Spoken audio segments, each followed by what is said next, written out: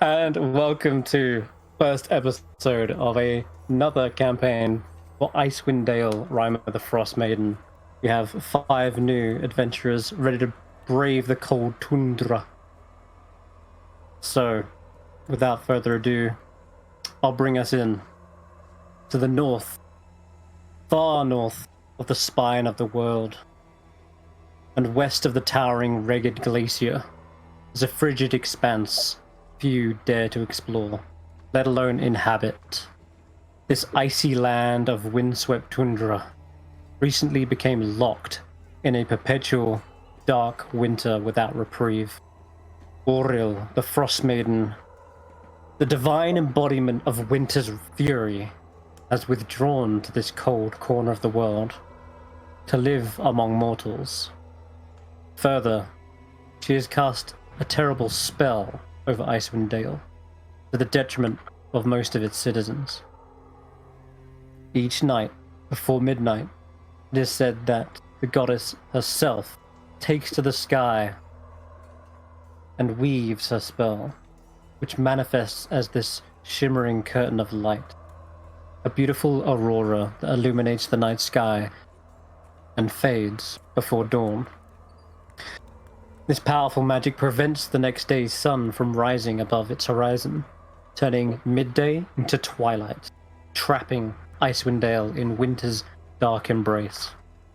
With no sunlight, no warmth to melt the snow and ice, each casting of the spell leaves this state in a perpetual cage of ice. So, not all creatures are discouraged, of course, by what's happening. There are those who try to shelter themselves against this never-ending winter. And for people such as yourselves, you may be trying to escape something else.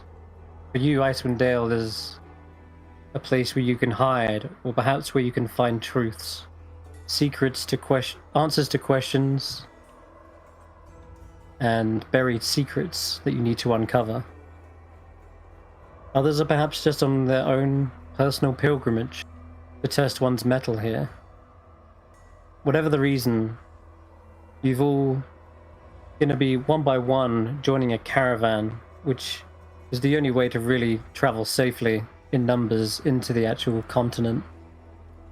So I think we shall start with Ezekial and Bellamy, because you two are traveling as a pair. So, you've just probably headed out of Luskan, and the weather is already turning cold. And you are like almost the first of this caravan. Maybe you even organized it. There are a couple of others already who've tacked on. There's a female tiefling and a bunch of flaming fist mercenaries by the looks. But other than that, you've just got a couple of mules pulling a wagon, the driver, and yourselves. So, if you'd like to describe yourselves, we'll start with Ezekial, as perhaps you're on the wagon or walking behind it. What do we see as we're traveling north? All right, Ezekial would be on the wagon. You see a man of, he's not incredibly tall, but not incredibly short either. Somewhere around 180 centimeters. I don't know how you guys measure height from wherever you're from. He's wearing chainmail, and he has this big maul that he maintains quite carefully next to him.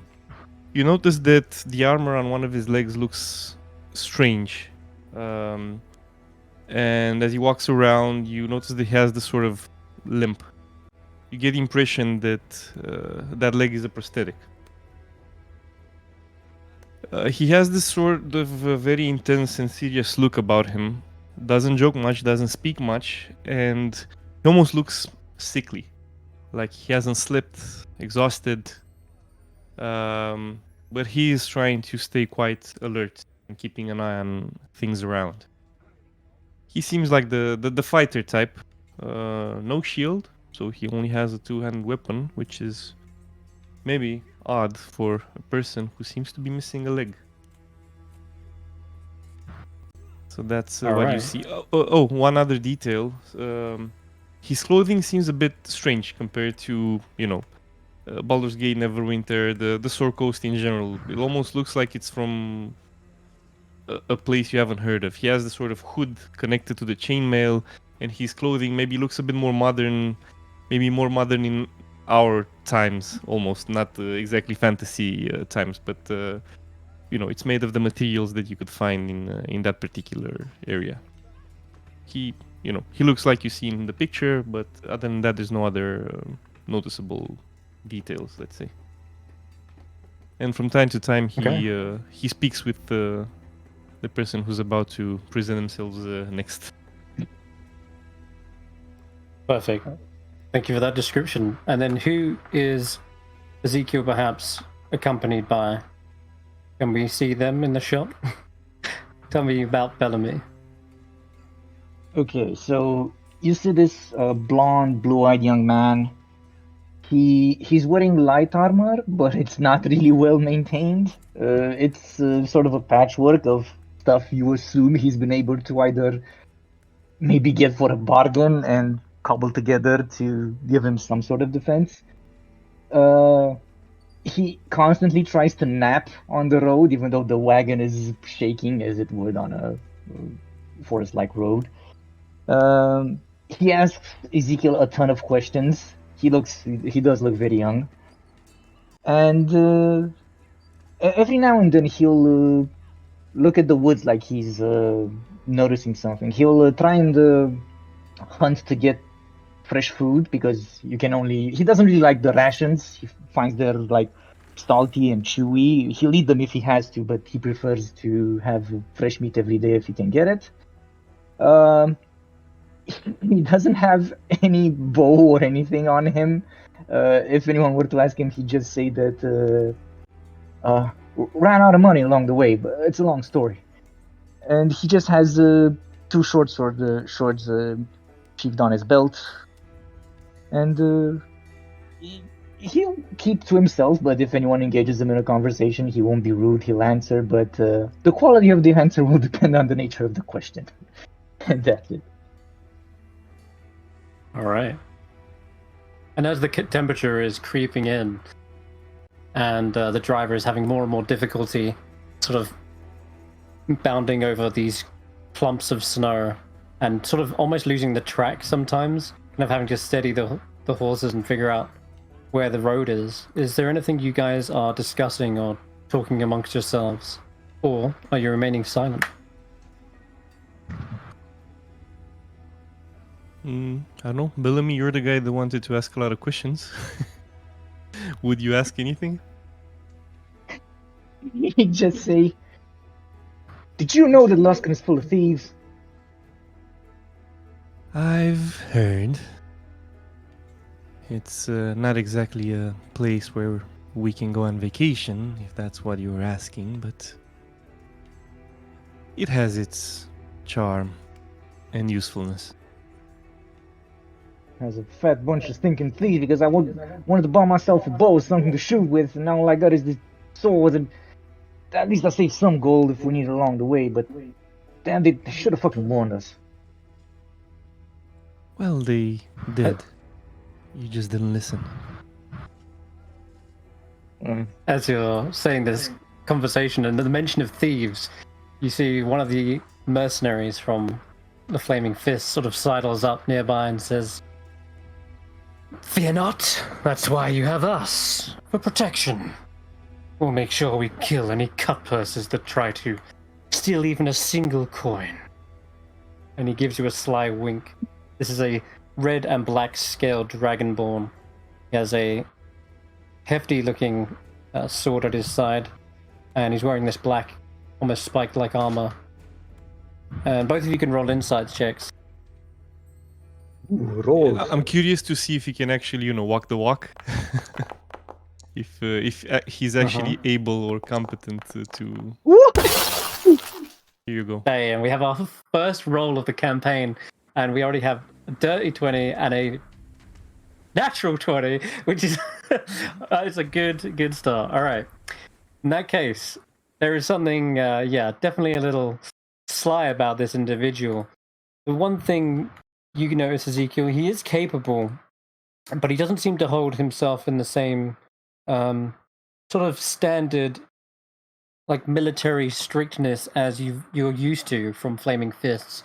You should expect single file marching, protecting the wagon, both sides at the front, back, but they're kind of just meandering along. Some of them are kicking the dirt. One of them's got a dagger and they're like picking bits of last meal out of their teeth. And that's for the 20. The natural 20, Ezekiel, you're also able to notice they are wearing the tabards of the Flaming Fist, but there's something about them that's just not kept well.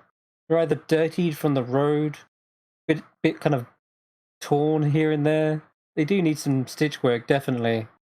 But with a natural 20, I'll even go as far as to say that you actually notice there's some stains on the red tabard of the Flaming Fist, which you wouldn't normally see, but because it's red on red.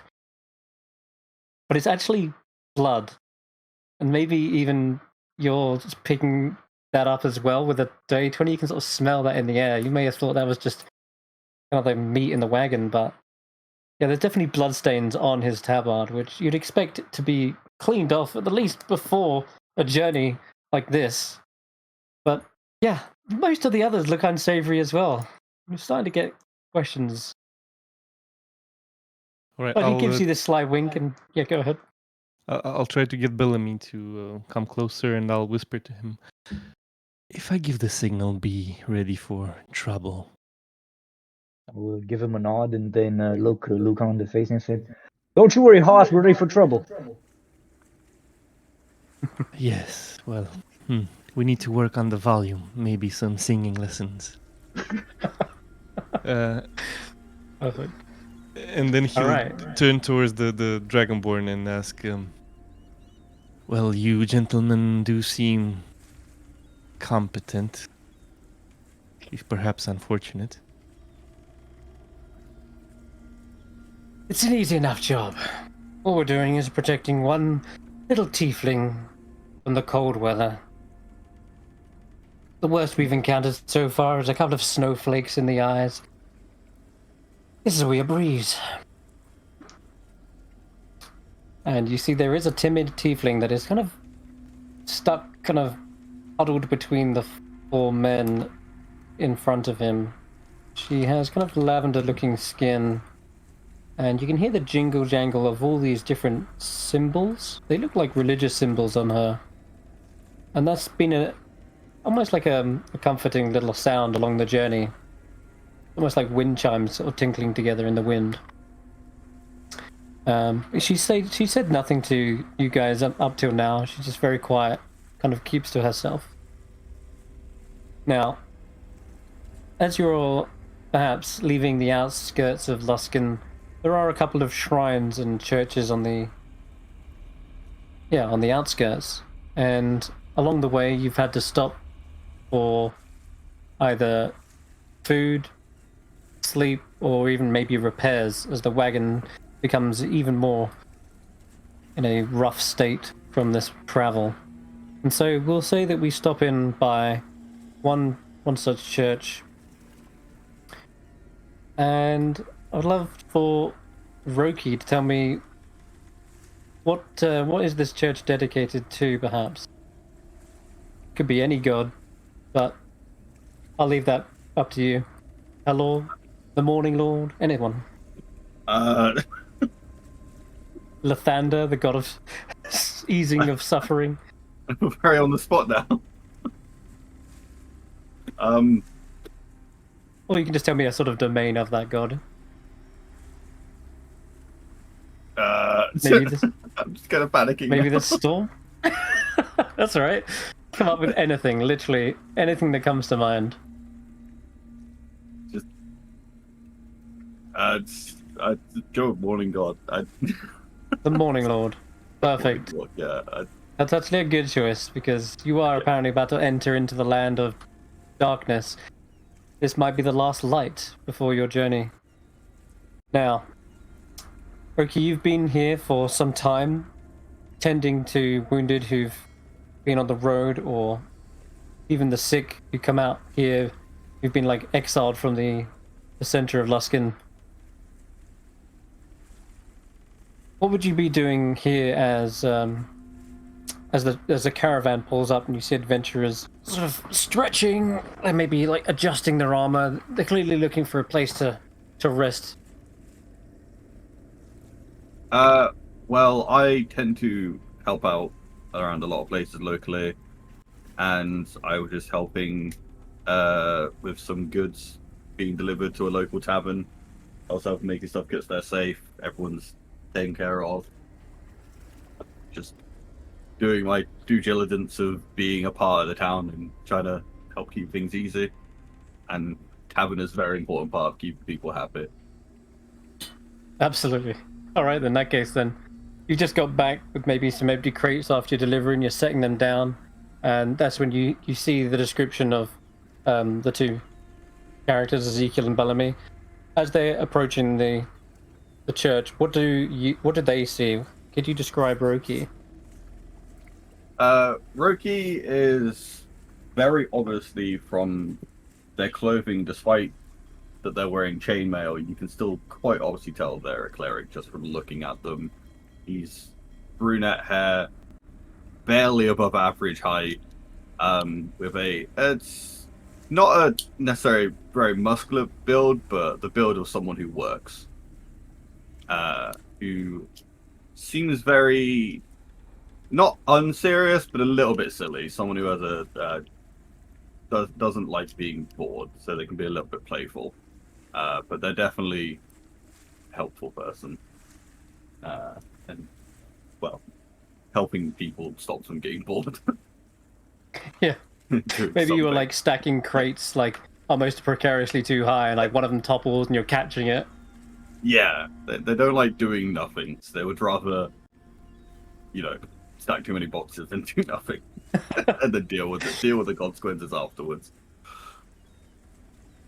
Perhaps as you've stacked them high enough, one of the two characters here will roll for it. Or does Ezekiel?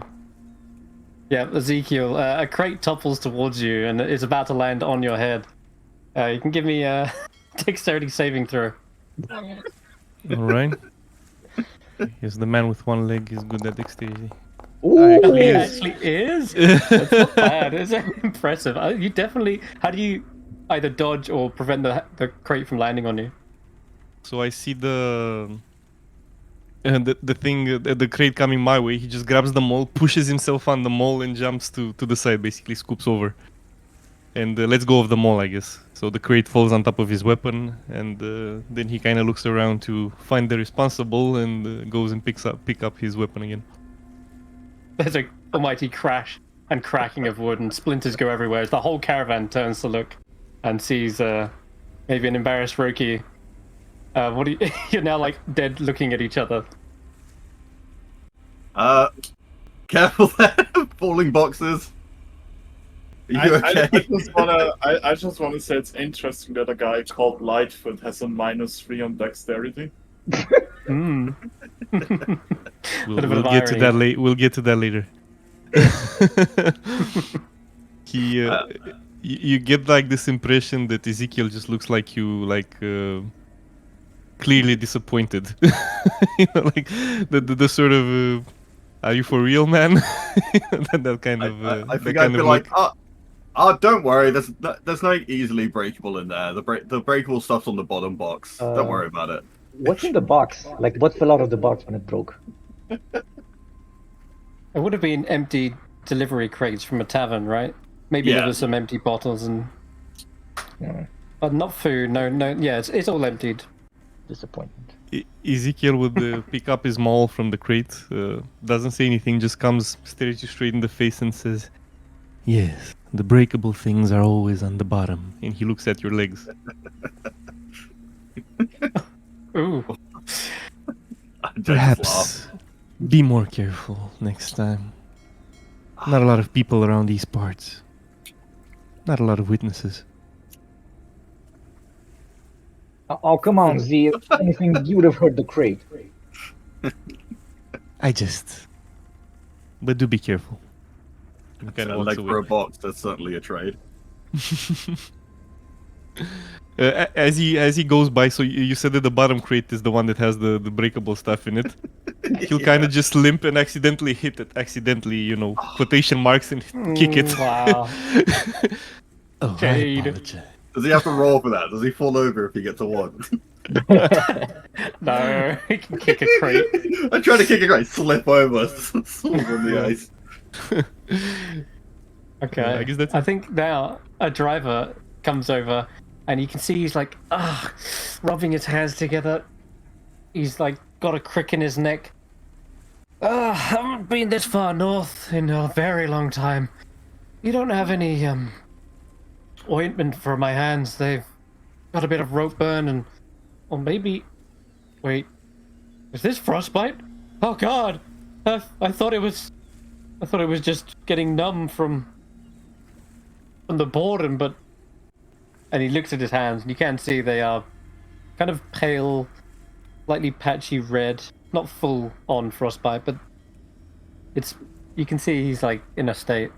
Do I do a medical check? When he comes to see, you, like, Roki. quite how bad it is? Yeah, you can give me a medicine check.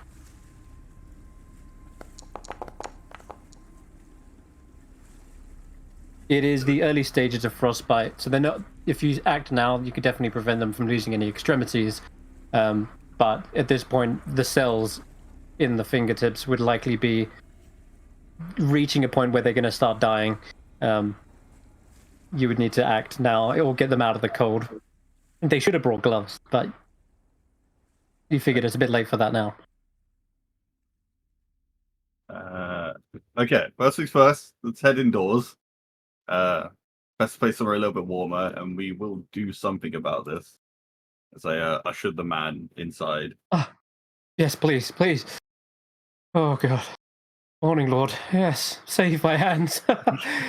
Can he do that? Is that Morning Lord's powers? Is he healing or? He is ushered in. He starts to warm his hands by the fire, but it doesn't look like he's any real condition to continue managing the caravan. Does this look like something I can take care of with traditional, like, warming up and keeping the water out? Yeah, it is. In fact, no.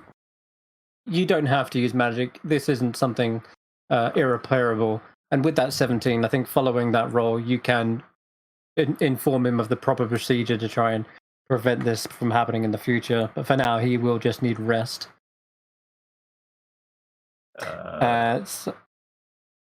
So with that, he's like, you think I'll be able to continue tomorrow? If you can take care of yourself and keep warm, we'll have to see how it is tomorrow. There's no guarantee. It's best to just see how it looks in the morning and make a decision for there, because even if there's no sign of any more damage, you're going to be fine. You could turn it with swelling and blisters, so you basically need to keep warm, keep them wrapped. Not too warm, just warm it up slowly, and see how you feel in the morning. All right, thank you. Your name is Roki. Short name. You some sort of healer, cleric? Yeah, I'm a cleric. This seems like it'll be fine on its own, if we don't see any more signs of any damage. You should be absolutely fine with time. Okay. You see the other cleric, clearly a cleric with all the amount of holy symbols on them. The tiefling, she comes over to the nearby shrine and actually begins to pray as well towards the Morning Lord. She's not with the rest of the company. They seem to be kind of milling around outside now. But yeah, she's clearly whispering like a silent prayer to herself. Now, we can simply skip over to the next day. Everyone gets a good night's rest here, warm meal.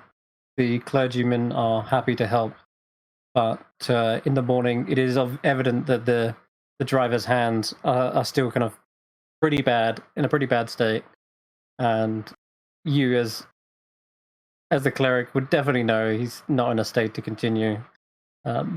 Someone else is going to need to, or you could accompany him and use magic somehow to stave off this frostbite.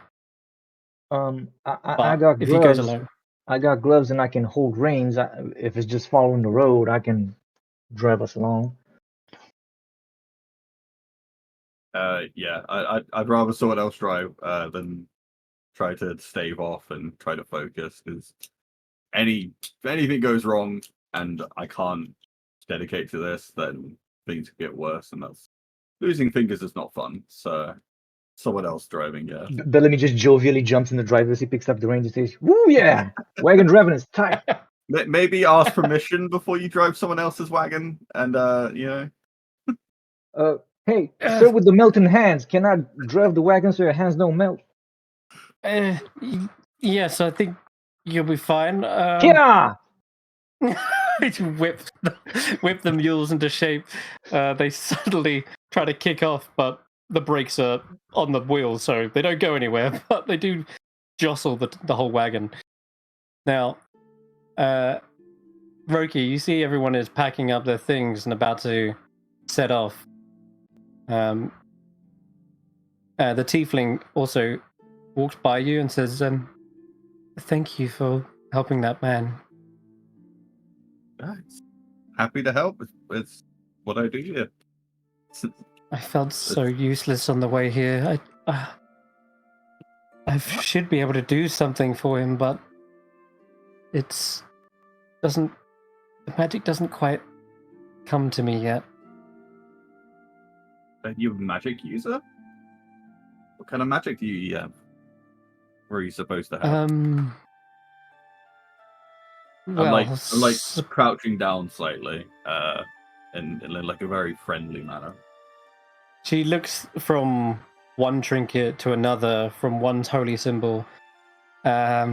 She says, I don't have any magic, I'm afraid. But I'm looking to learn. Yeah, magic can be very interesting to learn. What kind of magic are you interested in? The divine. Divine. Can I show her an amulet that I have for my magic amulet, but something similar to this? Yeah, your own holy symbol. Yeah. So I think it's just the way so she can see it. No one else can quite see what symbols are on it, but she can see it. So No, she is completely adorned in symbols. In fact, she even has one for the Morning Lord that she was still clutching as she whispered her prayers. But she sees the one you're holding. She says, "I've never seen this one before. And I've been to almost every house, church, and temple." Oh yeah, I'm from far away, but I'm definitely happy to be here helping the people here. But if you travel around magic, helping people, they are very welcoming, and you can find many things you've never seen before, and learn about many different ways that people use symbols like this to represent something good. She says, "You must tell me all about your god." And then before she can continue, you hear a bark from the opening of the church. It is the Dragonborn once again. He says, "Faith, come on. We haven't got all day. Let's go. Whilst we still have light." And as he says And that, she I'm says- still whipping the mules, and I'm telling Ezekiel, "Z, the wagon ain't moving. Get off and push." Because I don't know what the fuck brakes are. That's Before not this how. idiot breaks the leashes. All right. She says, "Okay, yes, Lucan, just coming." And she is quickly escorted out. And before long, you are back on the road. But Roki, are you actually accompanying them? How do you break it to them that you're following? Should you choose to accept it? Yeah. Let's go to the conversation about it. I was like, so what brings you guys here? Before you run off with this man's wagon, what's happening? We're heading north for, I guess, different reasons. Was that little tiefling someone you're helping take care of? Just Seems like you fellow got some- travelers. We don't know each other. Don't know each other. The Flaming Fists seem to know her, but I have my doubts. Hey, holy man, you got any extra mules? The wagon won't move. I think you forgot to turn off the brakes or something like that. Yeah, there is a break on one of the spokes. Now that he said it, I'll jump down and embarrassingly unlatch the brake.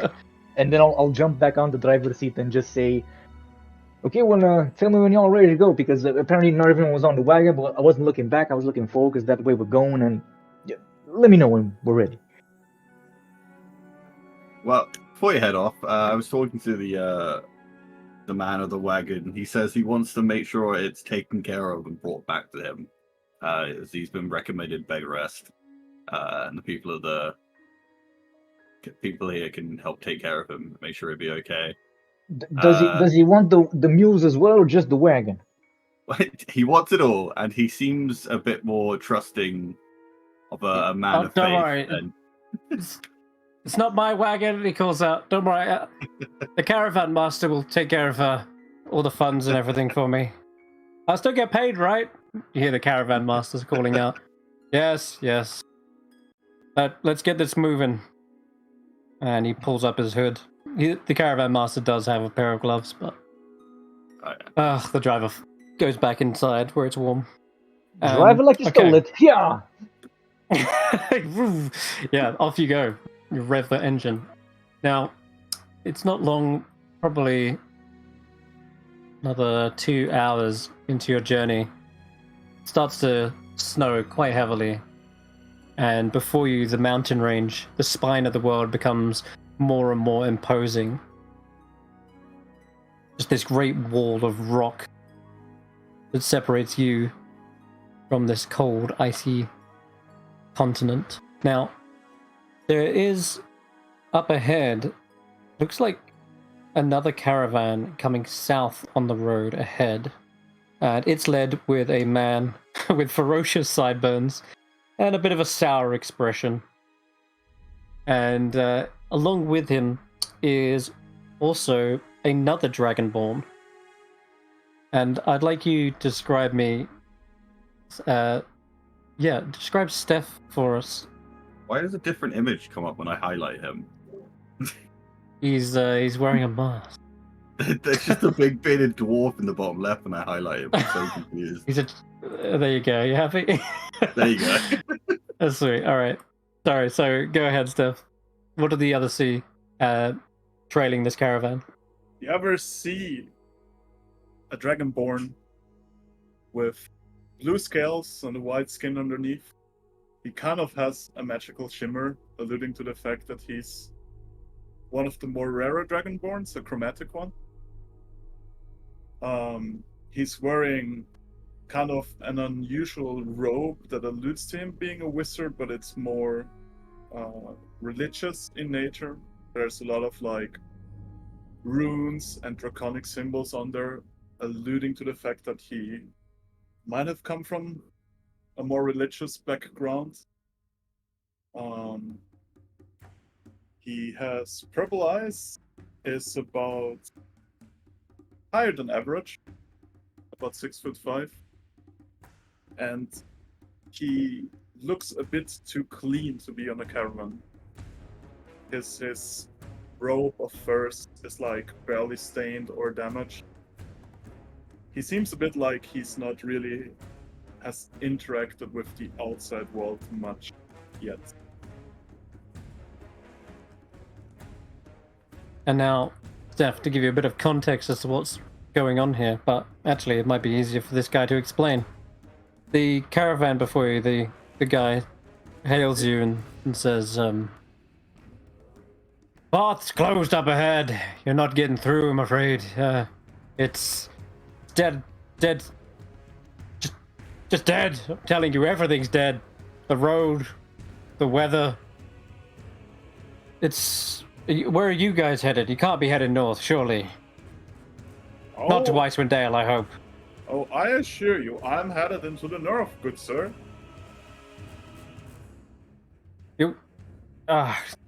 Look, I just tried going that direction, and the pass through the mountains completely closed. Something about a permanent blizzard. I've already lost a small fortune on this expedition. Like, I'm not going any further, and this is where you guys basically arrive. Well, it sounds like to me you could still lose a big fortune, or win even more. This isn't about gambling.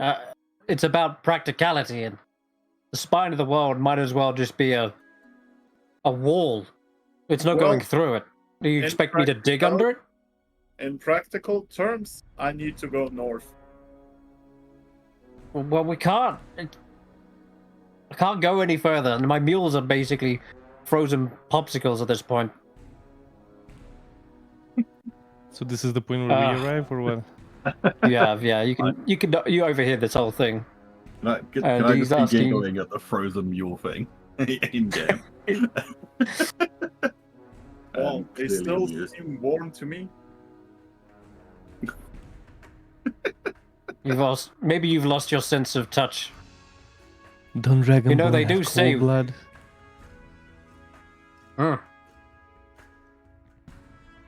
They do say that when you get hypothermia, you feel a burning sensation. Maybe you're just feeling that. Sir, I'm a dragonborn. We don't get cold. You do at Icewindale, and that's precisely why I'm not going there. Because it'll freeze even the hardiest of scales. Now, I'm turning this wagon around.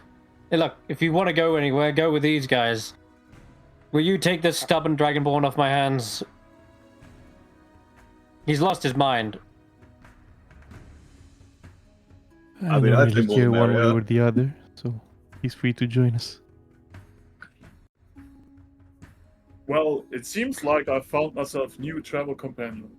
Hail strangers, my name is Stef Tarin, acolyte of the Temple of Typhon, and a young wizard studying under the Temple Masters.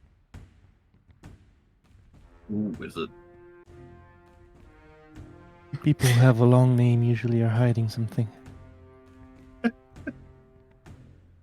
I mean, hi.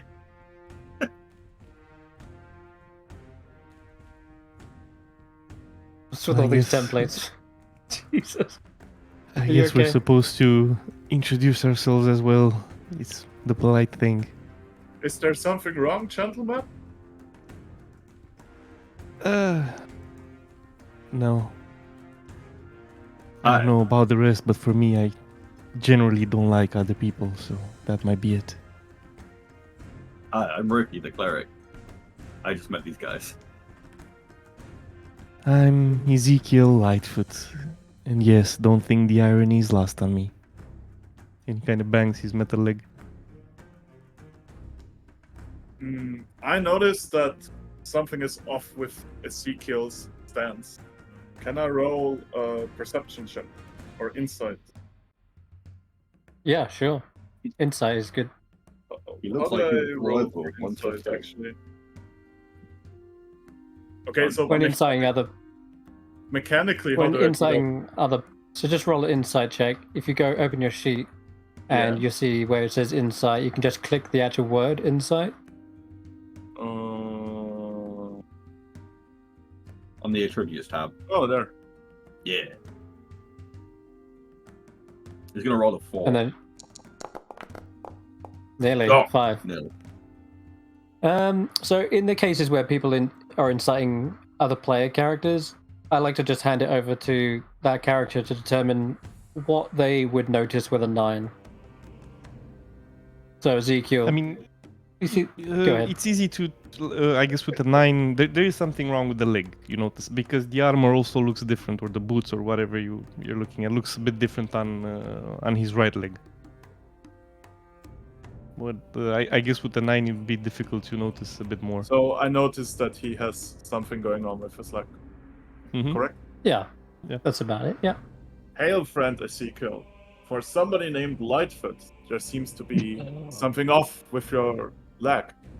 I'll go in between them before Ezekiel turns this guy to paste, and I'll just hold up my hand and just say, "Hey, Steve, Bellamy. You can call me Bill if you want. You can hop on board with us."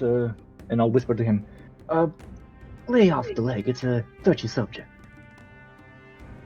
It's not Oh, as why? touchy Why as you might hurt? think, but yes, Why? the problem with my leg is that it's missing. Ah, that would explain it. Well, aren't you the smart wizard? Are we Yes, done but- prattling here? You hear the other Dragonborn says. Or are we moving on? We wasn't prattling. We was talking, but sure, I want to drive again. Yeah.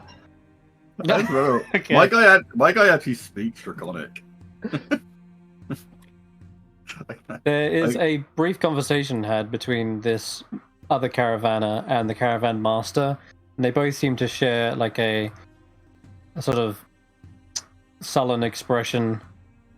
You can see the caravan master shaking his head. But you see him kind of call out and says, "Actually, before we move, I think we should call it in for the night. Rest up, and we'll hit the road in the morning. If it's particularly rough out there, maybe we want to be fresh. We have been traveling quite some time now already." And so he kind of like gets everyone to set up camp before it gets too cold. You see the Dragonborn throw his hands in the air like, ugh, we'll never reach it by this point. At this rate. And also, as the other caravaner is leaving, you see that not his entire caravan doesn't follow him. In fact, there's a few things that stay behind. I say things, I don't mean people. There's about 3 goats that are just sat here. They look a bit lost. And you hear Faith shout out like, "I'm sorry, sir, are these with you?" And he turns around and goes, "What? No. They were already here when I got here. They look lost. Not mine, though. But hey, if you're hungry, that's a hearty meal right there." And it's almost like the goats meander for a bit longer before they too start heading north. All right, But- goats running away. They're not your goats, but you don't No. know whose goats they are. You don't know who they belong to, but they just start I heading could north. I could take a guess who they belong to. I'm gonna go to one of the goats. Are they like similar, or is one fatter than the other? No, they're kind of smaller goats. These ones look like they're not being kept by a farmer to be fed, to be fattened. No, they're just going to look like wild goats. So I'm gonna go to, let's say, the one that seems like the biggest to me, the one that seems like the most easy to startle, and I wanna Sure. try and intentionally startle it into the woods so I can chase after it.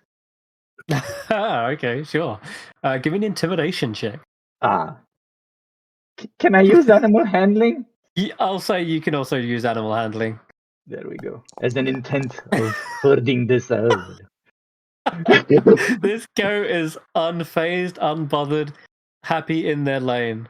They don't see you as a threat. In fact, they just look at you with their strange hourglass eyes and then continue chewing on whatever grass is nearby. And I go Then it try and usually pet the works. goat. You can go and pet a goat, yeah. Yeah, can I try and make friends with them? It's an animal Be handling my check friend. again. 13's not bad. Yeah, you start to find a place where they like the scritches. Yeah. And you even get them to eat out of your hand. Yeah. But the third one Okay. seems to be looking north and continuing north. The other one is unfazed, and the one's just sort of friendly, sitting by. I want to go to one of the goats, and you know how you pick up like a cat from the neck So they paralyze. I'll just try to no. one hand pick up one of the goats like that and just check to see if they're wounded or whatever, and then put it down. Okay. This poor goat lets out a bleat, like "Nyeh," as you're picking it up. But they don't seem wounded or injured. No, they seem like healthy goats. Although they're a bit cold to the touch.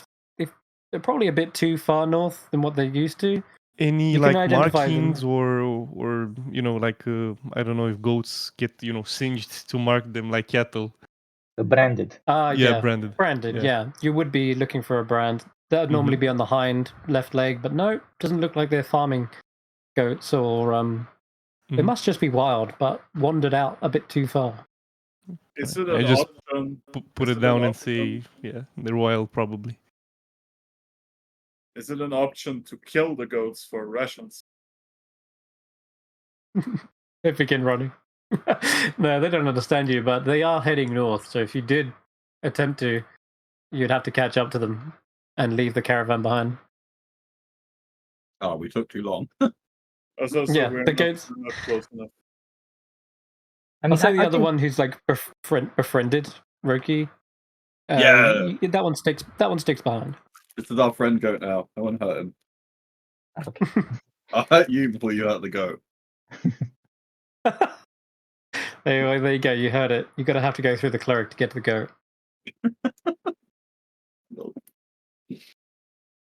All right.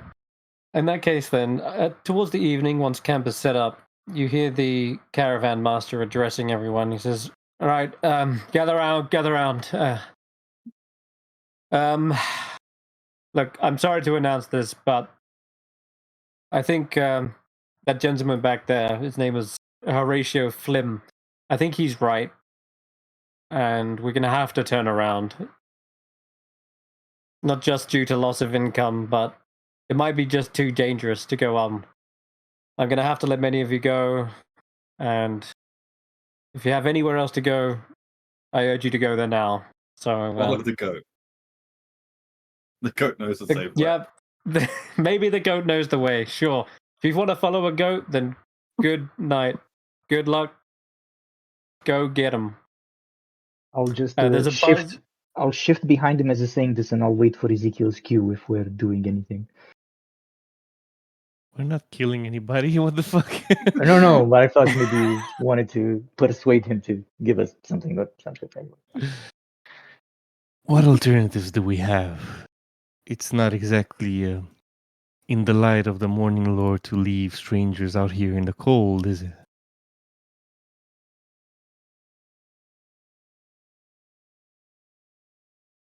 There's a mouth for you. You're all huddled around the campfire right now. Caravans are all set there. They said they're going to head out in the morning, and there's a buzz of consternation between the other caravans, and yeah, you can see kind of despair going through some of the caravanners. Like, we came all this way, can't turn back now. And others are saying, yeah, but it's too cold. Like, already freezing my nutsack out here. We gotta turn around. But after all of those, it's not long that later you see again that lone figure approach you guys. It's that young tiefling woman. She actually looks kind of beautiful in the firelight, but reserved. And the others who haven't maybe not spoken to her yet, she's now kind of approaching you guys as you're discussing together. And she says, as she pulls back her grey hood, I'm really sorry to bother you. But I understand the caravan is turning back. But I for one, I don't wish to go south. Are you all interested in continuing going north? I mean, I'm happy to go. No, What about the rest of you? Either way, so yes, I agree as well. But couldn't we talk him into giving us one carriage for all of us? Because it'll be fewer of us, so maybe we can buy it off of him or something. A wagon? You would know. Yeah, costs wagon, carriage. About yeah. That's about 35 gold pieces. You could try barter it off of him if you have the gold. You want that much gold? Unless you guys want to walk. It does look pretty treacherous, like terrain-wise. That a wagon might not be able to get through like thick mounds of snow. So that's a thing. So, just so we don't spend a million years on this, so a wagon is 35 gold. you said. 35. Yeah. And something to pull it, something, I don't know, Yeah. like livestock. What would that cost? A Typically? mule. Yeah, they're using mules right now, which is about... The goat puller. The goat could pull it, I guess. Goats... That would be something to see. Well, they've got some strength, but I think it'd be 8 gold for a mule. Okay, so 35 plus 8. If we split that between us, does the rest of you have any money with you? We might be able to afford it, and surely it'd be easier to go that way than just hoofing it. I got like 15 gold. Not that much. I have 3 gold. Wait, How are you surviving on that? Barely. Um. I actually have kind of a game-related question. Yeah. So I'm a Dragonborn, right? You Can are? I use the fact that like we radiate warmth from the inside, like lore-wise, to my advantage here, or Can you use what, sorry? like? I So, think, so as far as I understand, I'm sorry, I'm a complete bloody noob, right? that's Dragonborn, okay. lore-wise, Lore-wise. radiate like an inner warmth. They don't get cold. Oh, I see. Okay.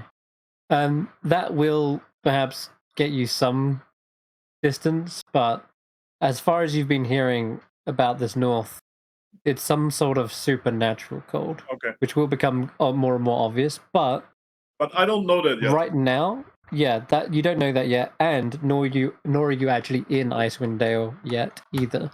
So you could actually say that right now you aren't actually affected by the cold as much as the others. Okay. Well, look, little miss, do you have any money on you if we maybe divide in the cost between us? I'm asking Faith this. Faith. Sorry. Yes. My name is Faith. Sorry. I absolutely can afford something. Yes. And all of you guys notice that as she pulls out quite a hefty bag of gold. That you thought the rattling of the holy symbols was all that, but it was actually sounding like she's got quite a bit of spare change on her. And she pulls out from, as I say, a large bag of pennies, 35 gold pieces, and just hands it to you guys and says, "Whatever we need for the journey, I'm willing to front it. I just don't want to turn back. I'm all the way from Waterdeep, and I know the journey ahead could be dangerous. And if it's possible at all, I just sure I can't do it alone. I'd even be willing to pay for your services. So I mean, you can consider this some payment towards it. Here's 8 gold for the mule as well." She hands that too. Wow, you're rich. this is a lot of chop. You sure you're gonna be okay once we get there? She turns to look over her shoulder as you say that. Yes, but before we go, there is a matter I need your help with. The group that I contracted in Luskan to escort me north. I haven't got a good feeling about them. I'd rather go with you. Would you help me break the news to them? I just don't think they want to be... Yeah, she kind of What are your grimaces. needs moving forward in the north? What exactly do you want? She at at this question, she sort of becomes a bit more withdrawn, and like pulls her hood back up. She says, my business is my own. No, I don't care about that. I'm asking, do you want us to protect you while you go where? Oh, Yes, protection, please. I'll just wildly smile to Ezekiel, jingle the bag, and say, "Come on, the young lady already paid." I'm good at breaking bad news. I'll find the Lucan address and say, "Hey, fake flaming fist, Hey, your contract ends here. Walk away and there'll be no trouble." They Wait. stand up. Excuse me? You heard me. I believe our contract is with Faith. If she has something to tell us, we will hear it from her. And this Faith does announce, I'm afraid I'm going to switch over to these guys. And before she can say anything really, you can see Lucan snarl. All right, I see. You can leave us behind if you want, but only after you pay us the rest of what you owe us. But I paid you half, and we agreed we'd pay the other half on arrival, on our destination. And you've almost done nothing. It seems hardly fair. You didn't I'll even just- want to take me. Go ahead. I'll just step up to Lucan as she's saying this and just try to intimidate him and say, "You heard the lady. You got paid half, and you didn't do anything. Sounds like a good deal for me.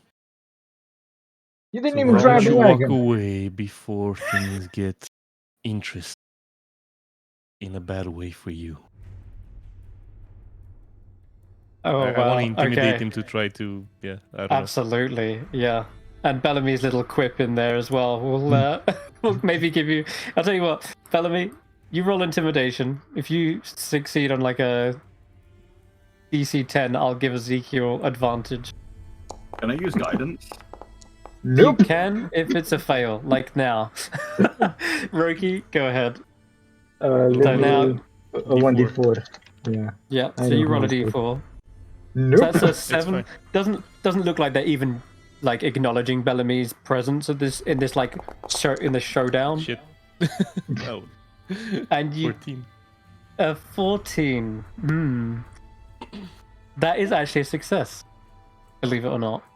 But they don't seem as like intimidated, perhaps. He just looks at you, squints, kind of spits on the ground before you, and says, "Fine, you can have her.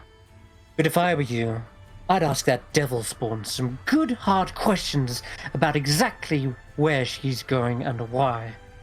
Maybe she'll tell you more than she told us." We He already jabs an asked, angry- and she didn't tell us shit.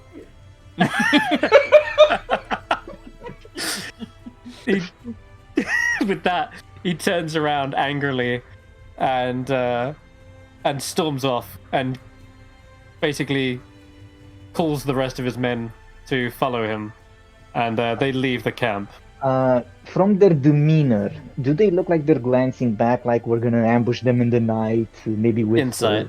Yeah. Boom, boom, boom, boom, boom. Insight. Natural 20. Oh, they are absolutely looking back, whispering amongst themselves. Again, kind of side-eyeing, and you can see even a couple of smirks across their faces. One of them chuckles in response to whatever Lucan said under his breath, and you can see their white-knuckle grip around their weapons. But they Does leave it? nonetheless.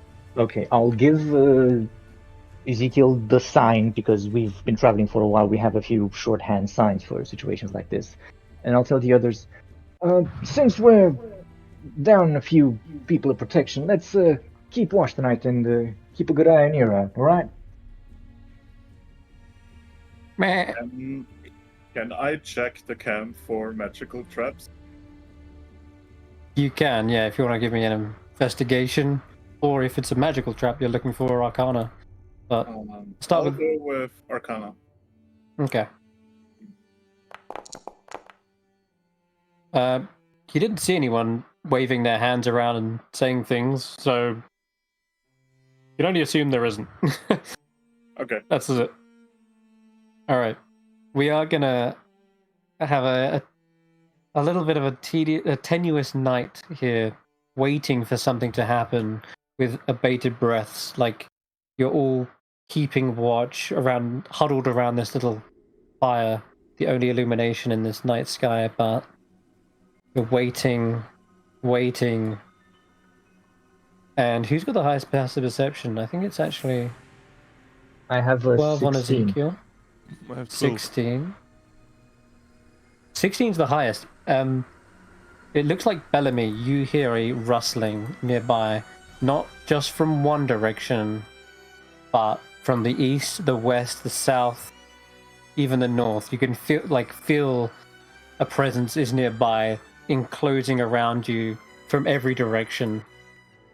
I'll wake the others And- up immediately, but without trying to make too much noise, just shoving them, not banging things together, and I'll pull out my short sword.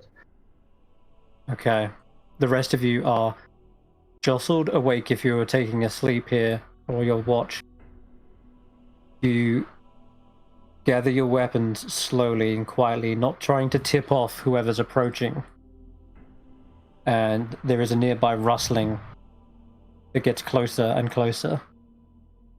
And just as everyone is about to draw their weapons from their sheaths, you see a herd of goats immediately jumps into view, bowing and bleating.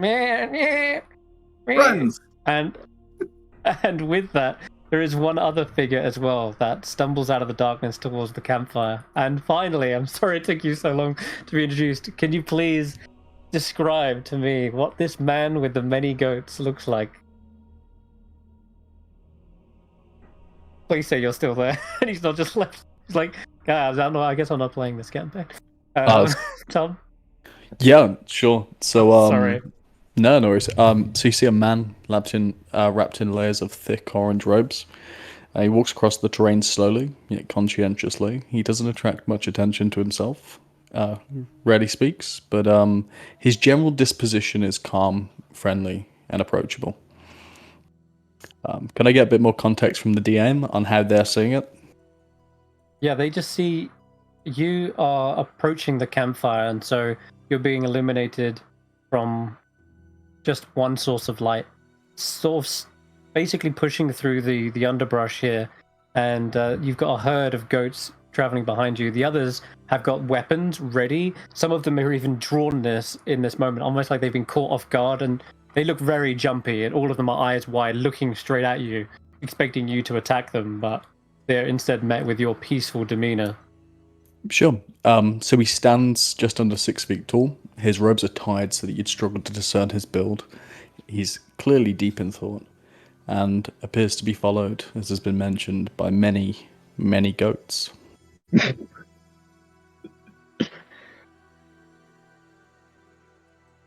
Is he dressed appropriately for this cold? Like, do you have furs not on at you? It doesn't look as though he is, no. From what you described, the robes are simply the only protection from this blistering winter. Even though it's in the middle of Kython, it's not winter right now. But yeah. Can I check if there is something magical about the goats? How would you do that exactly? How would you go about checking for magical things? I guess it would be an Arcana check. Yeah, no, I'm asking like in game. What do you do? Do you like? Oh, Are you, okay, sorry. I mean, are you like I'm kinda checking for suspicious brands or? that so many goats show up with the guy, right? And Hmm. we already met some goats earlier on their own, so the situation seems suspicious. I would like to check if they're maybe summons or if there's any magical control that's like. Gotcha. Okay. Sure. Roll yeah, you can roll an Arcana check now. You're looking at basically to see if the kind of mannerisms tip them off. Supernatural about the goats. Right. Yeah. So go ahead and roll that. So normally with summons, they usually like obey the summoner's will and commands. But these goats are kind of seemingly meandering around. one of them kind of walks up to you and like kind of does that slow little headbutt, just randomly, but then kind of gets bored of that, and then one of them's marking its territory by the looks, and another one's just biting on a bit of grass. One of them's getting close to the fire to warm themselves. So they're all following almost like different orders. And as for the man, it doesn't look as though he's perhaps concentrating or directing them in any way. So you kind of what's the word? You cross that out as a possibility. Okay, so They aren't there's summons. nothing wrong with the goats. I would like to pet the goat next to me with animal hand. I'll sheathe my sword, approach the newcomer, who I don't know what to call yet, and just tell him. It loves you. I'll just tell him, look, I don't judge people, but as the animals approach and I'll look around, you better come up with an explanation real quick, or shit's gonna flip off. Can I interrupt to say, hey, we don't need swords here. He hasn't threatened us. Are these goats yours? And then you see, like, we already had one goat with us that may or may not be one of your goats. I guess you know. You recognize them. Yeah. It's Nubs. Does the nat 20 on petting the goat give me any meaningful connection to the guy with the goats? Well, to the guy with the goats, maybe not, but definitely towards Brenda. She loves you now. You've made a new friend. Brenda's the name of the goat, by the way. Okay. You don't know how you know. It's just a natural 20. Okay. Maybe you named him Brenda. Maybe he was There you go. always Brenda. Exactly. Sorry, go ahead, Tom. So, they've been asking you these questions. How do you respond? So, just kind of smiles and laughs. He appears very approachable. It's like, we must all walk our own path, man and beast alike. Perhaps we're bound by a shared destiny. Perhaps they know the path better than all of us. What do you think they seek in these northern lands? No, what do you think they think it is northern land? Because I asked you first, and it's impolite to answer questions for questions. If I knew that, if only, then a much wiser man I'd be indeed. And as he kind of moves forwards, you see he's carrying a quarterstaff, and he breaks it in two and places it on the fire. All right. So I Guess I'm think deleting that off your sheet. you didn't Yeah. need that? No more than I'm sure we all need the warmth in these cold times. Can you just break the quarter stuff without a strength check like that? It was already kind of broke. Yeah, it was getting there. With the fire now roaring from this fresh piece of wood, a couple of more goats get real cozy. And there is more and more. And when I say there's a lot of goats, it's almost endless. Throughout this whole conversation, more and more goats have been following and arriving, such to that if you were to go and sit there, if you were bored enough during this night to count all the goats, you would come to the conclusion there are 87 of them. I will sit on the 87th goat. The classical spell, Wall of Goats. You go and you sit on Popcorn, one of the other named Well, goats. I would like to talk with him. Yeah. What do you talk about? Hail, stranger. You seem to be a man of many goats. He said Do the you thing. have a formal name we can call you by? Names are like ripples on a calm pond. They fade with time, but do not let that deter you from casting your own stone. Call me what you see fit, and then soon, as all things, it'll fade. Dibs on Baldy. Work on him, Baldy. That's Well, rude, he Since says. you are a man of many goats, I think I will call you Manny. And so your stone is cast. It's not rude, Faith. The man doesn't have any hair.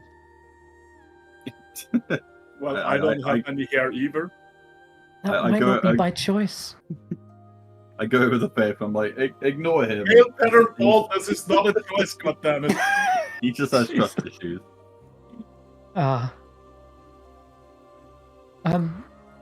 Do you want to sit by the fire with us? You can share in the warmth as you seem to be, well, wandering around out here without anyone else. Well, I suppose the goats are definitely company. We're Manny, gonna head north too. Manny smiles, nods, and sits beside the fire. We've all resolved to head north. The rest of the caravan's leaving tomorrow. But you're welcome to stay with us. In fact, I'll even pay you for protection if you're able to. You sure you got enough money for all the goats? Oh, she looks around. I'm sure I can spare a coin for every one goat.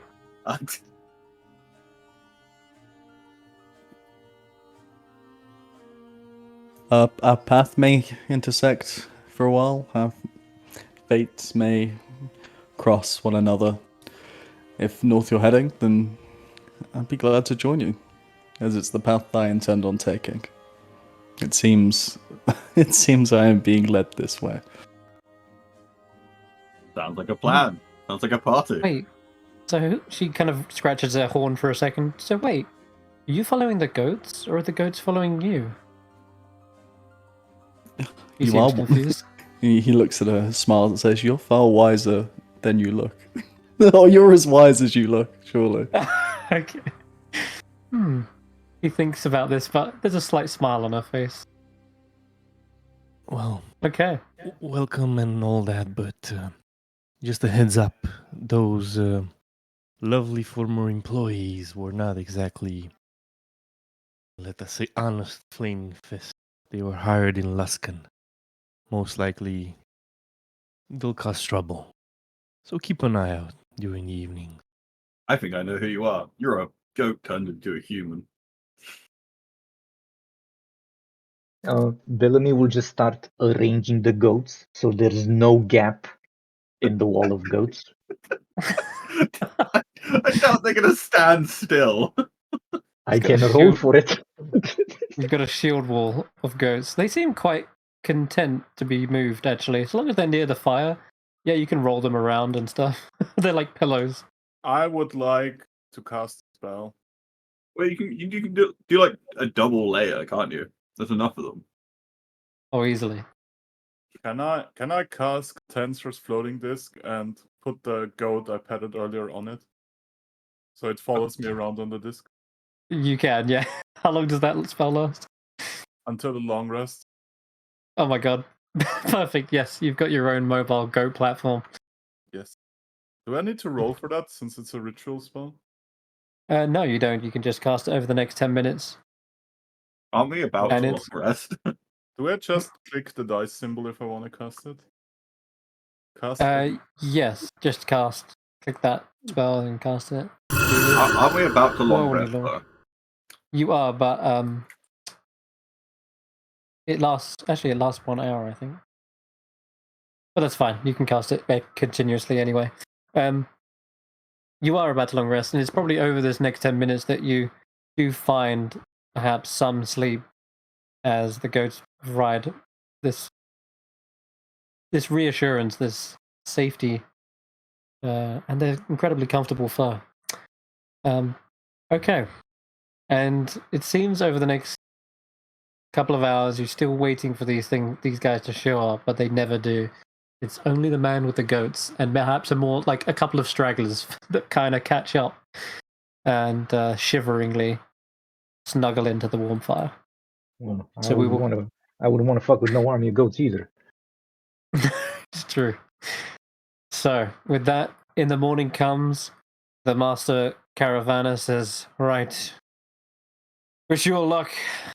And did you say you were buying one of these wagons here?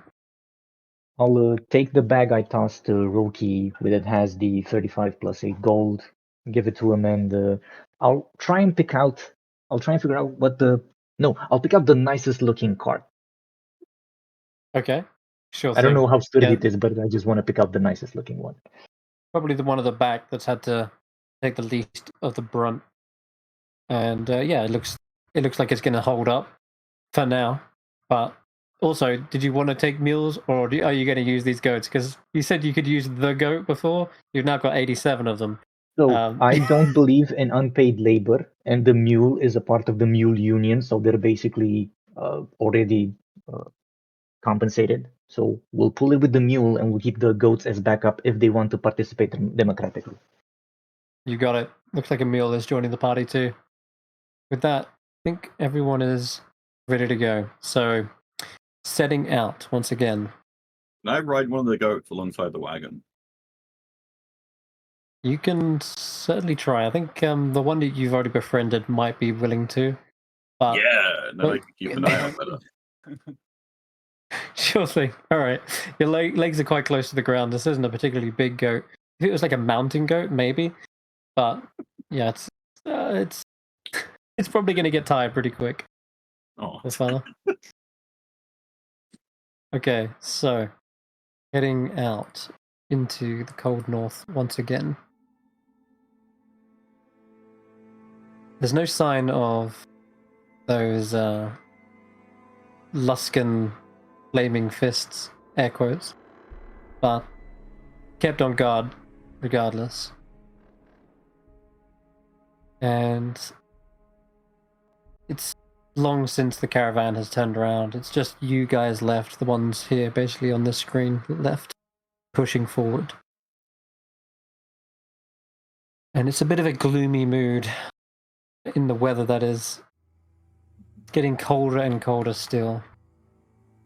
Wherever Lucon and his crew are, it's nowhere to be seen for now. And Faith continues forward.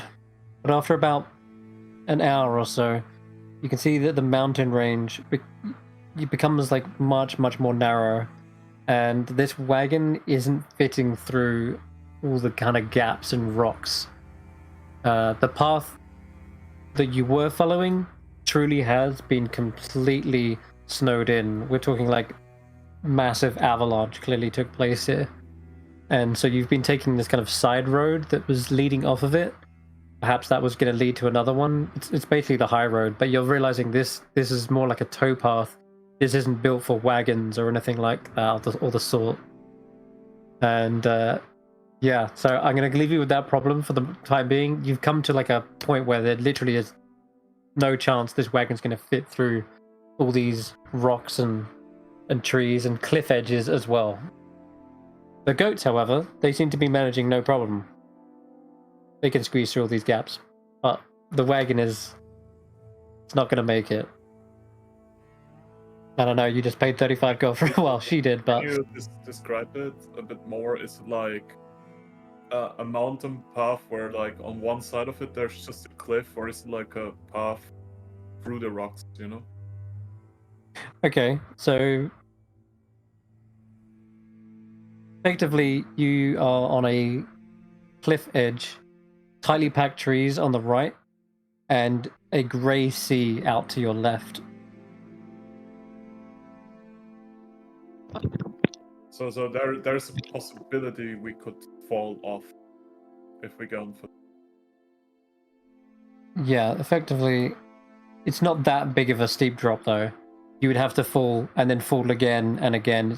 It's like a mountainside with cliffs after cliff after cliff. What In if fact, we use the collector of the goats to mount the wagon on their backs and carry it over? Can I maybe do a survival check to see if I can spot any like loose rock in the path that somebody might step on and fall?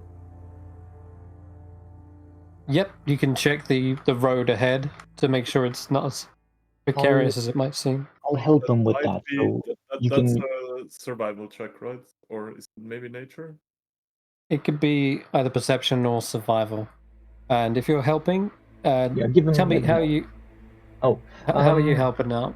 So as I see that he's trying to look for a way forward, I'll just go behind him, put a hand on his shoulder, and try and point out things that he maybe might not spot, like, oh, hey, there's a foothold, there's some precarious ground, we need to go around that, like, as we're surveying our path forward.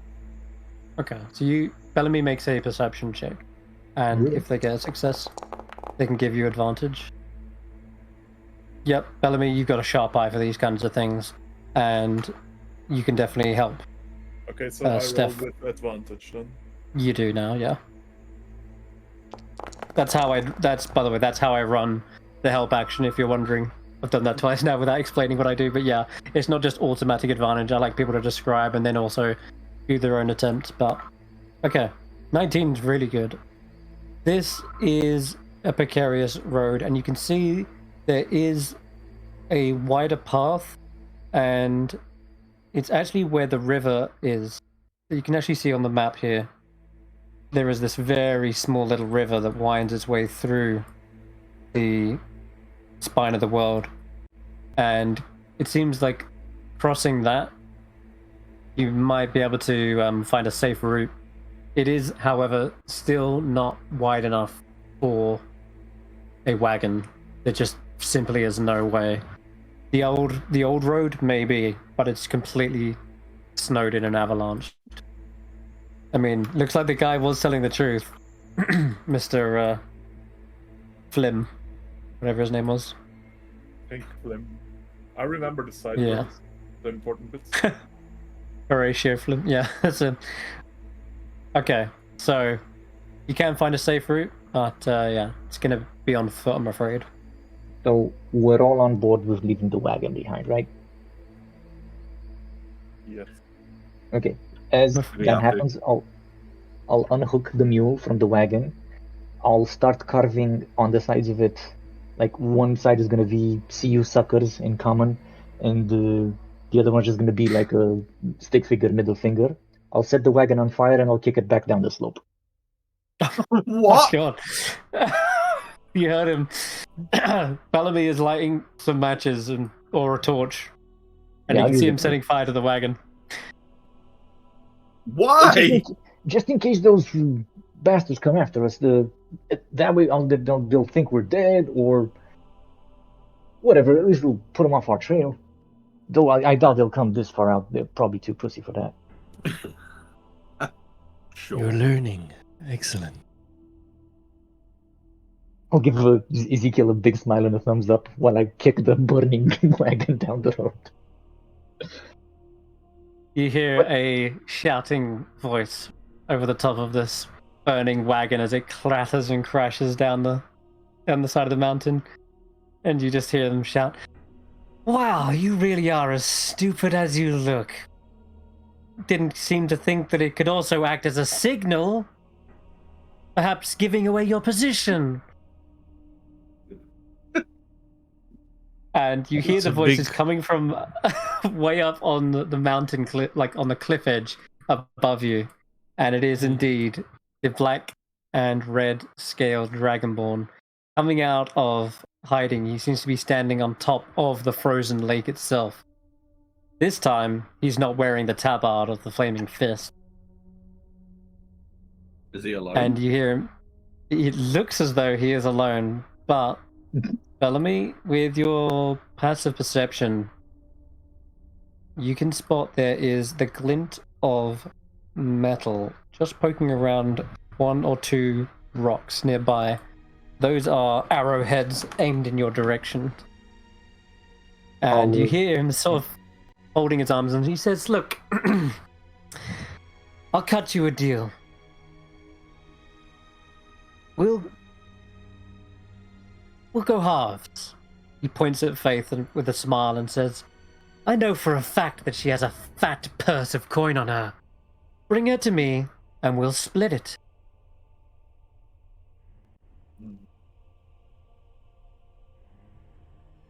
How far away are so the glints of light are arrows, as you said?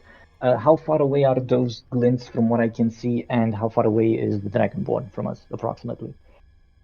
I will answer all of these by Oh. dragging you to the battle map. It is a map Oh, of battle. murderer. Ezekiel, what was that? I'll just yell out.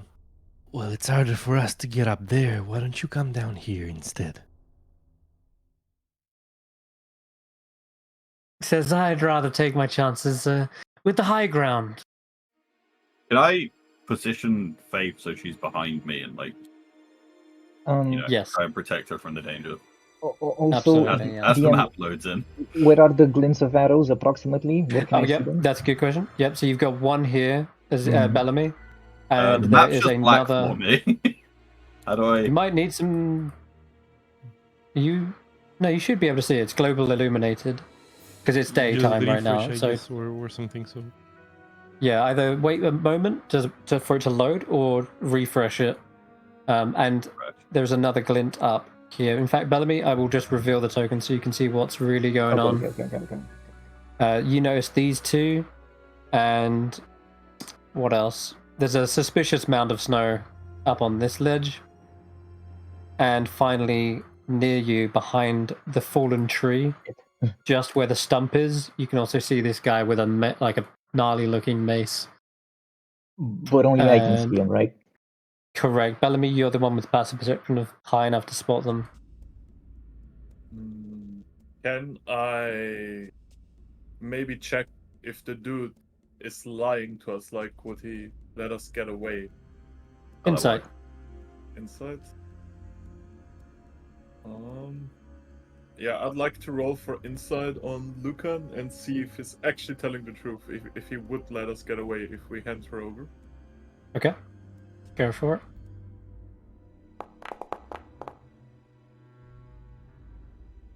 This is a little bit far away to really read someone's expression, but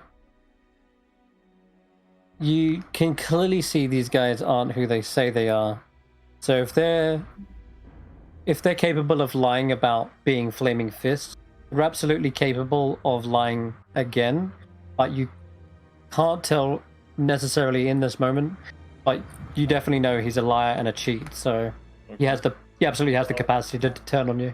It's already like established that Ezekial is fighter, I guess, right? as far as you know, yes. As far as I know, he's a fighter. Bellamy is a ranger, I guess. I'm a wagon driver. What do you mean? I don't really know what he is class-wise. So because I don't trust those guys, I would like to surprise them with a spell. But like not attack them. I would like to cast Jump on Ezekial so he can maybe get up to the guy. All right. I think with Jump being both verbal and somatic components, it's quite visible that you are casting a spell in this moment before negotiations have come to a head. And as such, you weaving together this spell and placing your hand on Ezekial is going to call for initiative. So let's get this going. And I'm not going to roll this many goats on. Let's just... I casted it. Oh my lord. It has a Mario effect, really. Was that the sound effect? I didn't even remember I put that there. I'm sorry. If you That's want hilarious. the goats, DM, you can just group initiative them. But if you want them to sit on the side, that's fine too, I guess. I'll roll just the herd. Okay, go ahead. On the second tab, you should find there's a little dice icon next to your name. Go ahead and roll that. On the second tab. Yeah, on the top right, you've got something called on the combat encounters. Oh, there. Oh, I see. And there's a little dice icon. Click that, and you should roll your initiative. Oh, and fuck. And voila, we have everyone sorted. Okay, the goats are actually pretty damn fast. They suspected this was all going to go bad right from the start, but it looks like this bandit up here, who's got the arrow, or the crossbow bolt rather, pointed down at you guys, sees this spell about to be cast, and trigger happy, he just lets loose the arrow, and he's going to aim it straight towards you, Stef, because you're the one kind of initiating this. Okay, so the sound spell has not gone off yet. No, it has not. It seems as though he panicked, fired it instinctually, like, oh god, he's casting something, and then just poof, this crossbow bolt flies past your head and sinks into one of the branches behind you.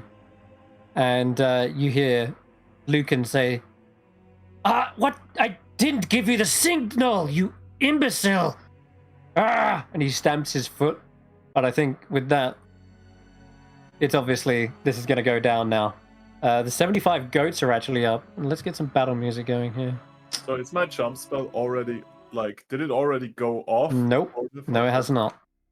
When you cast a spell, it's very obvious, and I'm going to call for initiative even before you finish it. Okay, just making sure. When it comes to your turn, you still have the option to switch up what you want to do, though.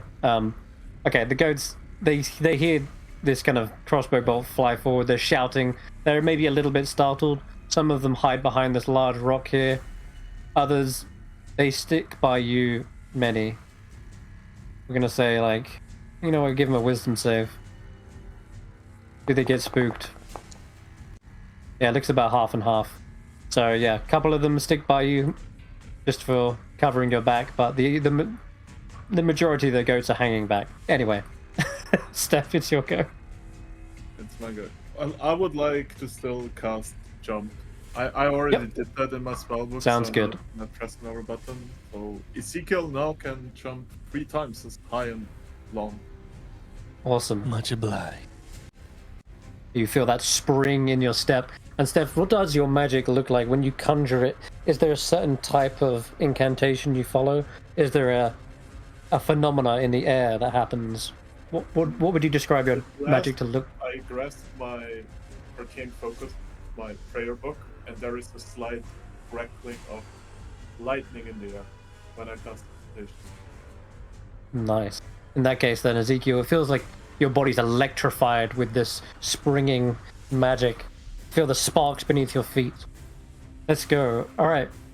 It is the next guy's go over here.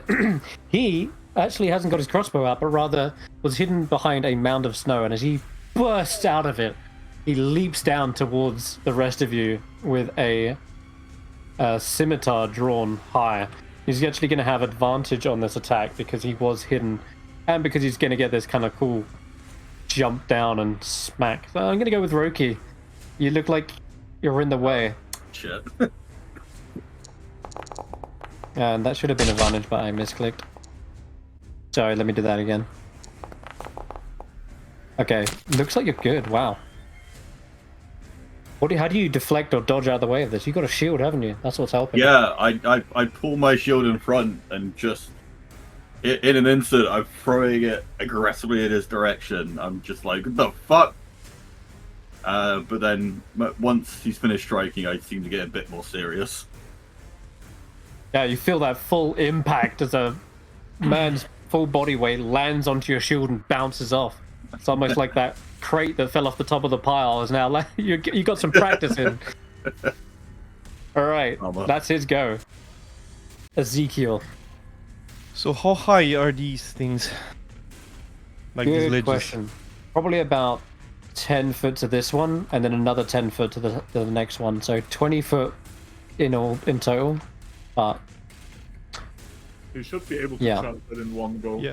if you Yeah. Oh, to jump 20 feet up. Yeah, you're right.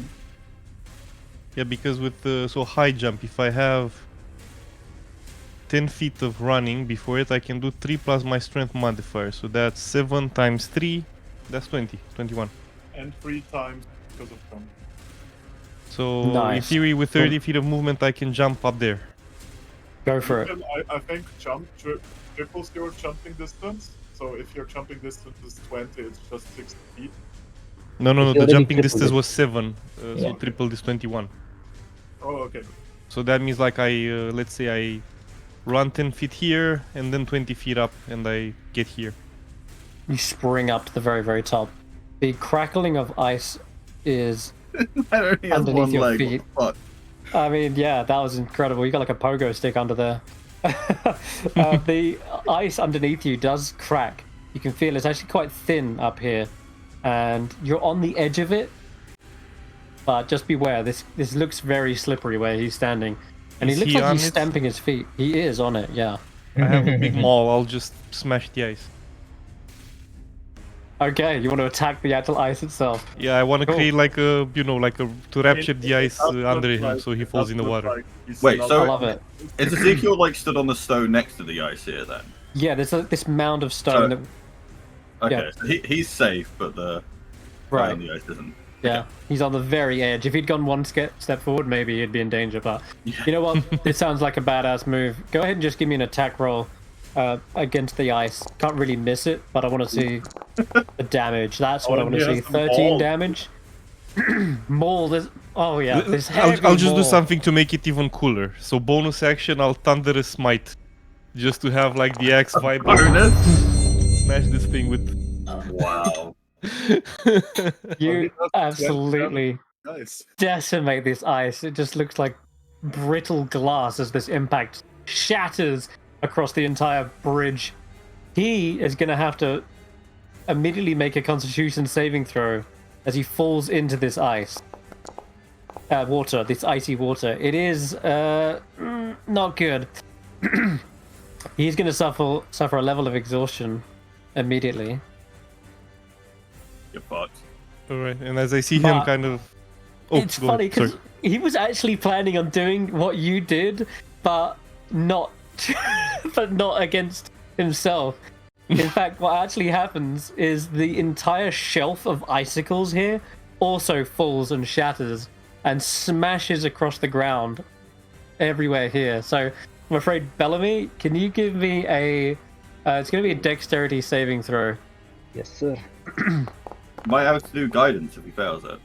Get fucked, If Bellamy. you could do resistance, but not guidance. Okay, Bellamy, this piercing shards of ice fly towards you.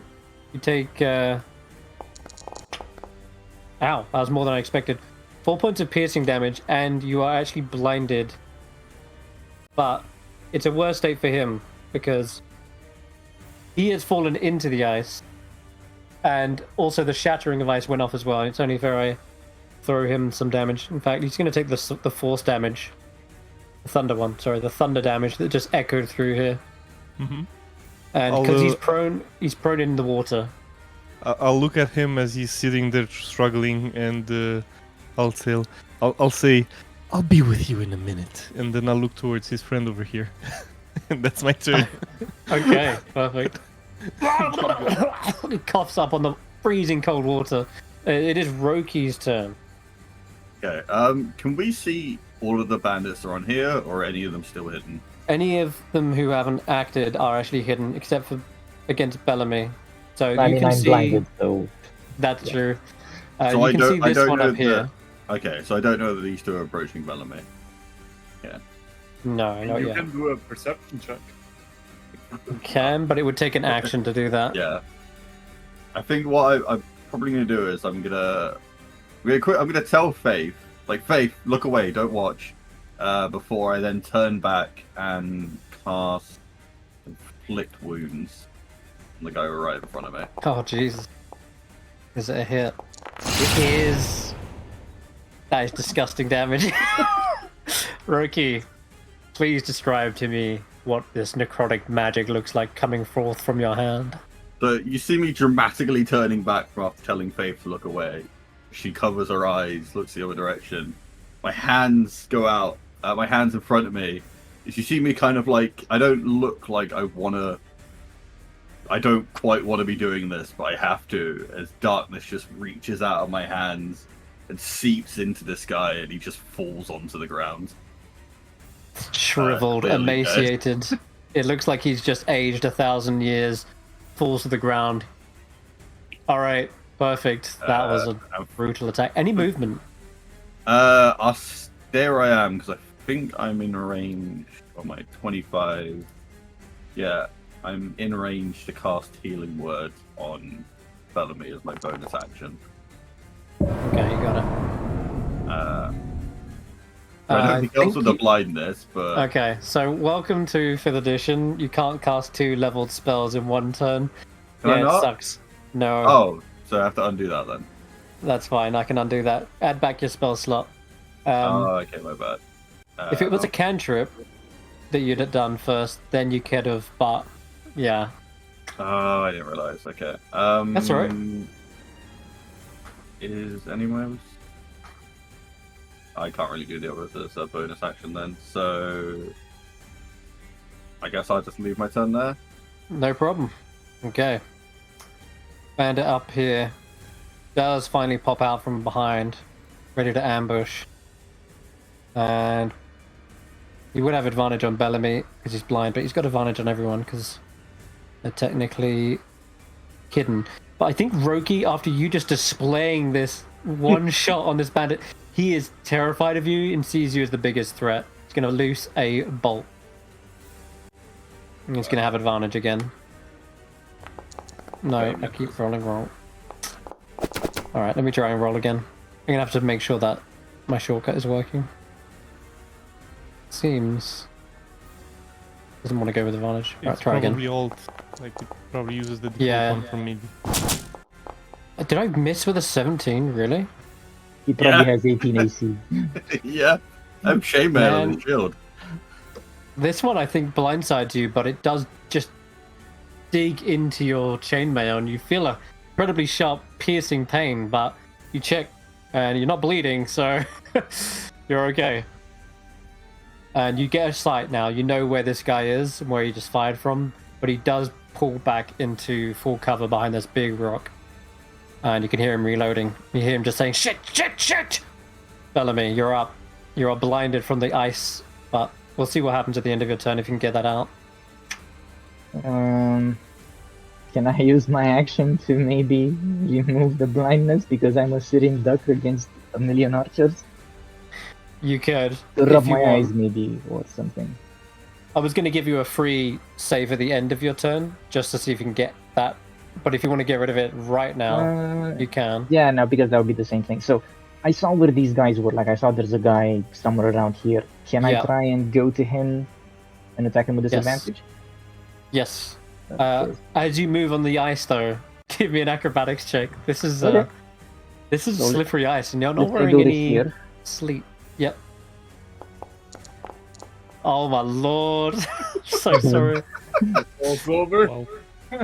Okay, you do slip on the ice, not knowing where you're placing one foot in front of the other.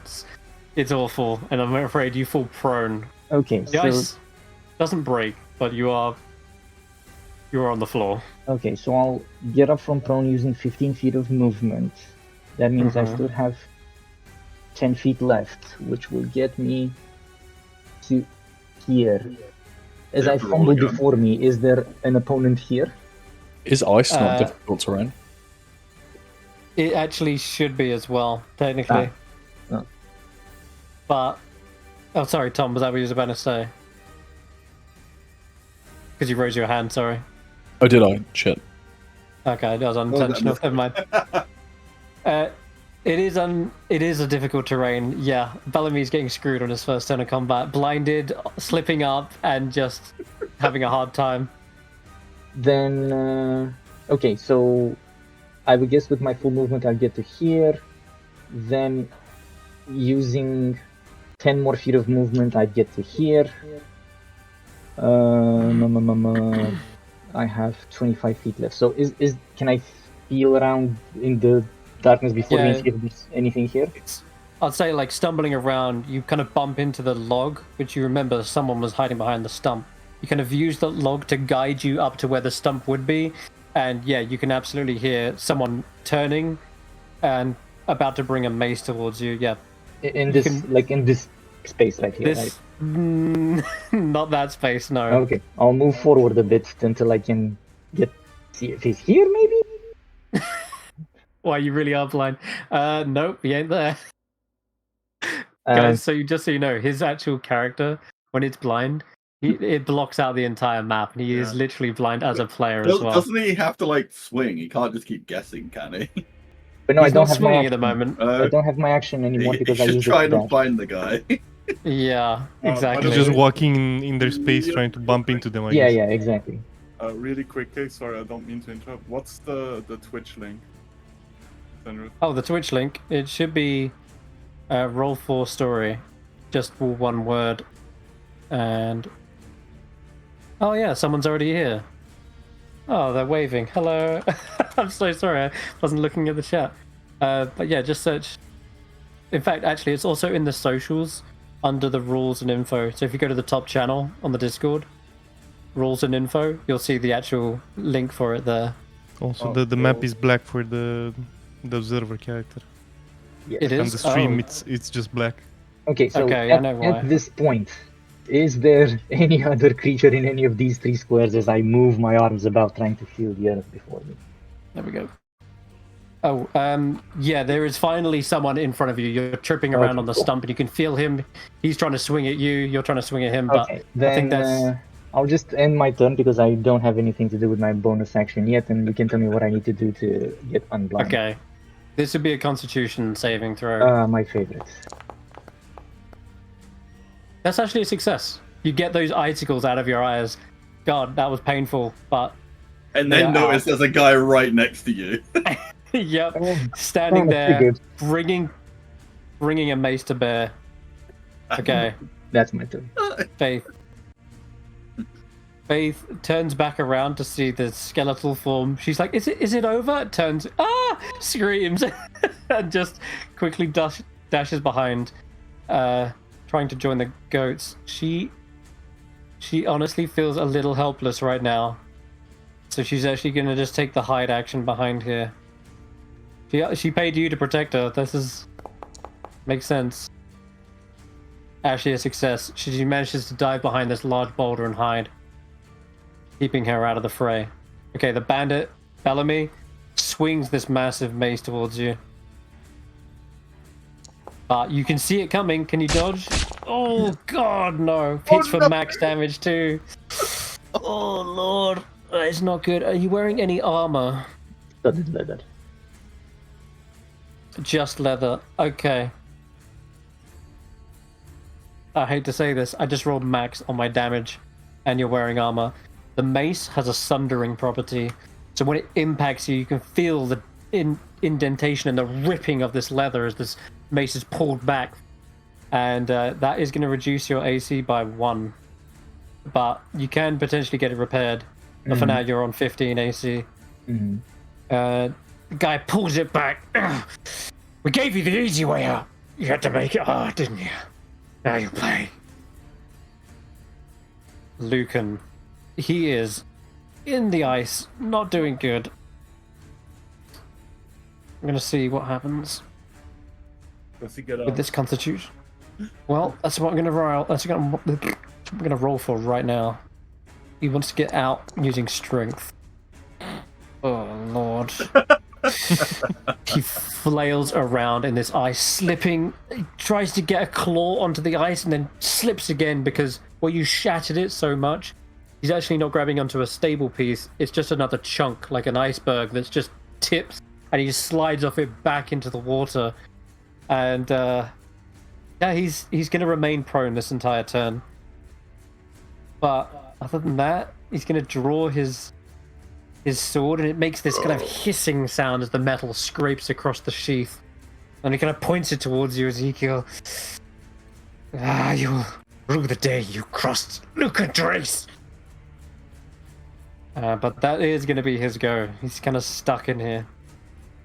And he does edge, by the way, as he's flailing, edge towards the the cliff edge. Okay. Bandit up. Yeah, there's a hidden bandit right at the bottom of initiative. No one saw this guy because, Bellamy, you were just out of line of sight, so you couldn't even see him with the passive perception. Ezekiel, time to take some heat. Crossbow bolt flies towards you, and he was hidden. Oh shit, he's way up there. That's going to be a hit. I'll just see if I crit. No, I didn't. Okay, cool. You take 6 points of piercing damage as you're blindsided by a bolt that drills into the side, right between the ribs. That's going to leave a scar. Manny, you're up. Finally. Sorry, you're right at the Why bottom. is there a dog? He's the observer. Oh! He's just watching. Carry on.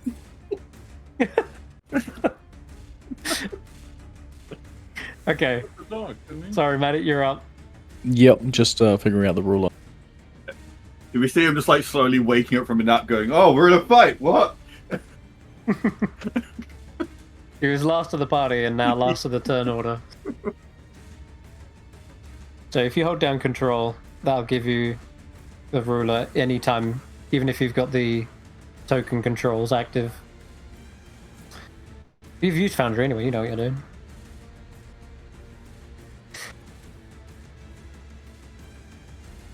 Okay, so Manny continues to walk the path, and he takes the ready action with the trigger of if there is an act of violence within 10 feet of him. Yep. All right. And that does that include your allies? As described. Okay, got it. Right back to the top of initiative. This bandit pulls back the crossbow bolt again, gets into a clean shot. Kind of unnerved by the guy who's just standing there doing nothing, if I'm honest. Not even looking at the bandits, just walking the path. Yeah, understood. Alright. Let's take another shot. Wait, Roki is just invincible, it looks like. But he is also the most terrifying. He's the one who killed a man. Firing. No, that was a mistake. This one digs into your shield. I'm just step out, you know, going, oh, what the fuck? He says, fuck this! And throws the crossbow into the snow, drawing a scimitar as he rushes towards you, Ezekiel. Mm-hmm. Hold on, boss, I'll get you out of there. He gets to about here. Okay, 75 goats. Oh, sorry, 87 rather. But I like 75. What's a cooler number? the battle has got a bit more intense, and as a result, the goats are shying away even more. Perhaps one or two of them flee. In fact, I'm going to say 3 of them they've scarpered. They're gone. They've run back down the way they came, and we're now down to 84 goats. Okay, that's it. Ezekiel, I believe. No, sorry. Stef. So, Lucan is in the water, right? Lucan is in the water, yeah, flailing around, prone. Can I try to freeze the water again while he's still in it? Yeah, how do you do that? I would do that with a Ray of Frost, I guess, which is my cantrip. And you're trying to like freeze the surface above him, or freeze where he is so he can't move, like he's restrained? I can. It's 60 feet, right? So I can see up there, but I don't have to aim directly at him. I just have to aim at the water, since the spikes broke loose. So I guess the water is like That's right. going down, right? So Yeah. Okay, cool. Yeah, you want to freeze him? Go for it. I would like to freeze the water so that like he gets frozen underwater. Yep. I'll say roll to hit.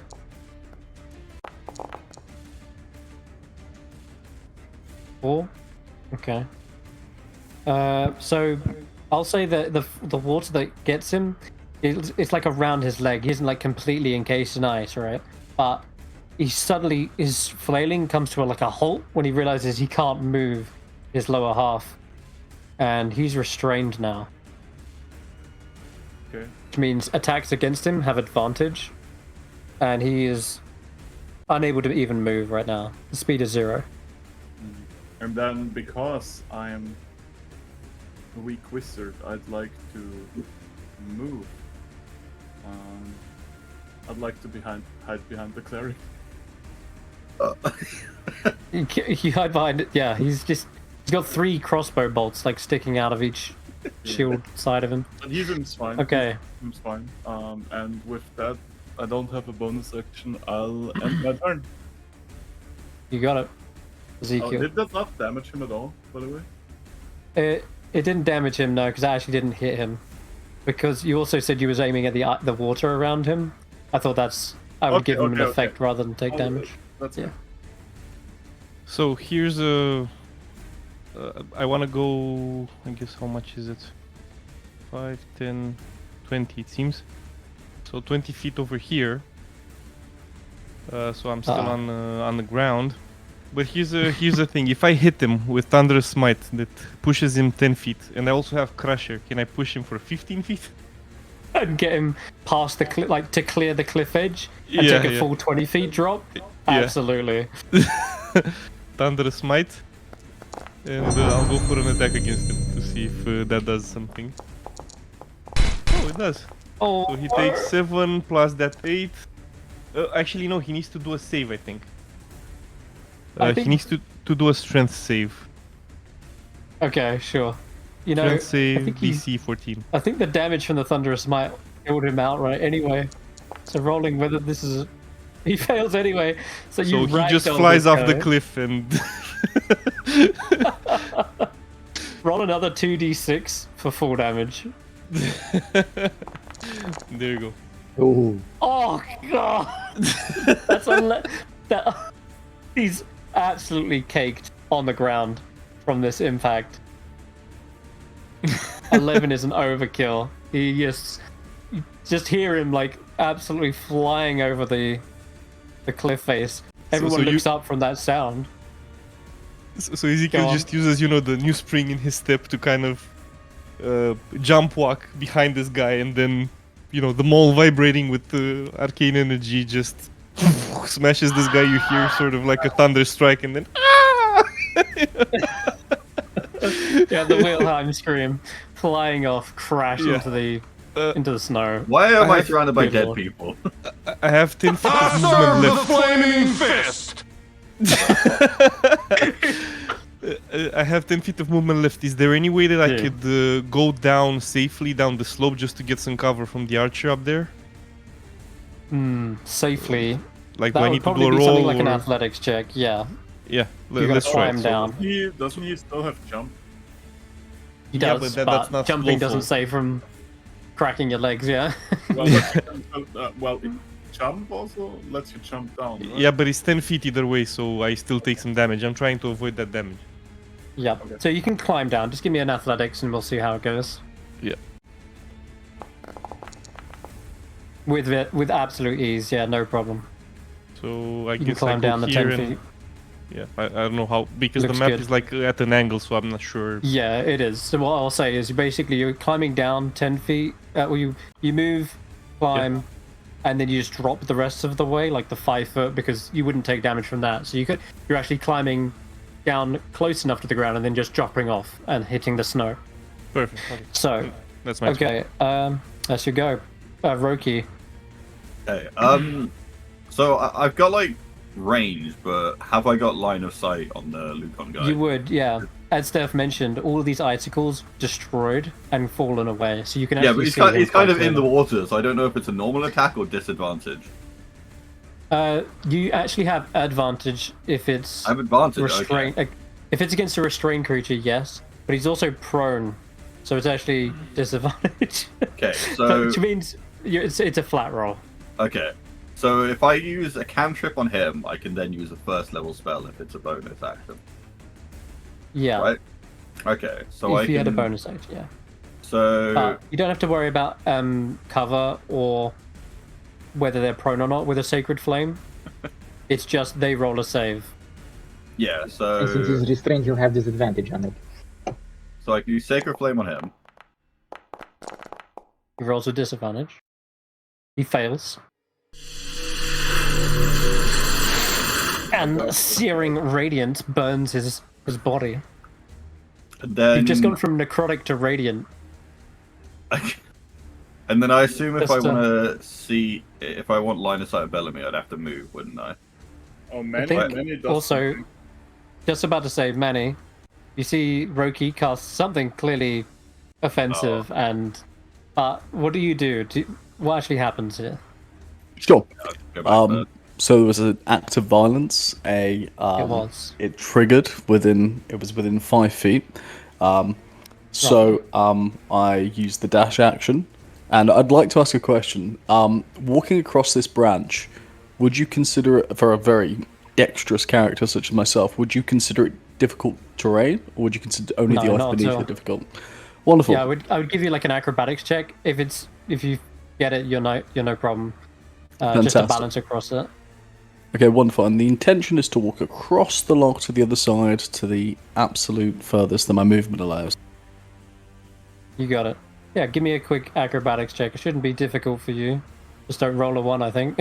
You should be alright. Let's go. Acrobatics.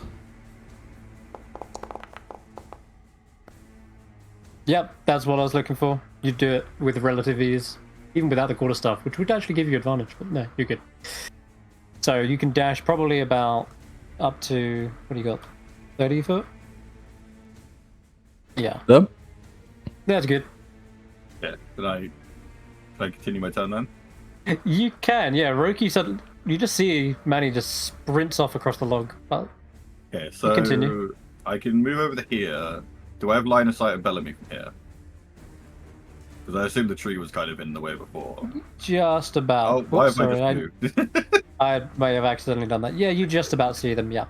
Okay, so I can target Bellamy with healing word. Got it. Yay! Alright. And what does your healing look like, or feel like?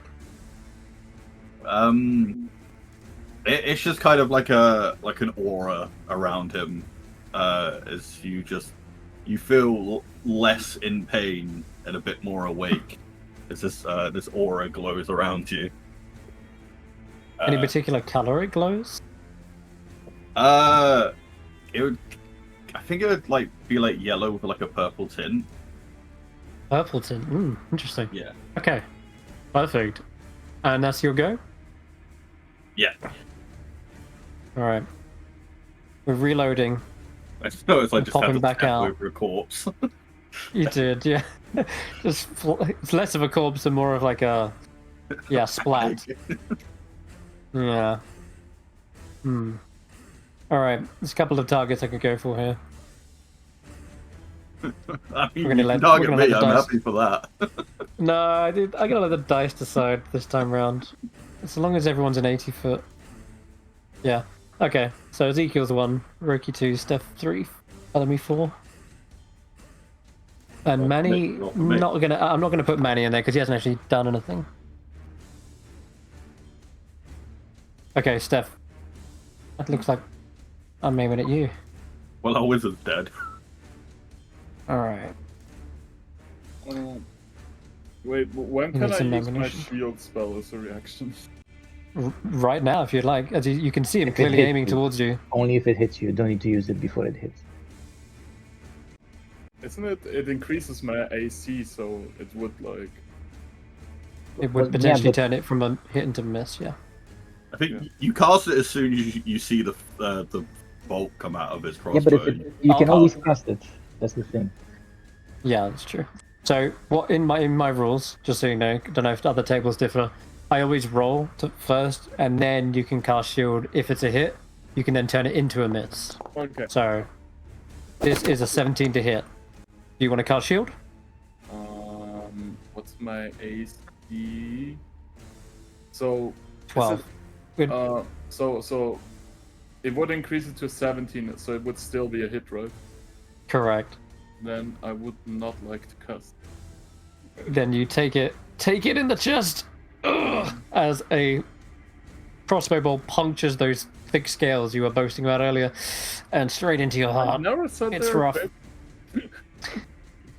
Take that! Alright, bandits down. He's back behind the rock. Bellamy, you're up. Okay, I'm snarling at this guy, but as the purple glow hits me, I'll calm down a bit, shake my head. I'll target this guy and cast Hunter's Mark on him, so my eyes will narrow a bit and I'm really focused on him. I'll just put a concentration trait on it because according to your homebrew rules, it's always prepared for rangers. You can cast it Right. Wisdom modifier in fact- once per day. You're right, I need to add that onto your sheet. Now, question, because I either didn't read or forgot about Sundering rules. Is there a similar effect to slicing or puncturing? You have to hit them by 5 or more. But does it apply to any type of damage or just bludgeoning? There is, it's called staggering. But the short sword doesn't have that property. Okay, so we just cut this guy up. So Yeah. I get 2 attacks because I'm wielding 2 short swords. Holy shit. Oh my god, you killed him in 1 hit. Okay. That Well, those seems were very brutal. deep shit. Well, Oh, you it's use me because of first. slicing. Yeah, it's because of slicing proc. Because you rolled when you crit as well, it also activates.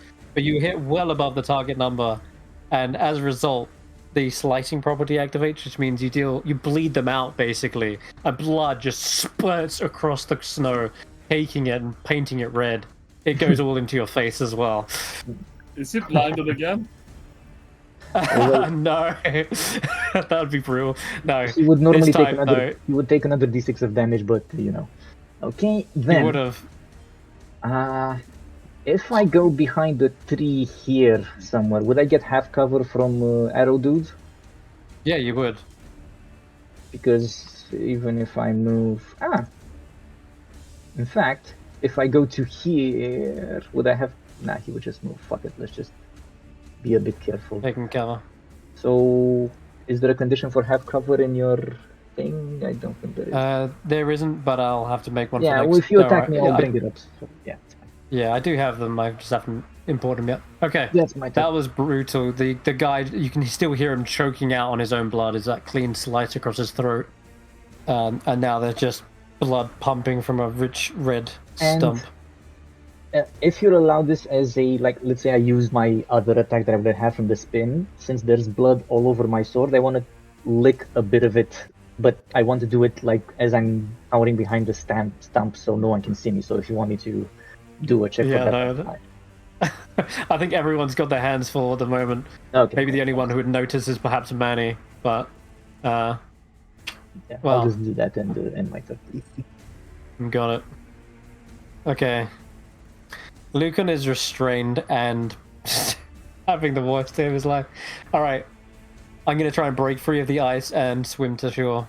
Can make this a strength check again. That's better.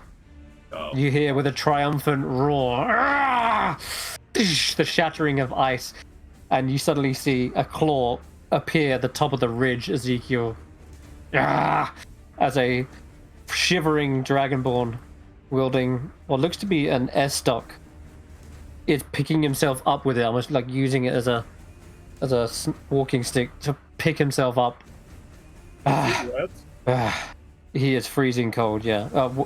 Soaking wet, yeah. Okay. But he has to do his whole action to do that.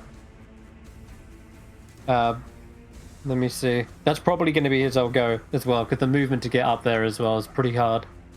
So I'm going to leave him here. Yep, that's it. He's not in the water anymore. Okay, it is Manny's go. Okay. So, I'm gonna do something pretty novel and unpredictable. I'm gonna... Oh dear. Here it is. I'm gonna move 30 feet. I'm ready in action to, if there is an act of violence within 20 feet. And end my turn. That is novel. That is very unique. I'm 99% sure he's a monk. Yeah, he is a monk. He's dressed like a monk. Yeah. Goats? Any more running for the hills? No. You're good. No goats fleeing. Stef, you're up. So just to confirm, if I cast a spell that would require a diamond, I can just subtract the 5 gold from my inventory? No, but you don't use the diamond for what you're about to use. It's always with you. You've always got that diamond. It's not consumed. Well, I would, since I'm just confirming he's still wet, so he takes double damage from lightning, right? That's not how it works, but I like the idea and the creativity. He takes more damage from lightning because it's wet, right? Or something. I'll tell you what. You can re-roll the damage. So you can roll damage with advantage. How about that?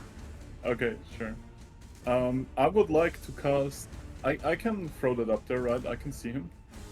Yeah. He's got to the edge. Looks like he's about to jump down towards Ezekial. I'm just making sure. That's 45, so... I would like to cast Chromatic Orb with lightning on the guy. Yeah, go for it. Roll to hit. Cast spell. Oh wait, do I need to target him with that, right? Okay, magic orb. Oops. Right, just removed one of the bandits from the turn order. It's just letting me cast the spell. There is no hit roll or anything. You got to target him.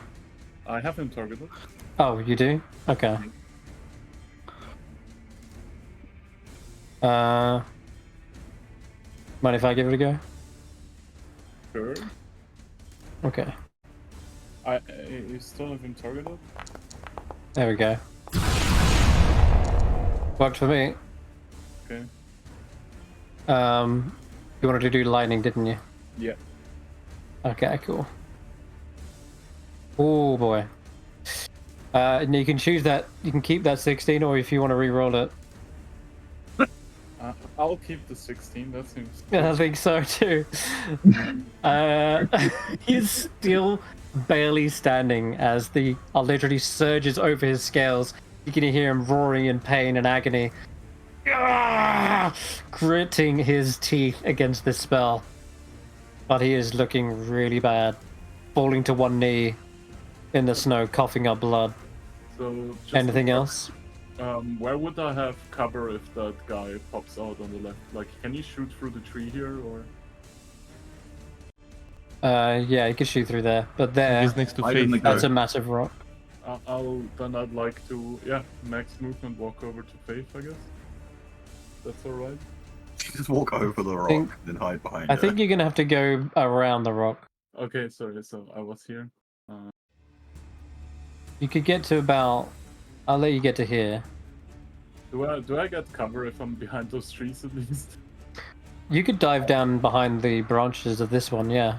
If you went, Then I'll- prone, you'd have him 3/4 cover. In fact, Then I'll. Why not up and to the right?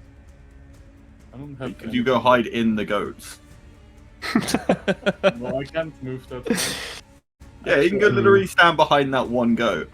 I could. Like, just stand go crouch behind- behind him. Oh, yeah. Does that work? No, I don't. I mean, actually, normally, yeah, creatures in between you and another creature gives you half cover, yeah. Okay, I'll go. But like hide. that's actually rules. You're gonna. Okay, you you go. jump into a herd of goats. See, we found a use for him. And I'll Is that your go? Okay, Ezekiel. So 2 questions. First, is jumping over here 20 feet or 10 feet based on the map? I can tell you, if you want to know the exact math, using my handy dandy macro, it is using Pythagoras theorem, 28.28472. That number away. You need to do it like this because I'm 10 feet up. Oh, yeah, that's true. So Yeah, it's yeah, 18 good point. feet, basically. You're So 22 points. It counts as 3 10. feet. You're right. I'll move 10 feet back, then 20 feet forward, and jump over here. Actually, I'll Okay. jump over here. I moved 10. No, I don't think I can jump there, so I'll jump here. Now, next thing. Would this space be considered off the edge? You mean like if you hit him in this direction? Yes. Yeah, it'd be pretty bad, yeah. Alright. We go for an attack with the maul. Bad And rock. He sees this coming. He's gonna activate his parry property, but we'll see if it matters. Ooh, nice. Alright. So I jump next to him. Took you long enough. My guy would never corpse next to me. 19, his AC would not matter. Ezekiel, how do you kill Luke and Drace? So I jump next to him. I say what I say. And then Your friends are waiting down there. and before he can react, like as he puts out the swords or whatever, I just hit him with the maul, break his swords, and throw him off the cliff as well next to Roki over here, I guess. Lord. He falls. And as you described, his sword as well, flying away from him, lands somewhere in the ice, like straight down. The blade just sinks into the ice, like the sword in the stone. And with that, the Dragonborn is no more. I don't have any more movement. So I guess as a free action, can I just yell out something to this guy? The one Yeah. above in the trees? Run or die. You choose. And that's it. Roll an intimidation check, in fact.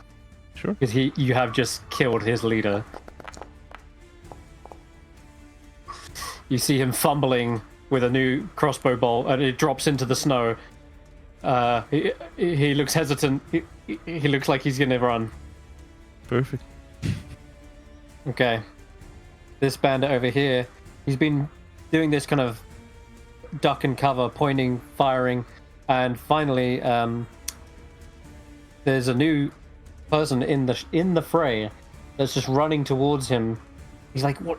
This guy's an idiot. Doesn't even have cover. Should be an easy shot." And fires straight towards you, Manny. Ooh. Okay, so take an arrow to the chest. Is One of that how many. you want to describe that? One of many, I'm sure. And I would consider that an act of violence, so I use my reaction to move 30 feet towards him, which is approximately... Oh, bloody hell, I've always got the wrong thing selected. There we go. That's alright. Which is about there. And, yeah, that's my turn. It is right into his face. He doesn't expect you to suddenly run after getting shot into him. He hasn't even got time to put the new... I stare him down, I say, this is not the way. He was actually going to back away again, like he was back into the cover, but you're right up into him, and you're going to provoke. He's going to provoke an attack of opportunity. He doesn't have his reaction anymore. Oh, Manny, that's because true. he held his Yeah, action. you're good. You're good point. Yeah. So he will like back away from you, like he's kind of startled by this. In fact, so much so that he drops his crossbow and draws a scimitar instead. Okay, that's his go. Bellamy. Had to do it the hard way. So I'm gonna cast Zephyr Strike. I'm going to give myself advantage on my next attack. Until the end of this turn I get extra 30 feet of movement. Oh yeah, you I do. think my turn was skipped. Oh, sorry, you might I be think I was right. supposed to go before the batter. You're totally right. If we Oh, can sorry, pause sorry. Bellamy as you're rushing forward, that's all right. Yeah, It's my sorry. fault because Go, Roki, I you do noticed your that. turn. I noticed because Stefan actually keeps clicking end turn, so I accidentally, because I'm so used to clicking next turn, so I accidentally skipped you. Sorry, Roki. It's fine. I'll stop doing that if you want. It's just a DM habit as well. So Yeah, no problem. Go Go ahead. Actually, what can I do? It's behind a rock. That's right. He just purposely got behind there. Roki, you do see Bellamy eyeing this guy, like, so if you, I don't know. Just Did I try and intimidate the guy as well? You saw what I did to your friends. I tried not to think. Oh, I tried not to. Try to pretend I didn't see. Yeah, you can roll an intimidation check.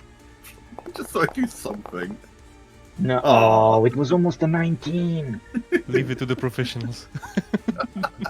Yeah, and you saw what I did to that dragonborn, cowering behind the goats. Ha! Well, I might be deadly, but I'm not scary. Okay, Bellamy. Good shot. To be fair, Okay, that go one ahead, bandit- Okay, so in a burst of superhuman speed, the snow on the path that he's traveled just kicks up, like blows up like from landmines. He ends up behind this dwarf, looks at Manny and says, you might want to cover yourself with your dessert menu, Padre. You're in the splash zone. And first attack is going to be with advantage. Let me see if I get the try natural that. 20, hold on. Try that again. I'll just roll a 20. Oh, just roll it. Yeah, just roll a 20, yeah. Ah, the opposite of. Okay. Okay, and he Then we takes an ignore extra. that. He takes an extra 1d8 on this. From Because of the Zephyr Strike? Yeah, well, Ah. Hmm. yeah. Okay, and I get one more attack because of two-weapon fighting. Oh, Lord. Does he live?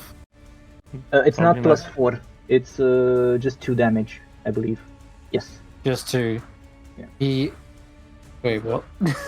It should be just 2, right? Yeah, it's just 2. Okay. In that case, he would be left alive. And I ended my Fairly. turn by clicking the button. Yes, no. Which We know might he has give a max Manny... 4 health. The bandit is definitely fleeing from the top ridge, which means we get to see Manny do his thing. And maybe even end the fight. Just walks up and says, boom. Okay, cool. So Manny walks up, calmly and with no tension. He's been shot in the An arrow chest, in your but chest. and he pulls the arrow out of his chest, drives it into his back, and says, "You drop this." What would you like me to roll? Oh, to shove it into his face? I guess you can roll an unarmed strike, and I'll consider it piercing damage rather than bludgeoning. He's got a roll. Brutal. Oh my god, I feel like this is a Mortal Kombat fatality as you shove it into his eye. Wouldn't pulling an arrow out of your chest also hurt you a little bit? It's object interaction. He's already bleeding. I feel like taking Yeah, arrows he's- just at least take 1 hit point off you. It's rough, but no, mechanically there isn't. If it was a barbed arrow, maybe. But Manny, how do you end this fight? This is the last hit, last damage. Exactly as described. Yeah. Beautiful. Then shoving anywhere in particular, like into his eye. Sure. The socket goes swelch, and you hear the crack. In fact, at the back of his skull, Bellamy, as the puncture wound flies nearly out and towards you, but you actually just get hit with a spray of blood, and it's just dripping from your face as this bandit is still held aloft. He's not falling to the floor until Manny pulls away or just lets go of the bolt. And with then the final slump. Go and ahead. with the remaining 10 feet of movement, I continue toward the path. Beautiful. And that will come to a close with that combat. Unless someone wants to go down and hunt that one bandit who did get away on the high ridge, but I would He like is- to go looking for the sword that Leader dropped. yeah, absolutely. It is stuck in the ice, impaled in it. I'll Steph, I'm climb going to down, drag I it guess. out. And Back then into your sheet. We're gonna take a step away from the corpses. we heard something earlier, right? Can we maybe check if that's a magical weapon with Arcana or something? Yeah, you can. Roll an Arcana.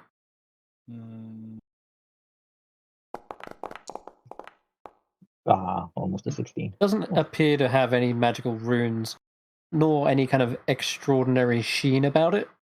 It looks kind of like it's been made of like a black iron, and as you're inspecting the quality, there's no sharpness to the blade. In fact, it's only the point that you could suspect would do any damage. Yeah, it's purely a thrusting weapon. So it's like a rapier or an Eastok you said earlier. Yep, that's exactly what it is, and it's on your sheet now as well. In Oh, So do I long- have it now, or I just have it, I guess. Okay, cool.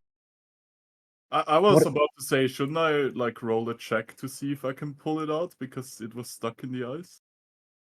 Yeah, no, that's fine. Okay. That was just more for fluff. Okay. But yeah, Okay. Sweet. this ice also did take a big hit from the icicles earlier. I'll tell you what you can roll. You can roll me an acrobatics check because you just stepped onto the ice. Oh, okay. If I fell over or not. Sure. I'd I like swear, to- if you slip and impale yourself, Yeah. Yeah, you slip. You slide across into the drift. Sure. And let's just hope you didn't cut yourself. I want to quickly loot like the body next to me, and once I'm done with that, the one that I killed by the tree. Like just take anything of value. I'm interested in stuff that I could sell. Yeah, they've got a few crossbow bolts and that scimitar I mentioned. I can drag that onto your sheet. And he dropped a crossbow bolt, right? Yeah. And a crossbow. Sorry, a crossbow. The actual crossbow. Crossbow and some bolts. Yeah, You're put that right, into those my are- inventory, and I'll pick everything from the other guy as well because I have a date with the shopkeeper. There should also be a You got it. second crossbow lying around in the snow somewhere that the other bandit threw. True, if you want to retrieve that as well. Ezekiel. Yeah, I'd like to check the body of Andres for anything like, what kind of organization they're part of, if there's anything, I'm looking for information basically, not necessarily valuables. Yeah, give me an investigation check. Investigation. -1 on those. Mine. Oh. Okay. There is not just that tabard of the flaming fist that you discover here. There's actually a number of other bits of, you could say, like almost costumes that they would perhaps adapt and adopt if they wanted to try and trick someone else. So there's even a, you know what? Let's roll for this real quick. Roll a D100. That's a two-handed Okay. plastic sword.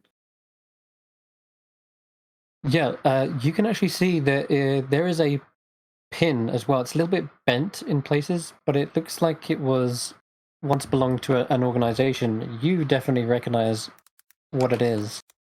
Mm-hmm. So I won't say it aloud.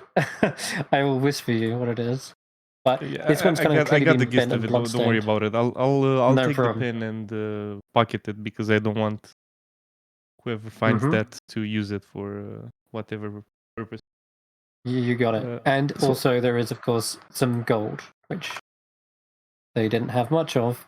That's probably why they were so desperate to rob it from Faith. But Yeah, there little bit is helps. so 16 gold pieces, Ezekiel. All right. I'll pocket that for now. And yeah, we'll talk later if we need to split money. Got it. And then back to you, Ezekiel. Did you want the mace as well? Sorry, Bellamy. Sorry. So just put whatever loot these guys had into my inventory, and what I want to do next is go after Baldy, because where the fuck is he going? Yeah, you can see after a brief respite, the goats are following his path as well. They slip and slide across the ice, but they finally make it. But is he far off, or is he walking, or is he moving at his full speed? That's up to you, Manny. Just casually walking at a slow and thoughtful pace. But is he going in the direction we were going anyway, or is he just walking away from us? Yes. No, he's heading in the direction you guys were. Okay. Okay. Cool. Then I won't bother him. I'll just go back to Ezekiel, cross the tree, take whatever loot and gold I can from these guys, and wait to see what we do. I'll wait on this part of the shore because we're going this way anyway. Yeah, Stef's in the middle of the getting trampled by goats.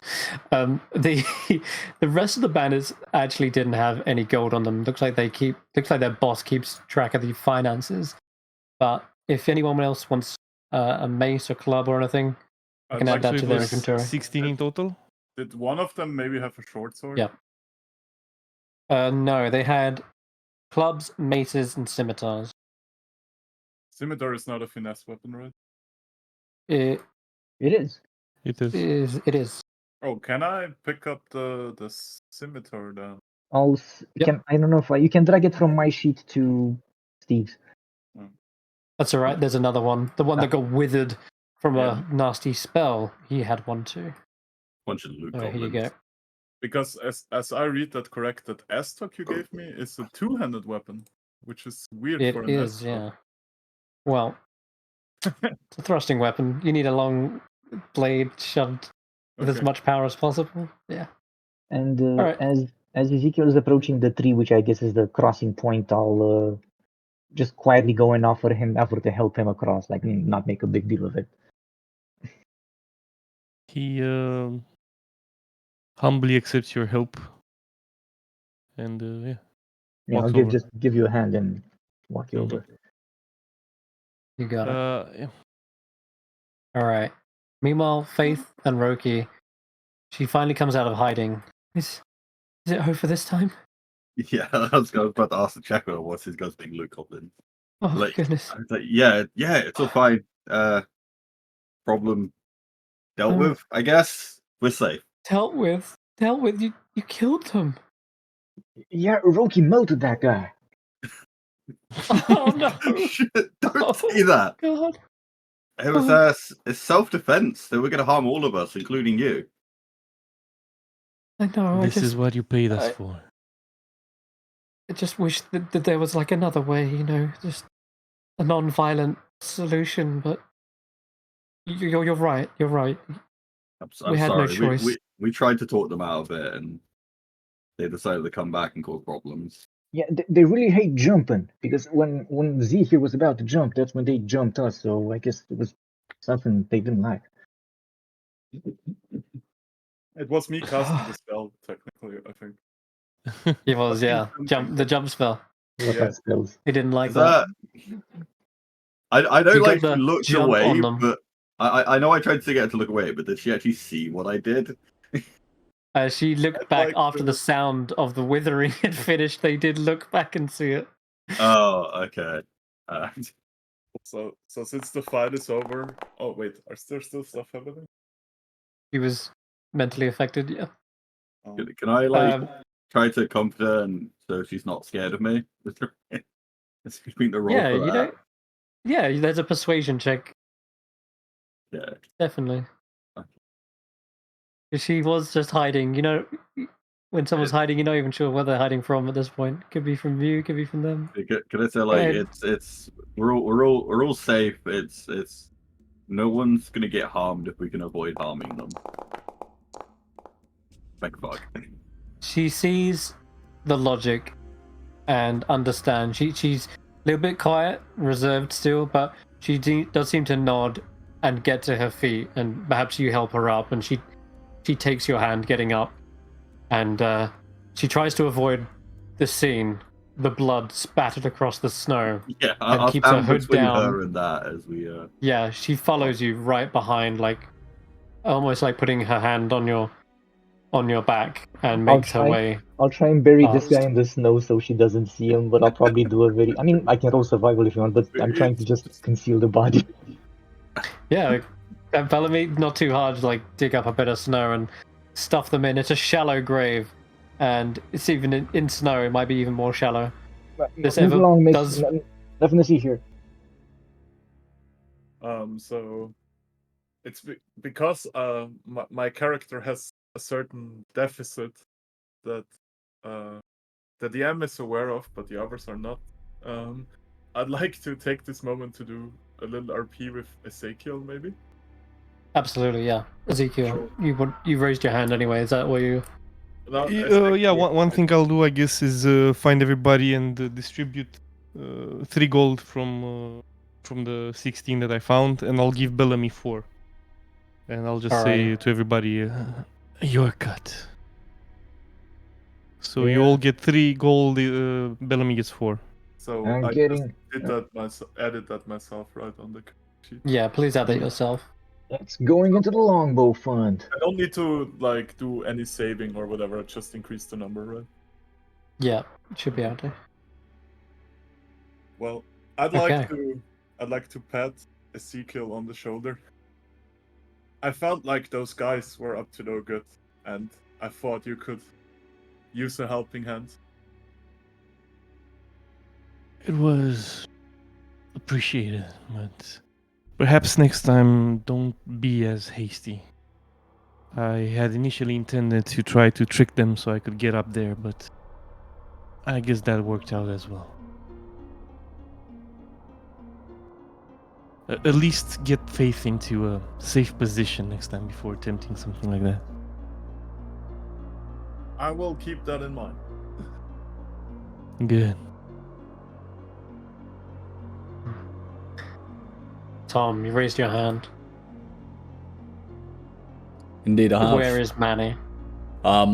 He's continuing, though struggling.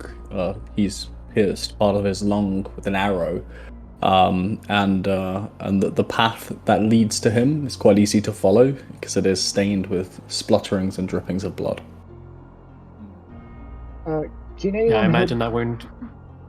Come on. Well, I'm bleeding too. can Everyone anyone help is. the bald not. man with the goats? Goatman is up ahead, and you can see the blood splattering. Yeah, Faith says he's bleeding. Perhaps we should all just maybe take a rest for a moment. That was quite an ordeal, and now we're far enough from the bodies. Perhaps let's just at least- dress our wounds.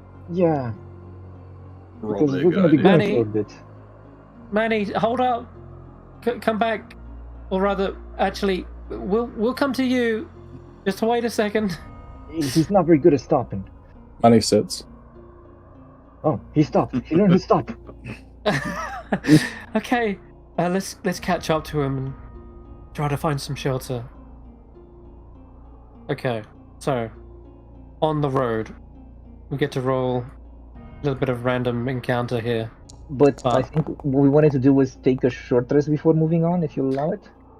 Absolutely, yeah. But I'm just rolling that so I Okay. can know ahead of time Yeah. what I need to do to prepare. But if you guys are hunkering down, it is freezing cold, and standing here or sitting in this space for at least 1 hour, we are finally going to get to our first frost check. Are we not able to start Everyone- a fire? But You so, can start a fire if you want. Yeah. And find a place that's like gives us a bit of shelter from the cold, and maybe a crevice, and start the fire there so we can maximize the warmth. Plus, gather the goats around us to get as much warmth from them as we can. Okay, it'll be a tricky place to find a crevice on the mountain cliff, but I will say Yeah. you can roll a survival check and see I'll if you try can and get do one. Does one person roll it or can multiple roll? Oh, I He keep your dice. Found the Bellamy entrance to the found- underdark. And I don't know if this Bellamy- applies to natural explorer, because you basically have that as a first level feat as well. I don't know if this is mountain. I guess this is mountain, so it would have been with advantage. This is on those. mountains. A You would, and you smashed it out the park. Oh yeah, a wandering wizard has left behind Liamon's tiny hut. And you know what? Just because of that nat 20, I'm also going to roll with it's with advantage on the random encounter table. In other words, I'll take the better of the two results. Oh, nice. Okay. And there is a place you can find out of the snow, out of the wind, that's like slicing through your chests right now. And it is a nice place that you can set up a fire and it won't go out as a result. Everyone, grab 2 or 3 goats, or however many you need to cover your body, and hunker down.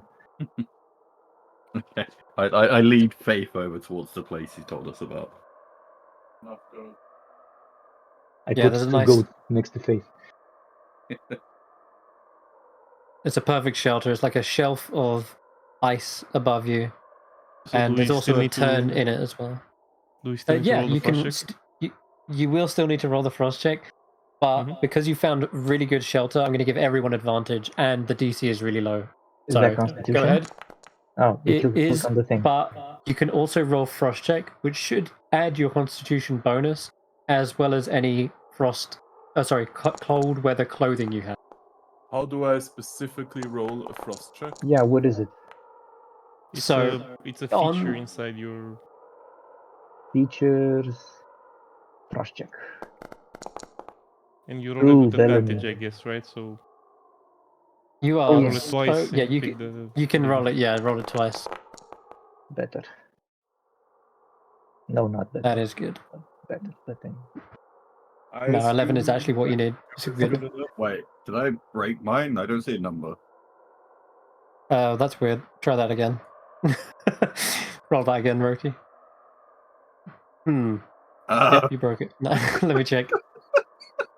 Woo! 1 second. I'm immune to cold. Oh yeah, you should be. Yeah, you're a blue dragonborn. No, I'm not. I'm the Oh. cleric. Oh, sorry, Definitely sorry, dragon. I'm mistaken. Yeah. Okay. I was talking about this. I should be me. No, but I'm a lightning dragonborn, so. No, Ah, Why okay. is it just your one that's broken? Just roll a oh, I con know save, I why. guess, it's It needs to fine. be plus. Yeah, com save works, but I have found out why it wasn't. So you can do it now. Go ahead, roll a Constitution save. Okay, so Oh, frost check Makes worked it- out. Hey, So it we worked, roll cool. twice and then take the torch. Hey! all right. So, out of I'm the all only of one these who fails rolls, it looked as though you would have been the only one that failed it, but you also mentioned that you were starting a fire, which gives you another +2 to the roll. So that brings your 9 to a 11, and that's a success. So you just barely avoided a level of exhaustion. However, don't expect to find shelter like that all the time. Bellamy really did save the day there and found this cave that also has a turn in it, so the wind, even if it does blow in, it kind of like loses its momentum as you're around the corner. And as you're huddling there for a moment, you can all take a short rest, and also feel free to take a little rest out of game, stretch your legs, grab a drink, and we'll be back in about 5 minutes or so. Did you roll for Faith, or does she not have to? Oh, good point, Faith.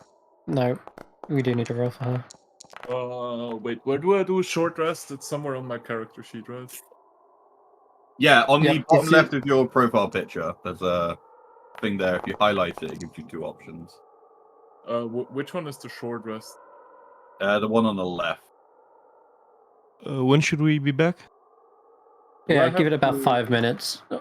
We can Wait. return. Here's like rest. Do I just rest? I'll make sure everyone's back when I do it. So on your profile picture, you highlight it, the thing on the bottom left, It and then has. there's There is 2. new pop up. Yeah, so the left of the timers, if you hover your mouse over it, it should then I'm say already that short far. rest. There is a new pop up, Okay. and it tells Oh, It's, okay, sorry. hit dice? Okay, so let me just explain. You don't get this in Baldur's Gate 3. But in pen and paper, you have something called hit dice. So instead of just recovering half your health, you spend these hit dice to restore your health. And you have 1 per level. So if you roll that, you'll gain a d8 plus your constitution modifier. No, it's a D6 for me. D6, sorry, your wizard. Yep, my bad. Okay, You should so be just hit the roll button in the middle of the free correct. options. That's right. What is the date?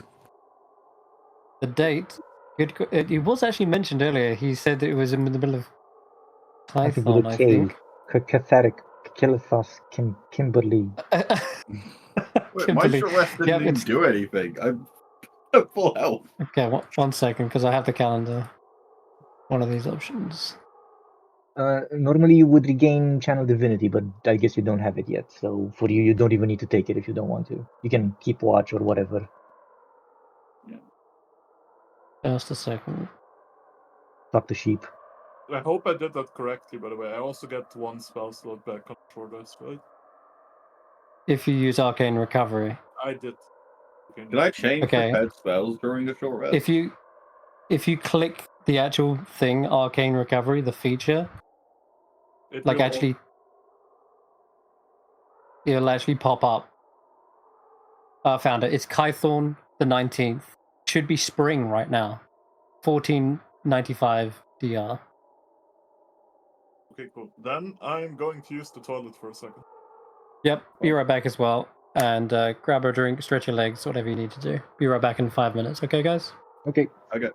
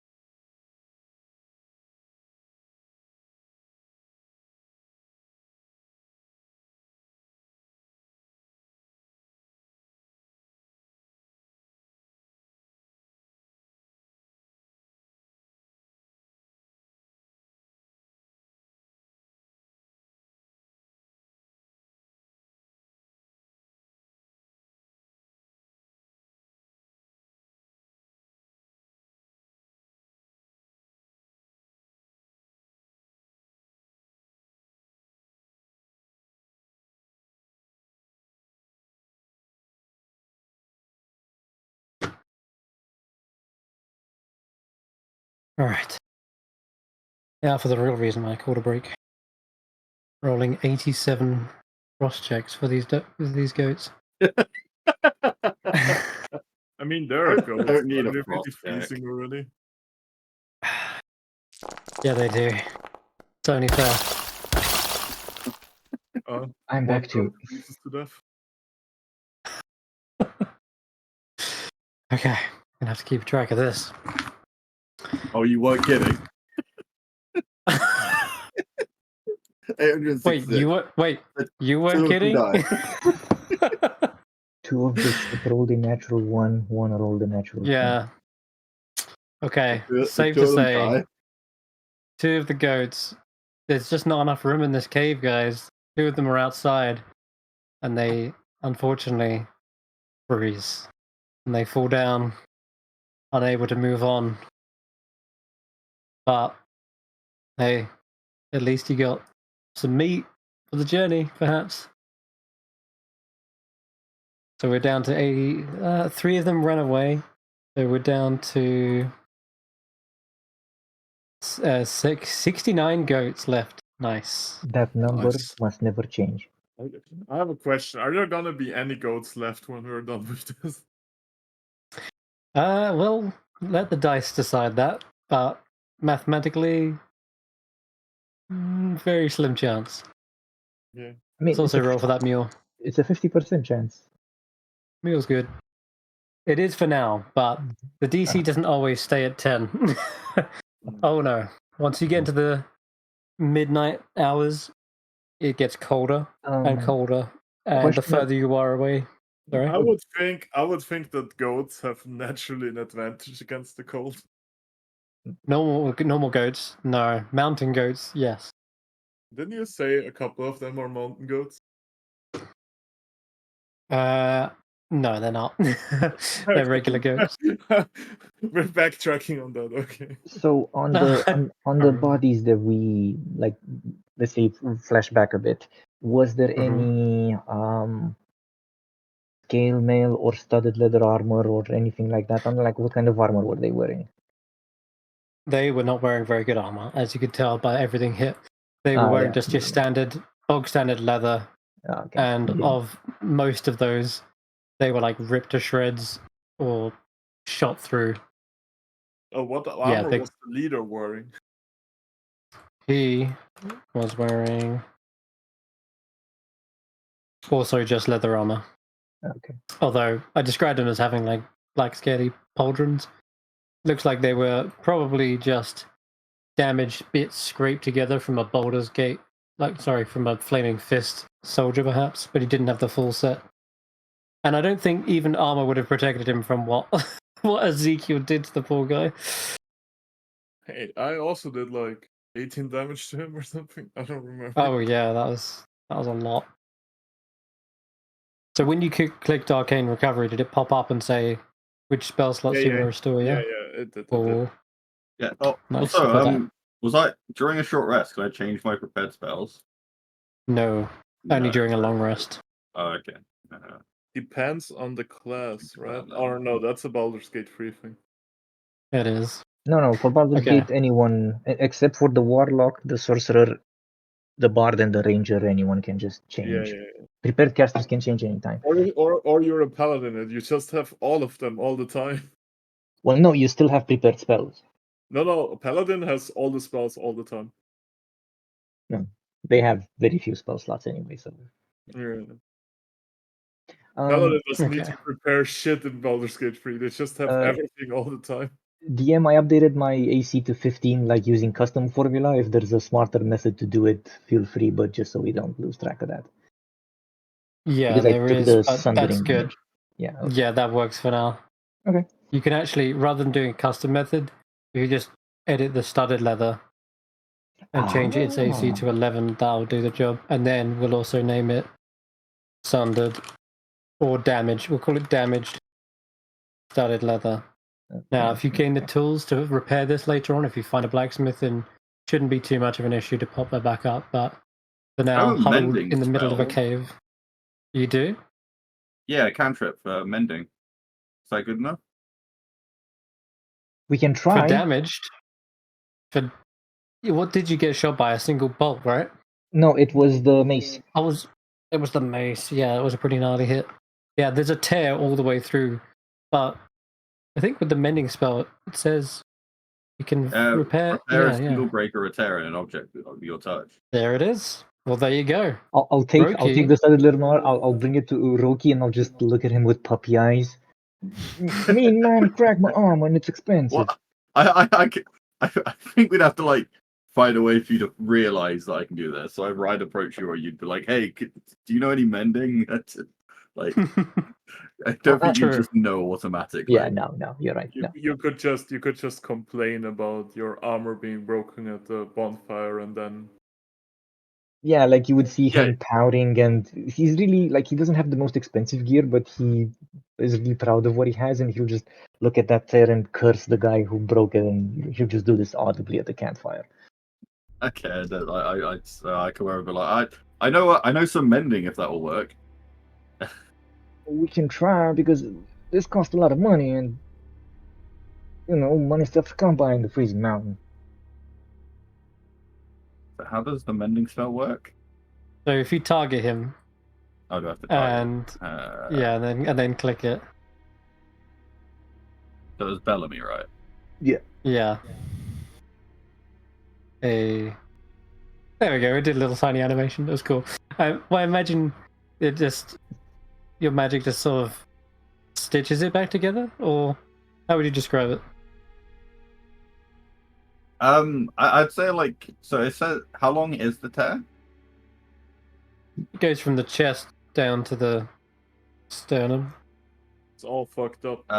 So I'd say about like a foot. So it says a foot. So is it longer Yeah. than a foot? So No, yeah, it's about that.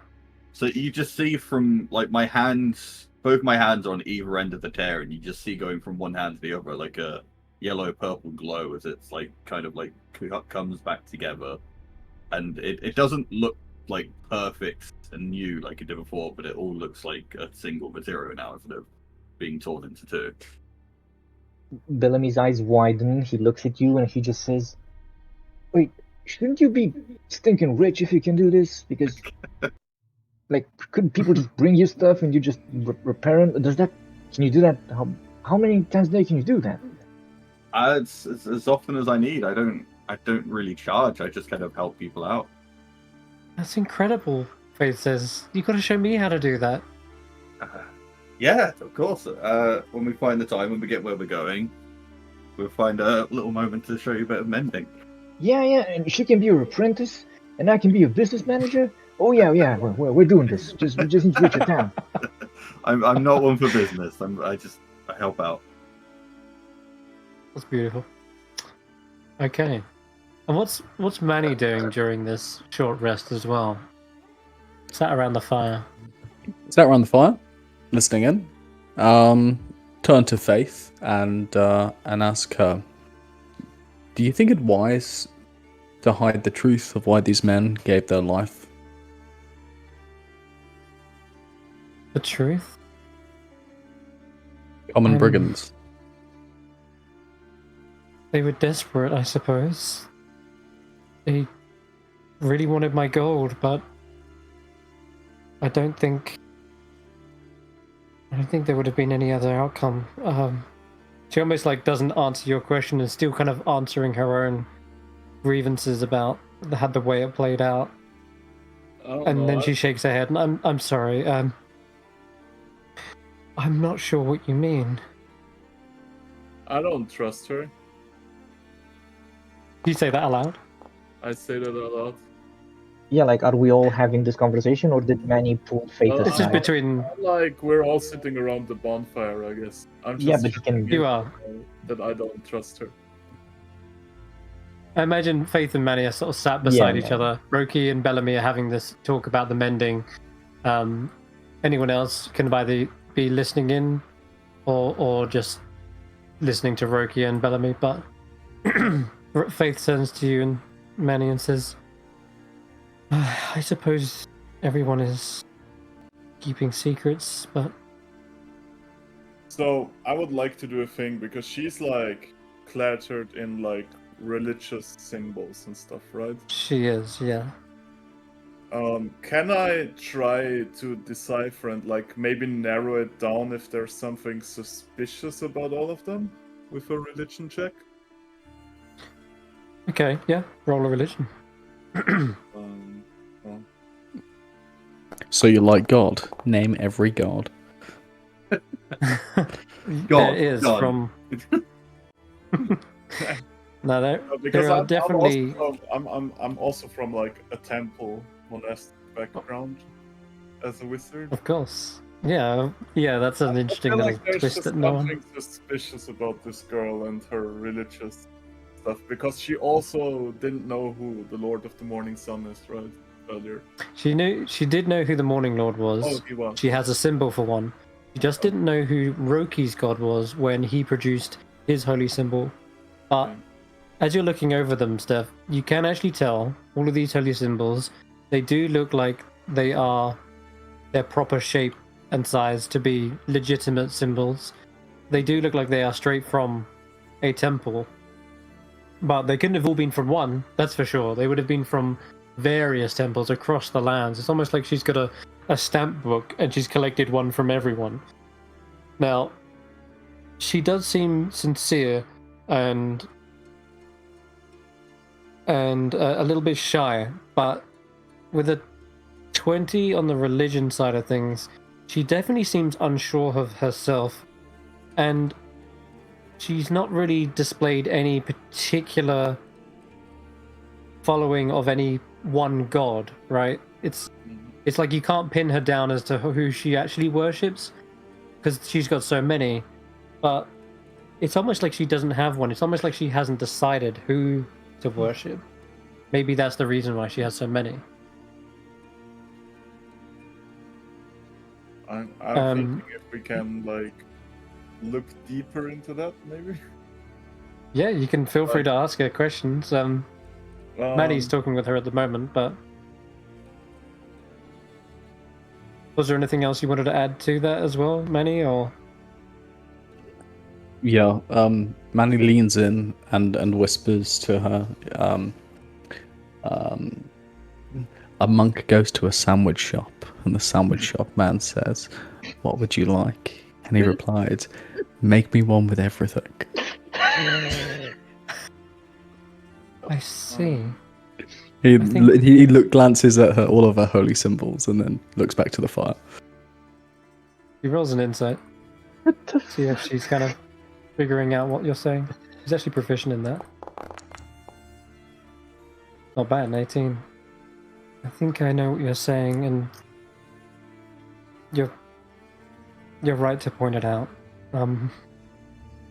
She kind of swallows, and she seems to have trouble like opening up, but she says, I'm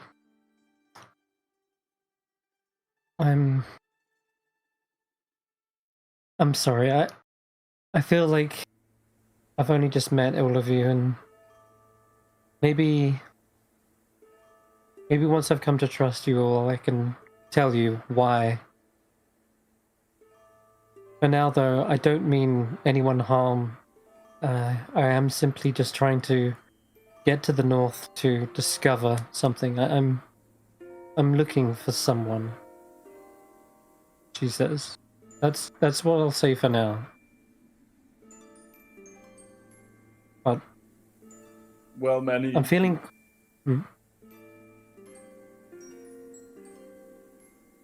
Sorry, Steph.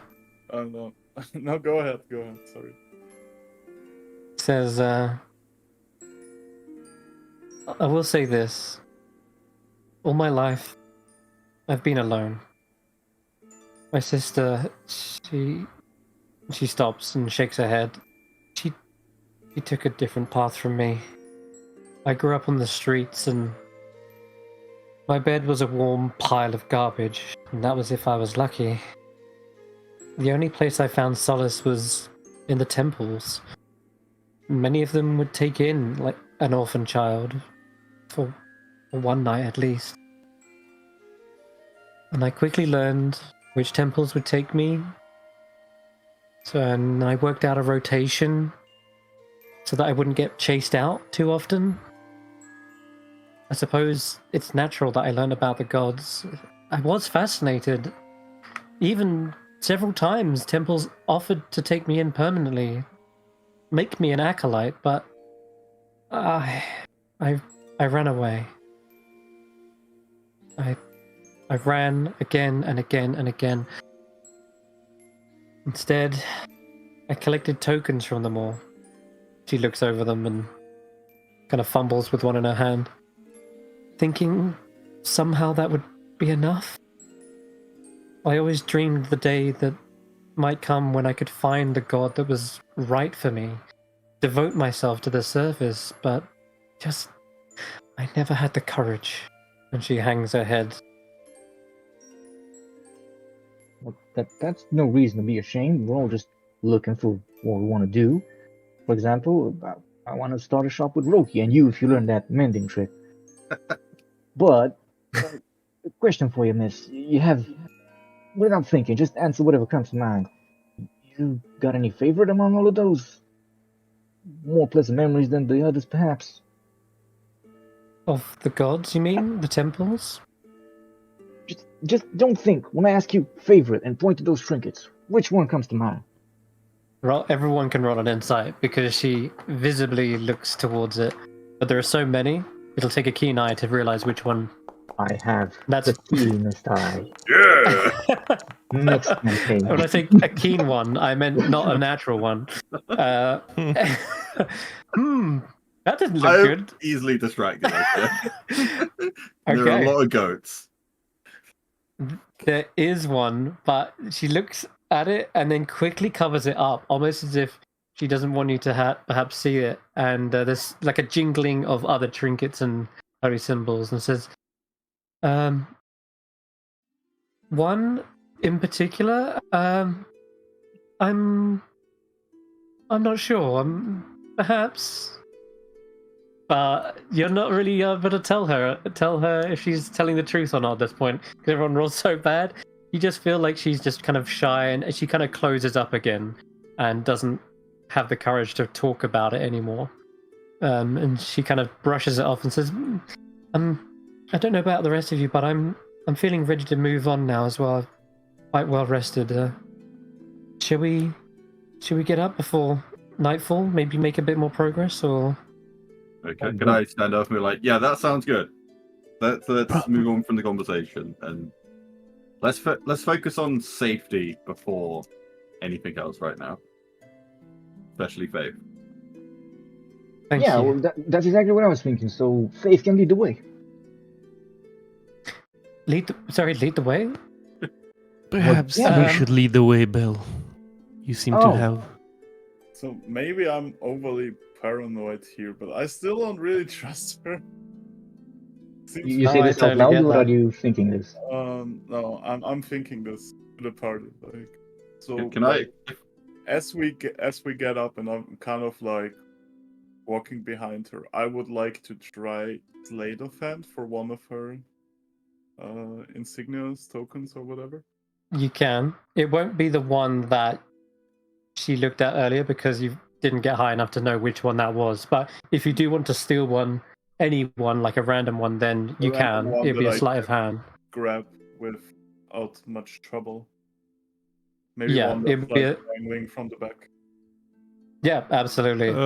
There's so many that it could be dangling there. Sorry, Dingo, you wanted to add to this? If I, with the language thing in game, in Mhm. the web thing, if I change the language and then type into it, does everyone see what I'm saying, or can only people that know that language see what I'm saying? Only people who know that language can see what you're saying. So like I could say something to Steph in Draconic, and then In no the one else chat. will know what I'm saying. Yeah, and no one else, Correct. apart from the DM and anyone that knows Draconic. Okay, so I'm gonna say something to Steph in the game. yeah, they can only see that. All right, sorry, Ezekiel as well. So I guess he rolled a 10 on the sleight of hand. I guess I have enough passive perception to see that. As does she. That's Do you want to act good. first? All right. Before she acts, I will step over and kind of stop Stef and say, The lady paid us for a job. Let's be fair about this. We all have our secrets. We all have trust issues. But we have a contract that binds us. Spoken one. So let's keep to it. Otherwise, we'll all be just savages. Yeah, Did Steve, you're giving Dragonborns a bad name with those sticky fingers of yours. Did I even succeed? No, no chance. No, she has a 14 in perception, I think. Yeah, and also the rest of your party see this as well.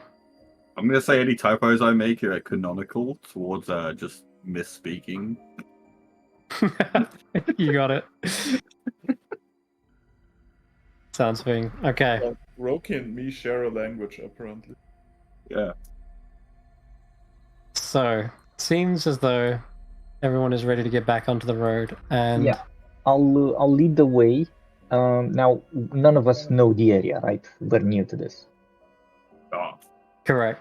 Yep. Right. You don't have a guide. You're just going blind.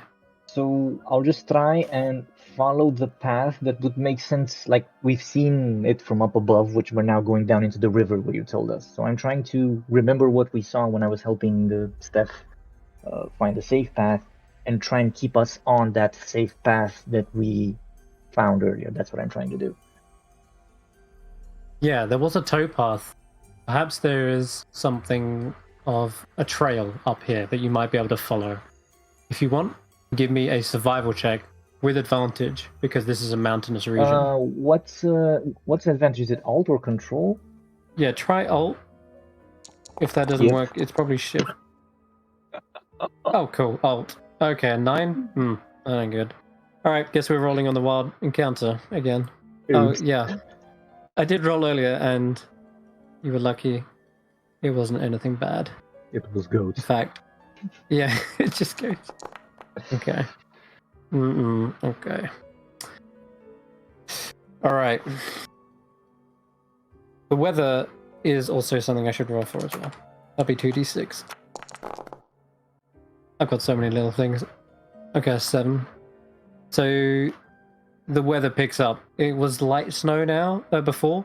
Now it picks it up into a whipping blizzard, and it does not seem to be abating anytime soon, making vision increasingly more difficult.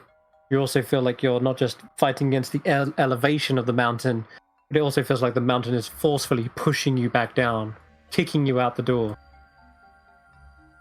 However, Bellamy, you see something up ahead that joins two cliff faces. It looks like it might be a bridge, and you're certain if there's a bridge, if it's a man-made bridge, it must lead to some form of civilization. They wouldn't just be out here for no reason. So that's what you bet on, and you tell the rest of the party to come that way. Yep. Okay, perfect. Let's head to this map.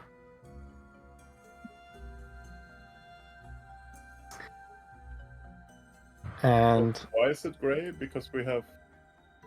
okay, the blizzard snuffs out any torches that you have as well. It is raging on, and anyone without light Or dark. or dark vision cannot physically see in this whiteout. I know it looks black right now, but I should probably change the fog of war color to black. To white. In fact, let me see if I can do that. Wait, Yeah, I there we realize I go. actually have dark vision because of the type of cleric I am.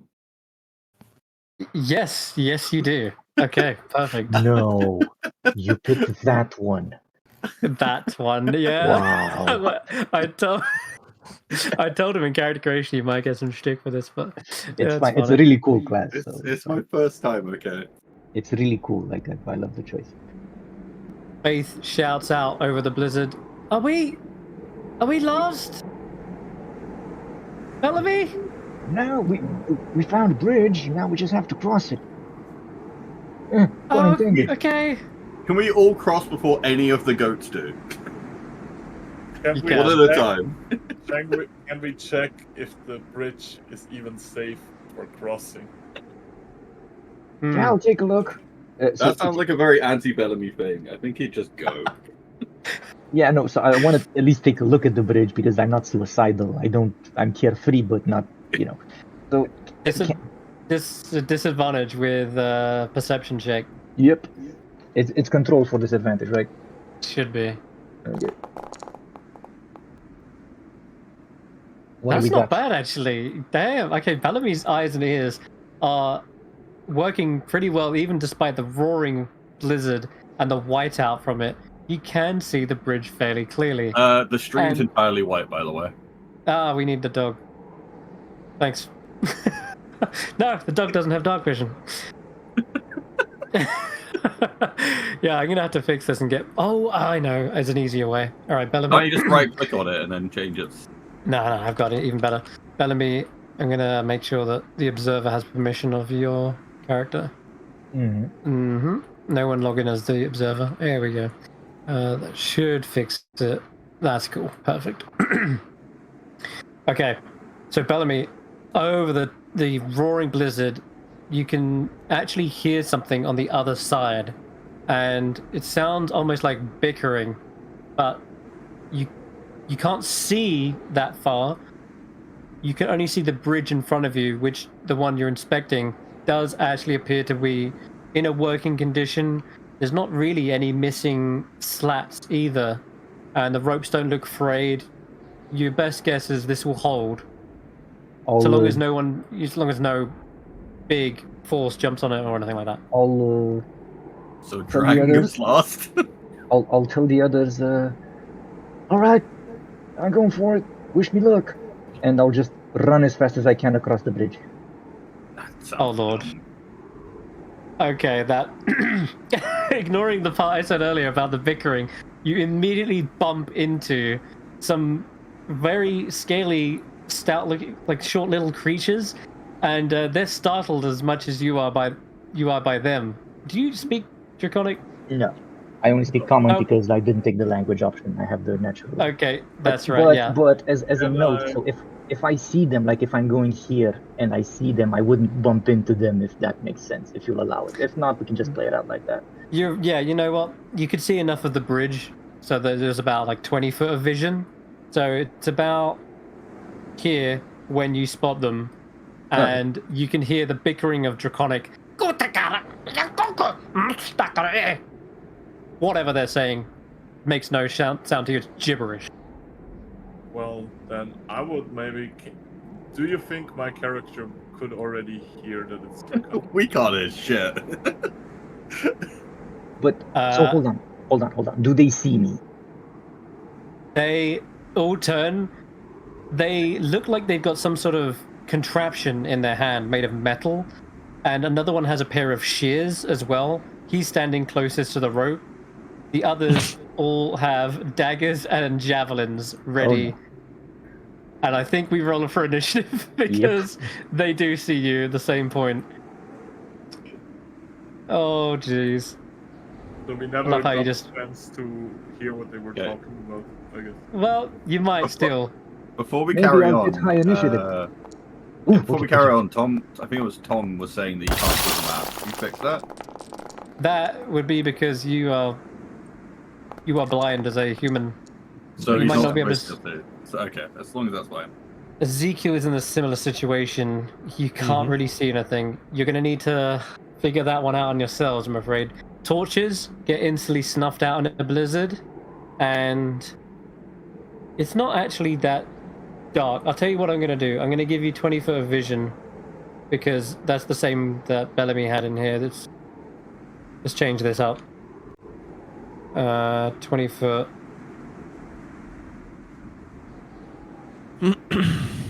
Can you see now? Or is that not what? Does that not Yep. help?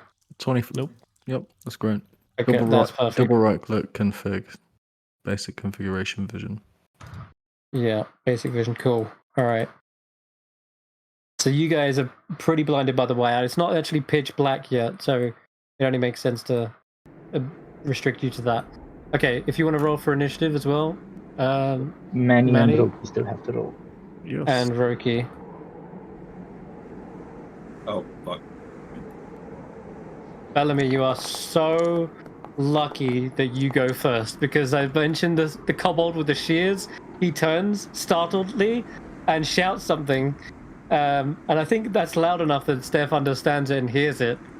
That is, see, trap work, and he goes to snip the rope. Go ahead, Bellamy, it's your turn. Okay, so I'm not sure what to do here, so I'm just gonna roll for it. I'm Give me a gonna second. shout after you that there's the one that you pointed out is trying to cut the rope to the bridge. This one right here. Yeah. You know what? So Fuck you these have an guys. idea who to target. Yeah, I know. Fuck these guys. Hunter's mark on this motherfucker. Uh-oh. But I'm not gonna consume a spell slot because of the fancy. Okay. This fight music. Like the ambient So- music, the ambient wind just stopped. I'll go to. I did. I here. turned it off because battle music. I can change it on with this. So it's now Blizzard in-game on the Foundry. And it's another 1d6. Oh no, he's gone. The Okay. 1d6 you did before actually already sent it.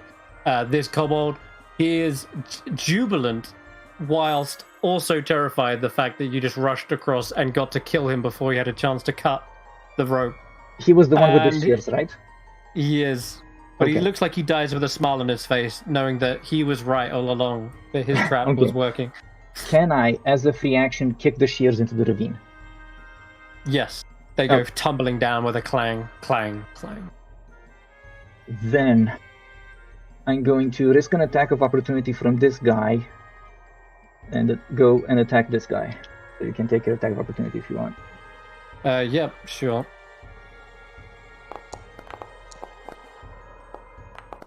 Mm-mm. Okay. Yeah, Uh-oh. that's a hit. Concentration for the Hunter's Mark. Oh shit! No! Okay, just makes it. Oh, just succeeded. Yep. And let's. Misses. That's a miss. Yeah. He sees you coming, brings up his javelin, and your sword chops into the wooden shaft.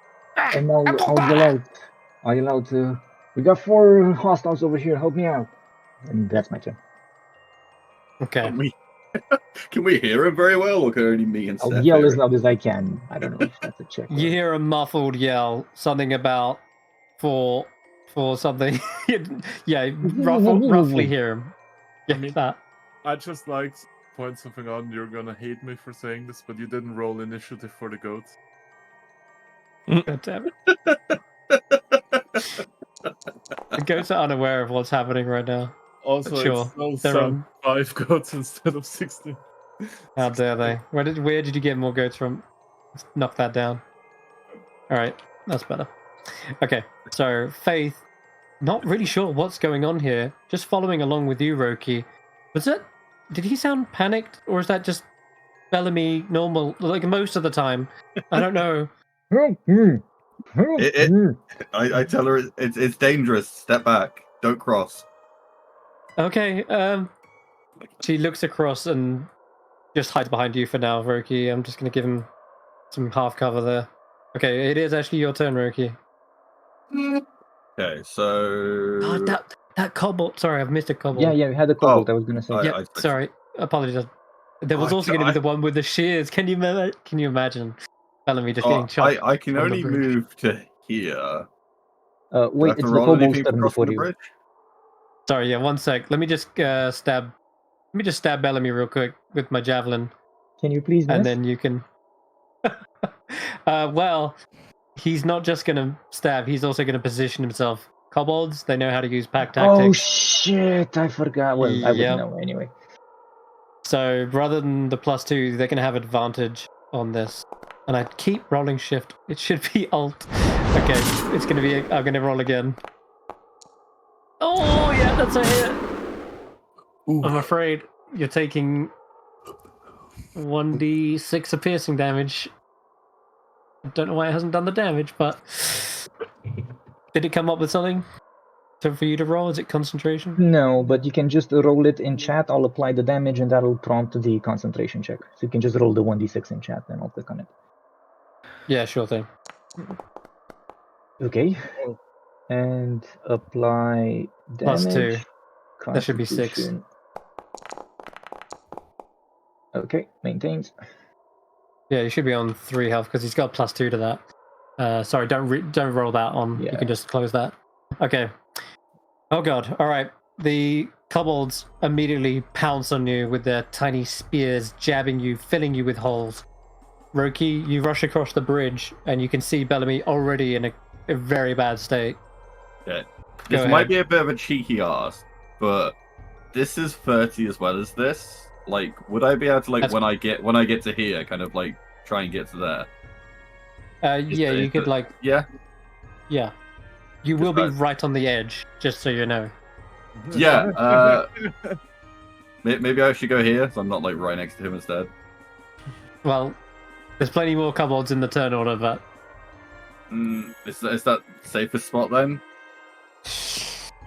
maybe I mean, I could always try and yeet this guy off the edge. it is I've got- up to you. I I'm have just 11 pointing out- strength, and they're small, aren't they? They are. No, that's they are. They are small. I can't go any further than that, and I don't want to stand in the way of everyone else trying to get across. So, with my game rules, if you're trying to get past someone in like a narrow space, it's like difficult terrain for them just to get past you. Okay. But otherwise, your party members will never like obstruct you. You're not like stuck waiting behind like in a queue. This is actually a 5-foot wide bridge. There is enough room for him to sidle past you. Okay, so I can just stay here then. You could, yeah. Isn't entirely safe, but it's better than nothing. I can cast a Sacred Flame. Looks like you failed. But, You succeeded. With a 16. oh, that's loud. Takes only a little bit of damage though. Seems. That's unfortunate. And that.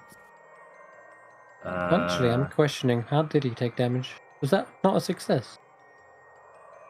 Yeah, it is. How did he take damage? Oh wait, never mind. Looks like he actually does dodge out of the way of it, I'm afraid, because your DC is only a 14, right? 13? Okay, then in that case it dodges. Oh, I know why. Okay, I know why. I'll deal with that later. Okay, so for now, yeah, this little nimble creature hops out of the way as a searing blast tries to melt the snow around him. Okay, that's your go, or anything else? Yeah, I don't think I can do anything as a bonus action. Not spell slot. Yeah, Ezekiel, right back here. You can hear a commotion.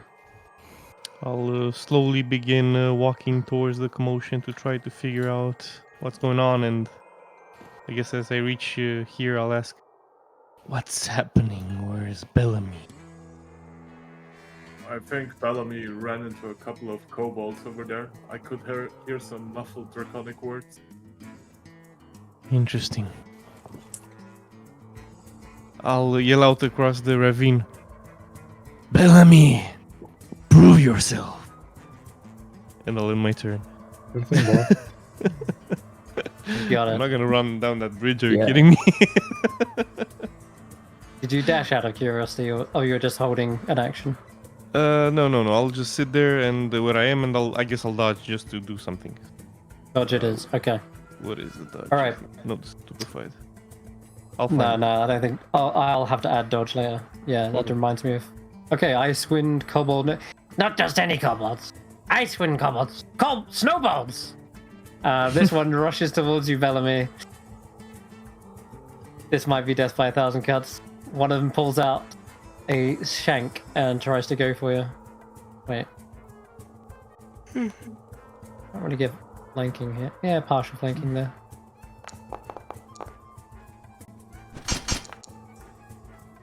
Pack tactics. Sorry. Oh, still a miss, thank God. Alright. This little jabby jab knife comes towards you and you dodge to the left, dodge to the right. Stay still.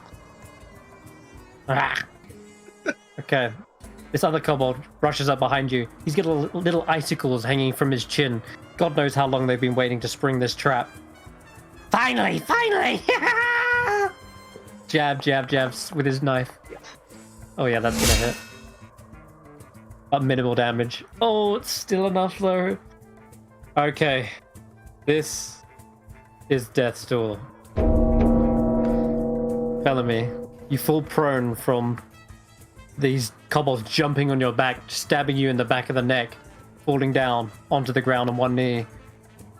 You feel life is about to exit your body. Anyone can stop this. Let's hope.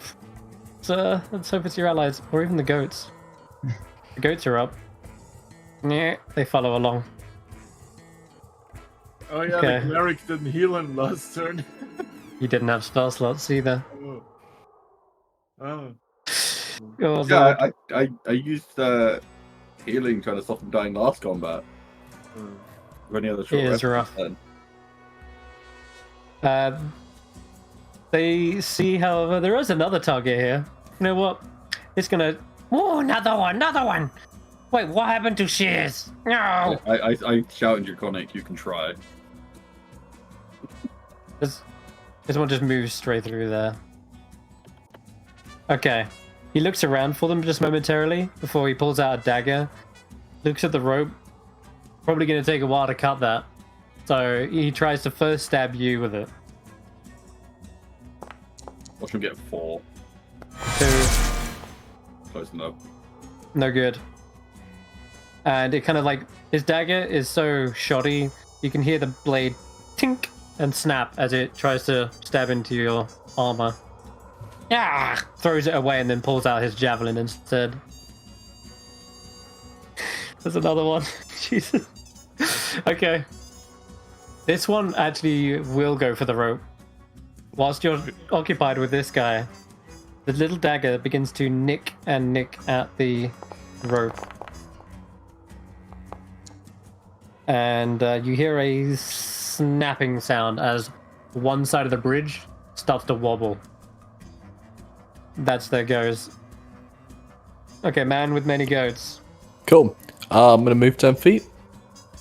Did they hear any noise at okay. the bridge? Are these There's the goats? definitely shouting going on. You can hear. Okay, These are move all the 10 feet. goats. I'm gonna jump 10 feet because my scores are low. Sorry, so there, jump 10 feet, and okay, so I've got 20 feet left, and 5, 10. I have no idea what's going on. 15. And I'm gonna hold my action to if I see an act of violence within my range of vision, and in my turn. You can definitely hear violence, but yeah, it's getting rough out there. Okay, Stef. I have a question. Like, if I do something that's like 5 feet wide, how many squares would that represent? 5 feet wide. Yeah, 1. It's 1 square. 10 feet is 4 squares. Is there like a measuring thing that I can use here, maybe to measure? There we go. There is a measurement control. Yeah, you can select like a square tile. Ooh, 38. That's not. So he could do the middle of 2 squares like that? Or can he do that? Yeah. Not normally, no. So 5 feet wide just means 1 square, right? Correct. Okay, then let me. I'm just measuring here. That looks like would be enough. If I stand there, I guess. If I wait. Oh shit. If I move here, right? I don't know if you see this.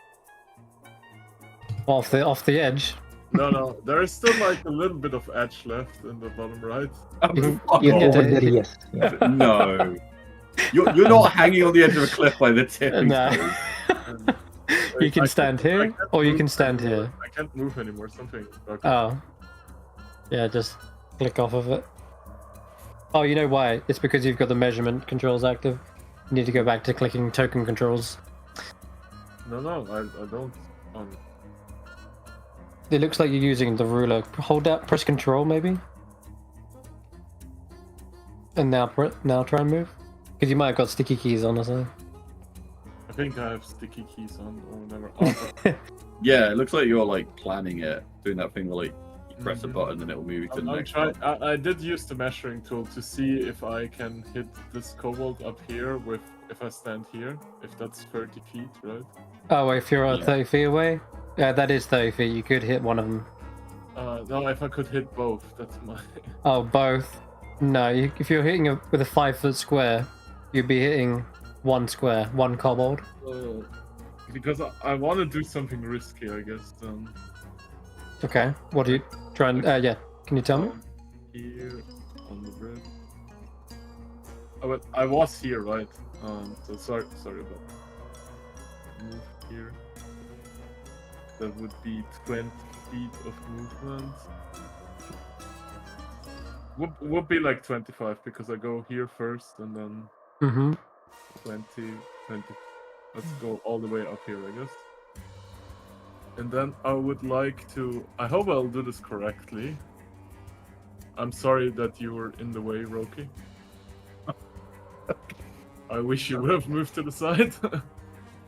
I think I know what you're doing now. There seems to be like a hint. Lightning not doing that. craft weapon, yes. On this. Oh boy. Oh, he wants to breath. Okay. Yeah, Roki will be in the way, but Do I have to select him as a target? You you click have on to it and place it'll down place it. a template. Yeah. Yeah, so the template should come down.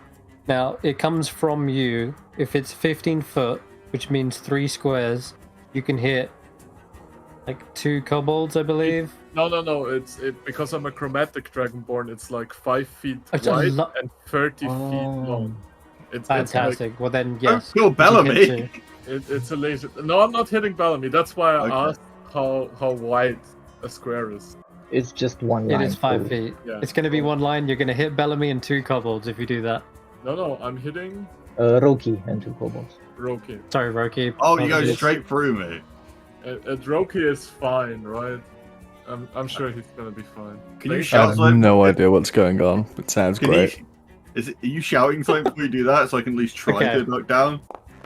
It's happening. Wait, how? It only works for one of them, but it should have for all. No, it should have turned... Right, so when placing a template, you can rotate it. I was trying to explain it, but there's so much going on. But you can hit all 3 of them with one template. It comes from you. So the template you place is in front of you, and then you rotate it around. But that's okay. It's your first time using templates, and it can be a little bit tricky. So And you're gonna undo and try again? Or... I can do that, or I can just roll deck saves. Let me just try again to see it. Oh, okay. Roll again then. I mean, you have to restore that later because it's like. Sure. You can actually just click note, don't consume resource when you go to use it. How do So I it's load it? you hold shift and use the mouse wheel. Okay. Yes.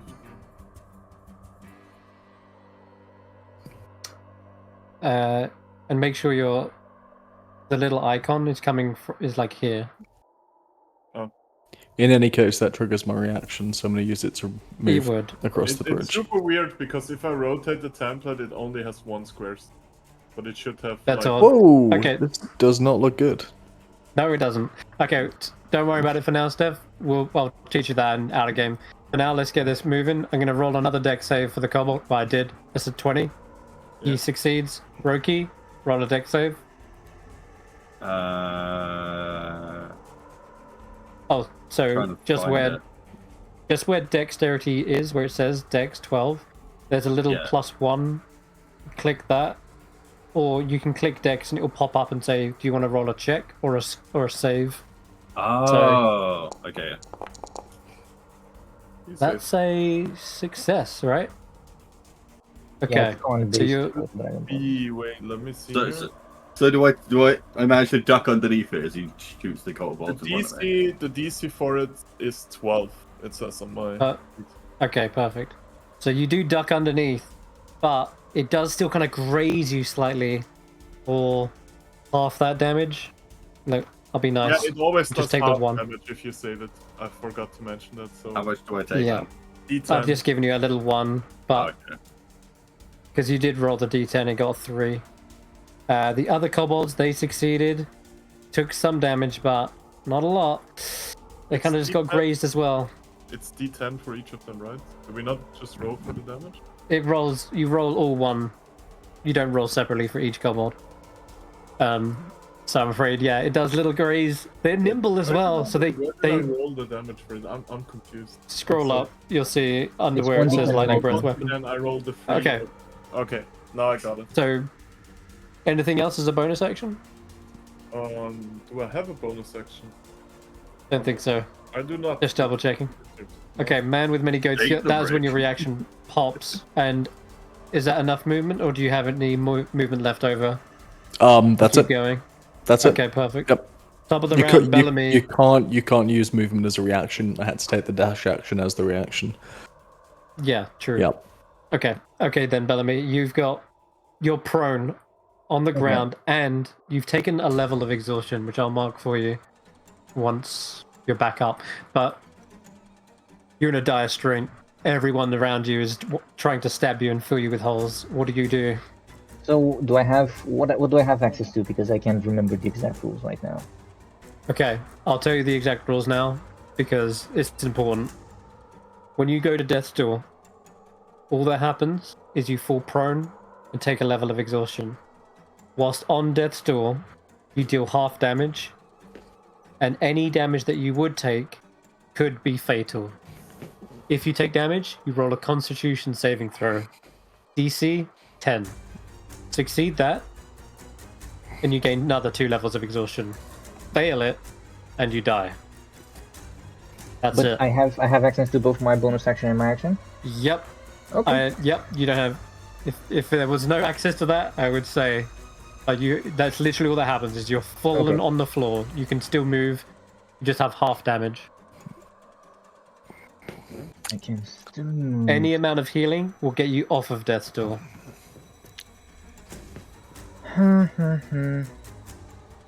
I wonder. But You I can wouldn't stand be up able. as well. Yeah, no. Well, hold on. So I wouldn't be able to move through this kobold space, right? Oh no, you have rules for tumbling through, don't you? I do. You could tumble through. And it's acrobatics, right? Correct. Versus their strength or something. Or acrobatics. I just have one quick decision here.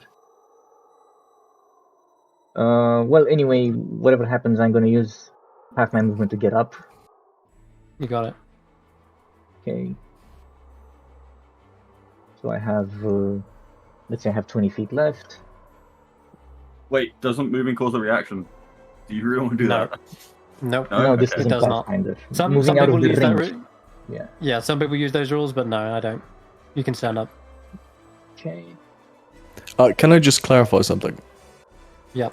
If you take the jump action as part of your movement, does the distance that you jump equate to a reduction in the distance that you can move, or do you still have the movement afterwards? That can be tricky depending on if you're jumping mid-air. Your movement doesn't just suddenly stop and you fall. But if you're trying to gain more ground by jumping, that doesn't work. You would use the Okay. same movement to jump. But there So are I- special cases. So I'd actually be sorry. So I'd be 1, That's fine. 2, Don't worry jump, about and then it. down, and then I wouldn't have seen this, so I wouldn't have dashed. Sorry, I don't want to. I want to play the rules it's as fine. written. So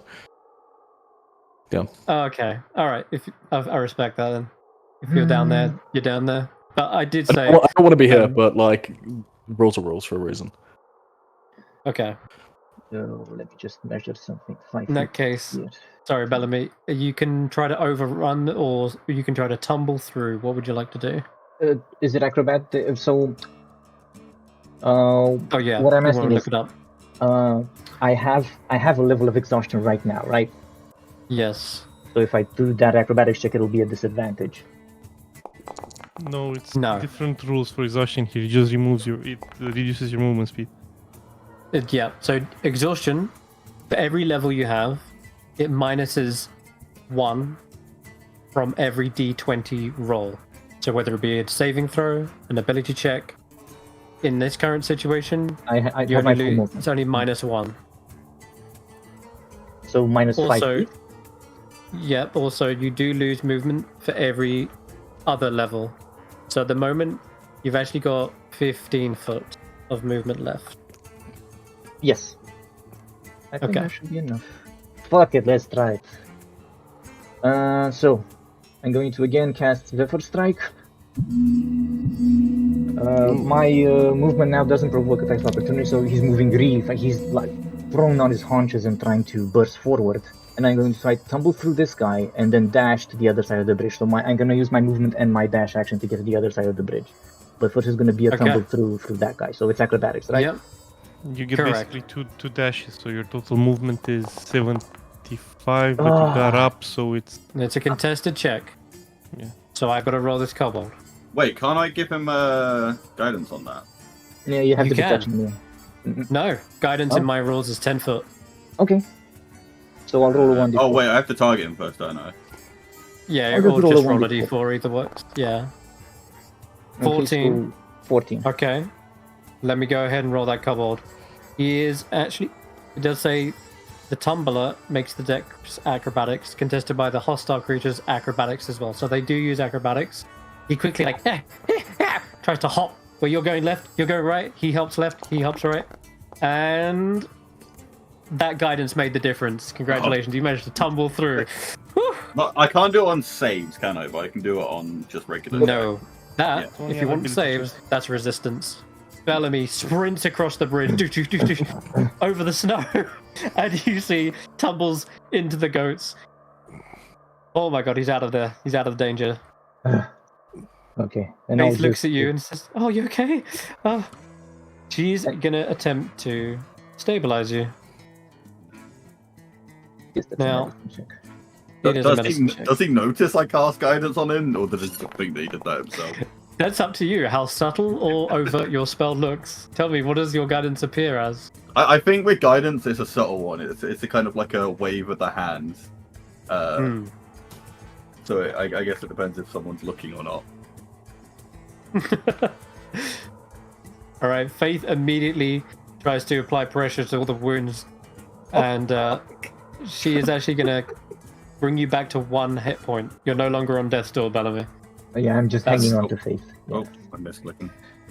Hold still, hold still. I'm going to stop the bleeding. Okay, next snowball. Rushing up. He's flanking. He's going to have advantage. The stab. Normally, advantage is +2, but pack tactics, they gain advantage. So, with the I thought you were javelin, kidding me. they are going to jab and stab. Good luck. Miss? Really? Why have I got +2 to that guy? Oh, he's adding his damn strength. Ah! He's supposed to be using his dex. Stupid, come on. He hits himself around the head. It should have been a +2. It should have been 18 with that hit. Oh, Yeah, it does. Oh, God. Okay. Yeah, that's just the mechanics not going right. But you should have actually taken 4 points of piercing damage. oh, Finally, yeah. you take some damage for the first time in this campaign. Stabbing right through your leg is this long, barbed javelin. And you look Yeah. up, see this little grinning, toothy face. Hasty, we're still warm meat. Roki, it's your go. Okay, this might sound crazy, but I have a plan if it works. Can I pick up the one that just stabbed me and try to throw him off the edge? Yep, that's called a shove aside. Shoving What? aside is a strength athletics check, but you have a disadvantage on this. Or if it's just a shove, Is that a bad idea then? no, it's absolutely doable. It actually uses their athletics, and these don't look particularly strong. So if Okay. you can think rolling with your strength at this versus someone with -2, So it's just a might strength work out. check then. yeah, strength athletics, and yes, you can use guidance for this. So athletics and rolling. Yeah, Yes. with a 1d4 bonus from guidance. And it's disadvantage, unfortunately, purely because your it's Oh, just how check do I actually. roll it as disadvantage? normally control. So just roll it a second time, because I already rolled it. Yeah, just roll it a it second normally time. now. And hope you don't go lower than that. Too Okay, bad. so target is Okay, so 9 9 plus and whatever then- guidance you roll. Okay, I'm gonna roll the kobold. Yeah, I've rolled equals guidance. Guidance isn't Oh showing my up on lord. my screen. That kobold's going. Oh, he's Okay. thrown. He's Can I then- lob him. Can I then, for my bonus action, angrily yell in Draconic, like, get away, or the same will happen to all of you. Now. This kobold falls, cracks his head on the rocks below, and then bounces like a pinball one side to the other. And yeah, his poor little cries of anguish echo into the chasm. And as you just turn around and intimidate them, yeah, I'll show you. Say what? Give me an intimidation check. This will be using your like bonus action, we'll say. Can I get any advantage on intimidation since I just threw their friend off the edge in front of them? Well, pretty a badass move. Already plus. It was a badass move. I'm not gonna lie. Go And- ahead, roll and I'm advantage. doing. And so what? Ult for advantage? Yeah, it should be all. Yeah. The way you killed him. And I'm was shouting in brutal. Draconic as well. That is also true. Yeah. Go ahead, roll again. If it didn't work, I'll figure it out in post game. Should be shift. Maybe. No, it's Oh, alt I don't know. shift, alt It's really annoying. I tried what shift the earlier and it fuck? didn't work. Oh, 14, no, 14. Okay. Okay. All right. By the way, Do I get guidance just point- bonus on this too? so you can only use your guidance once per round because Okay, it's yeah. a reaction. But I will point this out. You can use you can use guidance as part of a failed check, meaning you don't need to roll it for everything. You only need to roll it when you don't meet the DC, right? So if we take Okay. this example, you actually beat the kobold because you already rolled 5. So you actually didn't need to burn the guidance. You could have just held it. Does that make sense? So I wait to see did it succeed, then I go guidance. Yeah. Okay. Cool. It's roll guidance when you see a failed roll, basically. Okay. Well, it's 14 enough intimidation after all of that. Because you didn't know that, I'm gonna let you add guidance now. Okay. That's Oh, 18 now. Okay, no, 18. This shakes their boots. I'm gonna see if they can actually morale check here. Ooh, it doesn't beat. No, they back away after seeing their friend tossed to the oblivion. And I'm gonna say they're not immediately just gonna run, but what I'm giving them is the frightened condition. And this is also different in my game, so prepare to see what this does to them. It's bad, by the way, before you ask. I think I don't want to deal with 2 people swinging at me, running away, so I might just stand still. You got it. Ezekial. I'll just go next to Bellamy and seeing the poor shape he's in, I'll say, well, at least you're alive. And I'll lay on hands him for 5 HP. Alright, that is gonna top him right back up. So yeah, just heal yourself for 5. Faith is amazed by this. What? It's wounds, they're closed. Yes, Okay. it's magic. Anything else? Is the divine magic? Which god do you follow? She looks at you wide-eyed. I don't say anything. Okay. So, at the start of a frightened creature's turn, they roll a d4, and it determines their frightened behavior. This one? Flee! Run! Ah! You're trapped, stupid! Stupid trap! Running all the way past the, Actually, where does he? Oh, he's got a little cave back there. So he's gonna dash. The creature must use the dash action, use all of its movement to get as far away from the source of its fear. And that's that kobold. And then at the end of his turn, you see if he recovers from it. Which is not a success. Okay. The next kobold, as you can see, already rolled the d4. Fight! He sees like a panic in his eyes. You know, when you see something that's terrifying, you just lash out and instinctively try to kill it. Well, that's what he does to you. Avenge! Avenge! And he stabs you with a javelin. Does it have disadvantage or something? Or? It should have been a 17. Damn kobold's using the wrong stat. But even a That's 17 fine. doesn't hit you. So that's no good. Alright. Moving swiftly along. Okay. The goats. The goats. They're really blind as to what's happening over there, so I'm gonna skip them. Okay. Other kobold. Which one is this? One in front? Okay. And he is also fleeing. He provokes an attack, but you have used your reaction from guidance. Okay. Wait for me! Sniffling in the snow, he scampers away. And the last one. The last one is also fleeing. Yep, looks like you got your desired outcome here because they are indeed running. Yeah, I'm ready. Why are you running? We wasted a good pair of shears back there. A man with many goats, he'll go. I'll wait to convince Bellamy to not go searching for the shears.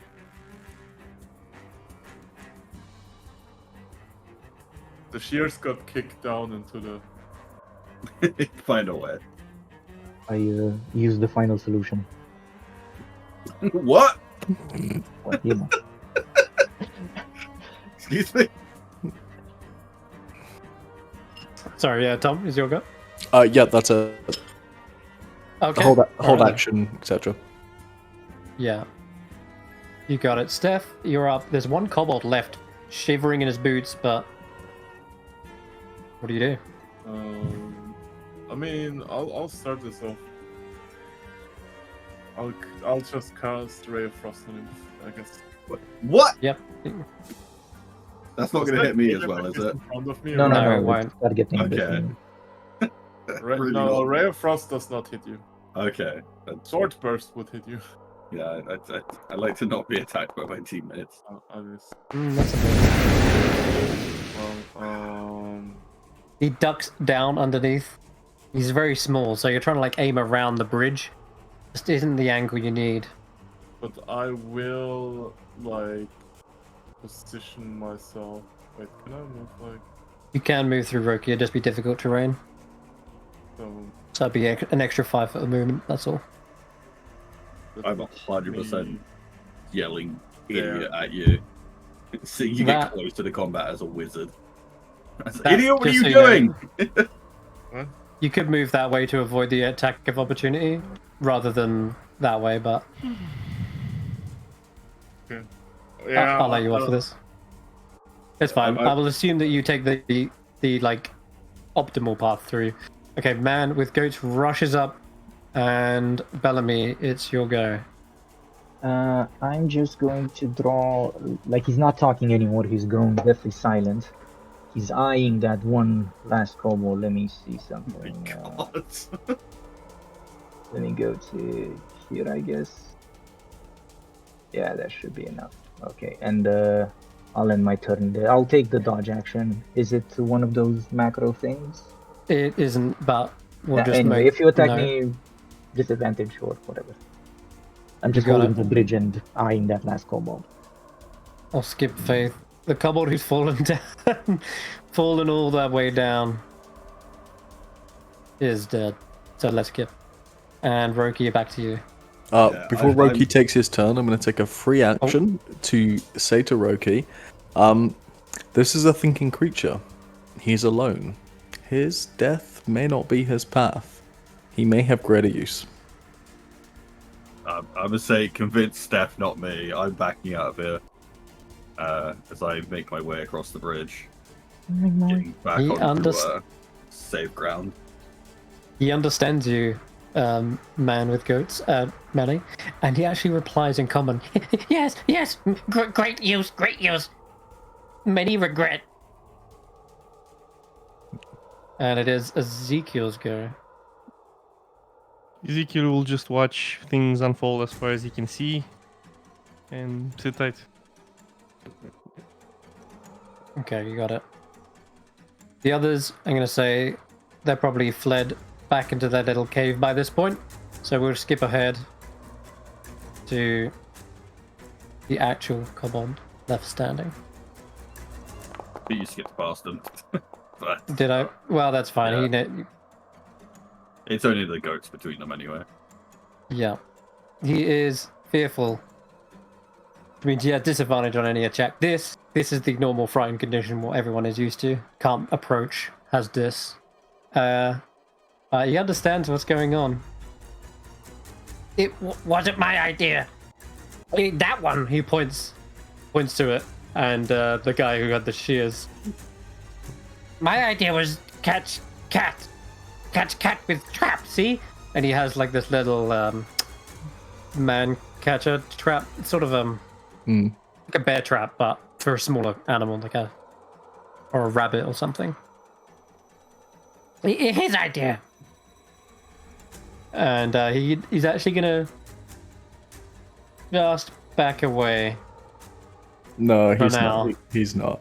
He's not. Okay, what do you do? I'm gonna when he turns to even start to move, I just want to communicate with my body language with a smile, but a very subtle shake of the head.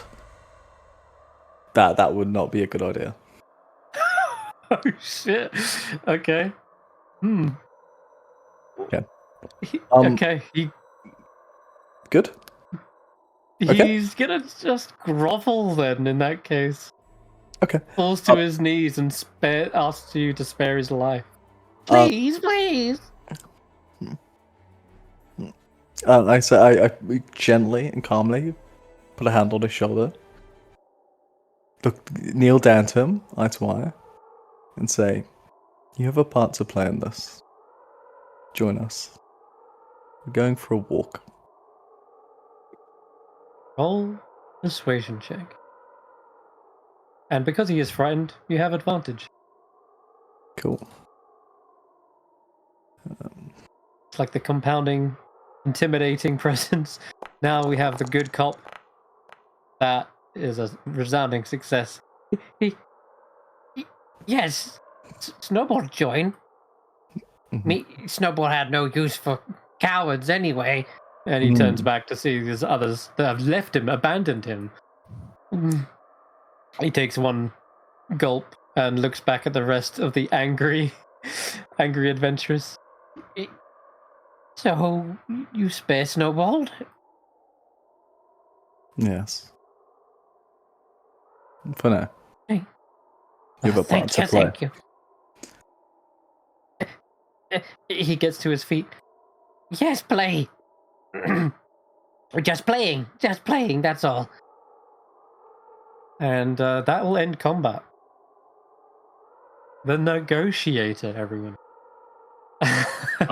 Well done. Yeah, sure. That's definitely what he's doing. No evil plans at all. I don't want, so since I don't want to rain on Baldy's parade, as they're all looking over there, I want to get back here, grab a goat, go back the way we came, and then I'll do something. Okay. Okay. Jesus Christ. Yeah, you have fun. Would you like to He give even me a has the stealth redneck check? accent. I mean, Yeah. I hope to fuck you're eating it. Like I don't imagine anything else. It's gonna be with disadvantage, so let me roll again. Oh no! Is it? Wait, no, because you have different rules. Never mind. It should also just be automatic, so you can see that -1 tagged on the end there. Yeah. Just tell me now. At the end of this, are we going to have 68 goats, or are we going to have 68 goats and a pregnant goat? Jesus Christ. No. Oh, Lord. I'll not even begin to describe what's happening off screen, just in case anyone gets the wrong idea.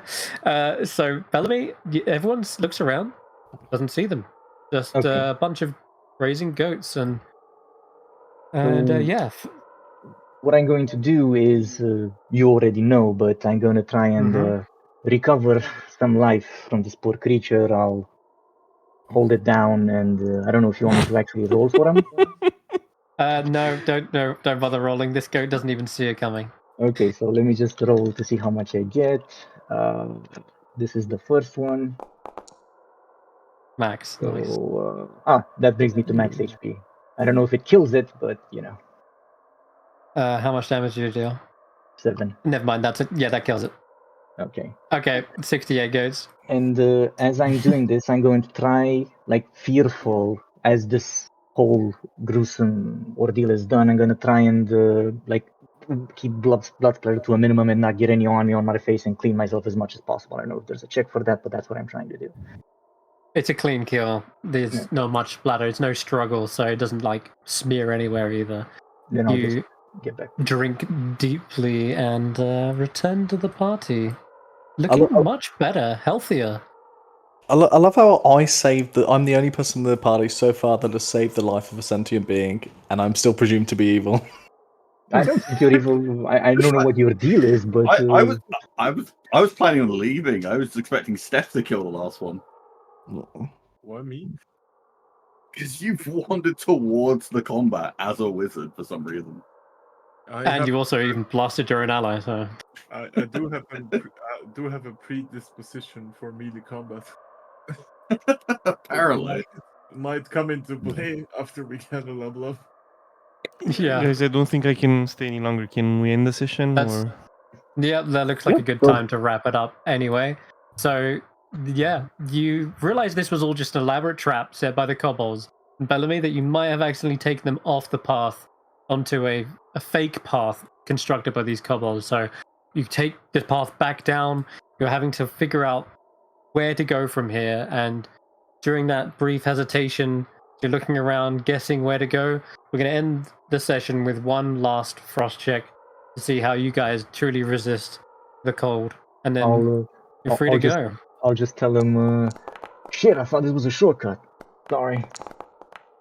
And this is just flat because you didn't have time to set it up. Natural one.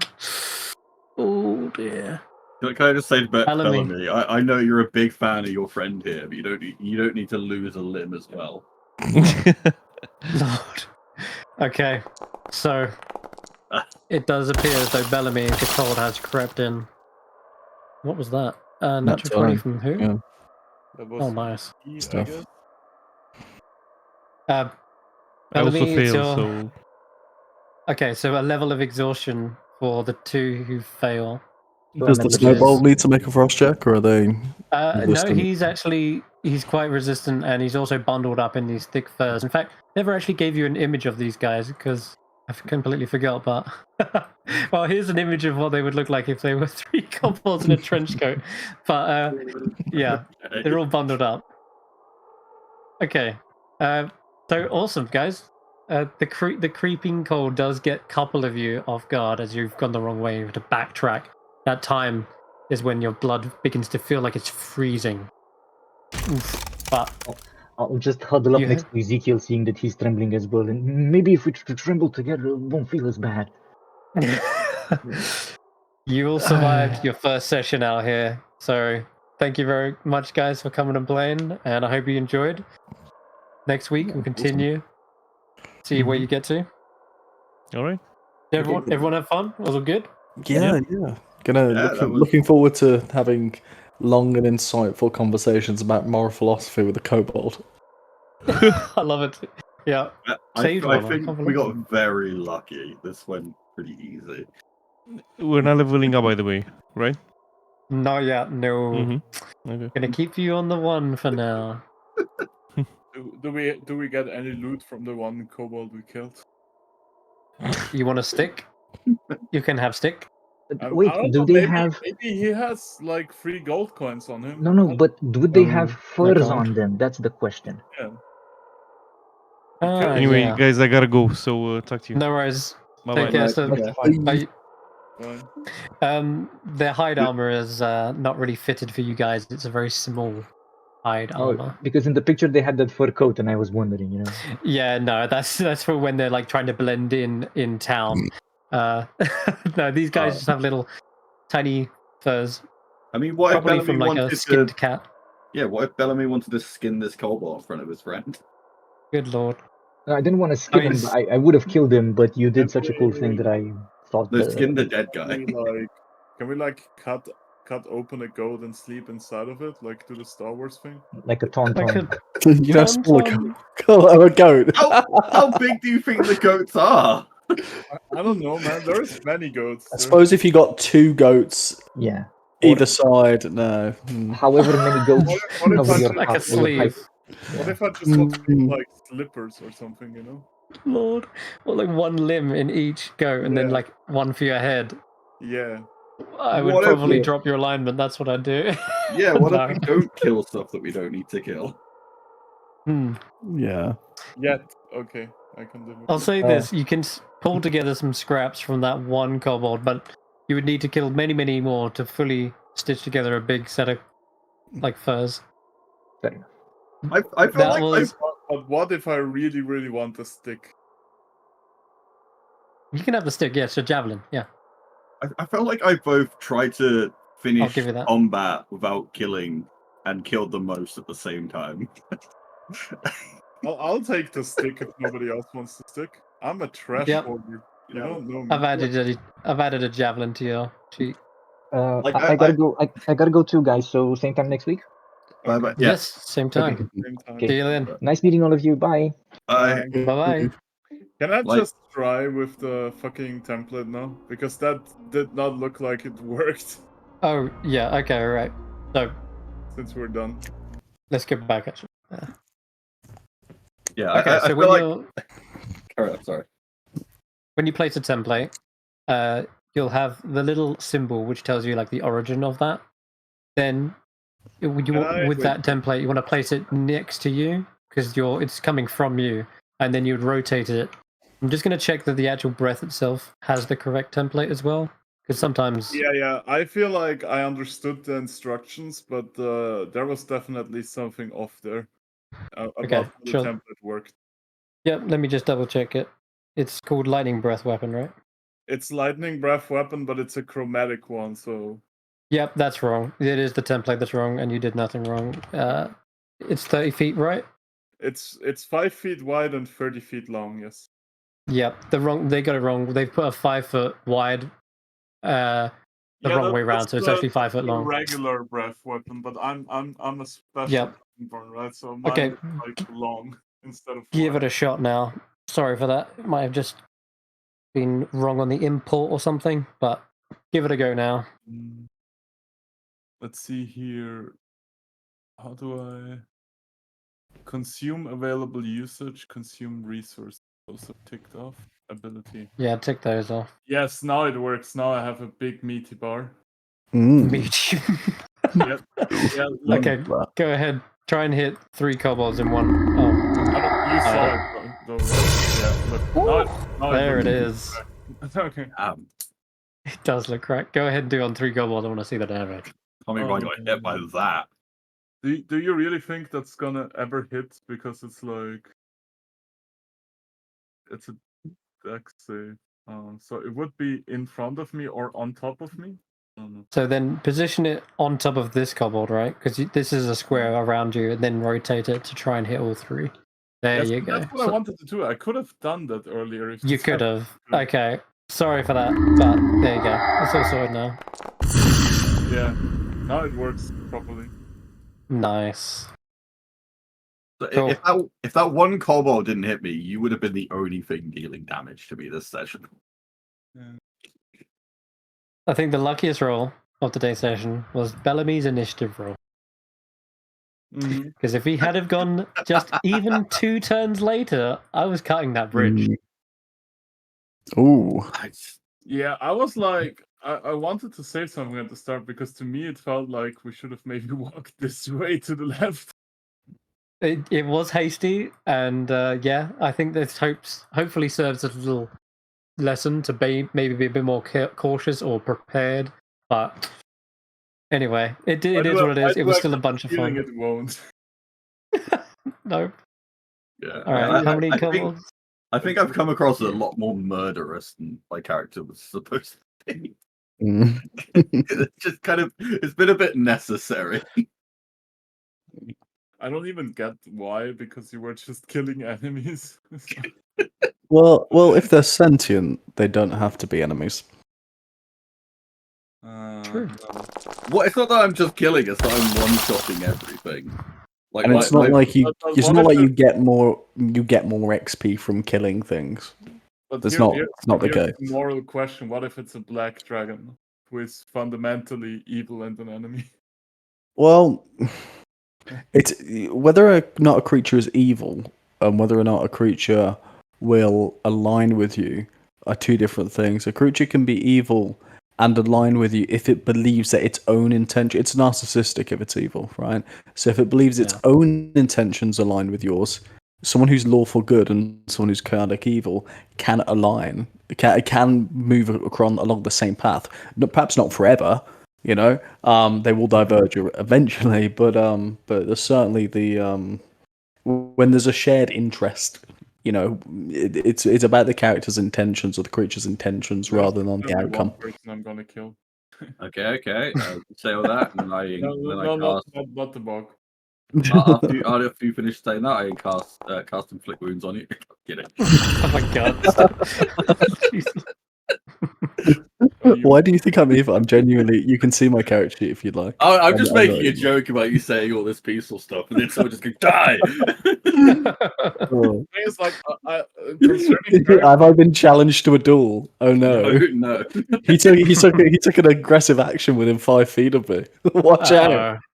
You know what happened last time? No, I that got was a joke. nat 20'd in the eyeball. Like, maybe not. he's holding back because he knows he doesn't really mean. Yeah. You don't want to fight me.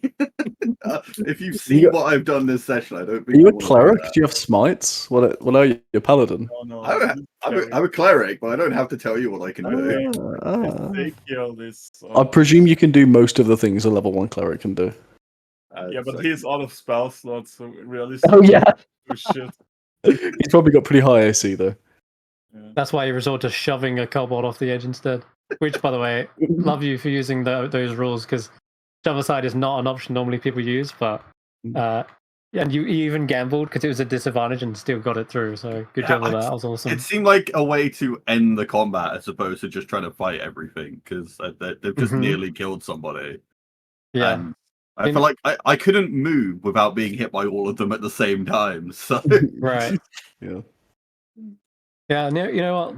That's worthy of an inspiration as well. You can mark this on your sheet in the top right of your portrait. If you click the little dice icon, you can have that. Not just because using an interesting new mechanic, but also the way you try to end the fight, intimidating them, and they all ran away. It was an awesome moment. There was actually loads of cool moments. Yeah, you hold on to the inspiration then until you. Yeah, you can use that reactively or proactively, whichever you want. So if you roll and you're like, fuck, can I re-roll that? Yes, you can. Okay. So let's talk about my new butler. So I have just one question. Sorry to interrupt. Do the goats actually do something, or are the goats just there because it's funny? The goats. Question. Well, yeah, I can't tell you out of game what they're there for, but they are goats. You can see that. You've rolled. Do you want to tell him? Why they're there, or should we keep? Do you want to keep them? Tell him why they're there, or should we keep that under wraps as well? It's totally a mystery. The mystery of the ghosts must be maintained. Okay, fabulous. Ooh. Also, can you see all their names, Manny? Yeah, I love it. It's brilliant. Good, love it. Some of them are pairs. Some of them are inseparable. Others a little bit mischievous. In fact, it looks like Jimothy has actually pulled off the boot of that guy that Bellamy tried to bury in that shallow grave. Classic Jimothy. Classic. Yeah, that's it. So does this little kobold chap, does he have a name? I would like you to name him, not not Manny's name him, but I'd rather you name what is the kobold's name before you met him, like. Or if you don't have one, I have one in mind, but you can go ahead. Can we actually share character sheets, or is that like? Not yet. Not whilst people have lots of secrets on them. Yeah, I have my journal on it as well. So I don't even have a secret. You never gave me one. I know, that is my apology. That is your secret. Yeah, that's so secret you can't even know it. I did need to give you one, but there was so much prep work I needed to do with all the maps and stuff that I didn't have time. But don't worry, your secret is coming. 4 hours you're talking about you all have your secrets. And I don't have a secret. What are you talking about? Hands up. I did run out of time, but I will get that to you. It's because also I was helping 2 other people sort out their Yeah. stuff, and then they dropped out, and I'm like, that could have been time spent on you guys. So, oh well. Wait, who are But yeah, the I will two- get that to you. So Rorik and the American guy, his job changed. He wasn't able to do it in the end, so we lost the druid and the bard. Yeah, it's alright. You don't really need a bard in the we got wilderness. the non-class that was like last minute fill. Yeah, it was. Both Dingo and Tom managed to Destined to be. get in there in time. And I'm so thankful because you don't want to start with 3 and then it kind of be like, what's happening? But no, 5, I'm going to stick at 5 as well, by the way. I don't want to get any more people because sharing the spotlight can be tough if you get any more. I used to run a game with 9 people. It was hell. If I called for initiative, that was basically the end of the session because it was like 10 minutes for waiting for people. It didn't work. So I don't go above 5 now. Yeah, I will try and get better at preparing what I'm going to do in advance in terms of measuring where I'm going to move and having like contingent decisions set down because I know what it's like to be like, okay, so and so's taking their turn, and they're going to be like, how do I do this? It's like, yeah, okay, that's cute for the first few sessions, but after that, it's like, yeah, we want to kill these things, Yeah, there's a whole story we're trying to unravel here. So. Yeah, I thought it was actually pretty figuring out controls still. Yeah, no, you can be forgiven because that template was balked. It wasn't correct, so you were figuring that out, and it wasn't even correct. So yeah, we can forgive you for that. So let's talk about the depth of characterization of this kobold. So, what does he see? He sees a man with many goats. He does. Kobolds kobolds eat goats, right? They do, and they love goats. Kobolds probably anything really, but to him, I look like a bajillionaire. Yeah, for sure. I mean, kobolds are quite. Okay. They keep things. If you've seen like the artwork for a kobold inventor, they have like skunks in cages and scorpions on the end of sticks. So he sees you as this masterful resource. Like you've got all of these goats just following you. You don't even need to cage them. To him, that's amazing. Like normally he has to cage things and tie ropes around them, but these goats freely follow you, and he thinks I'm gonna teach him the ways of kindness and consent rather than giving skunks in cages and scorpions attached to sticks. I'm gonna try to educate the kobold that other creatures have agency. My God! By the way, I figured something else out earlier. Somebody else speaking Celestial. By the way, I wish it would say on the. Oh, you're trying to type in Celestial. Oh, I speak Celestial and Draconic, so. So do I. Celestial looks like little constellations. Oh yeah. Oh, cool. But yeah, Bellamy. Because I'm a Dragonborn. Bellamy accidentally got another 2 goats killed, by the way, by having to backtrack. It looks like they got lost on the way. We're down to 66 goats. So what I want is that doesn't make sense. 67. Which language was that man with many goats typed in? Because that's neither Celestial nor Draconic. It's not, no. But I can understand what you said. Can't see the map intention. Can you? And it can only be primordial. Yeah, you can't. I can read it, yes. Oh. I speak. You may have used the same template for one language to. Okay. Yeah. All right. I'll change I speak 3 languages. That's why, and common. And doesn't it use Draconic script? No, because Roki has Draconic right under it, and it's a different scripture. Oh, I know why. Yeah. Okay, we're gonna change this. Yeah. Okay. All right. Change this. So what is that now? I wish I'm trying to. What it is from the. I couldn't understand that. No, I can see it, but I actually don't know what language he's typing in. Yeah. A language. I speak 4 languages.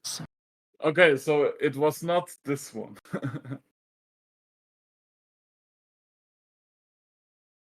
Special. Split with semicolon. Okay.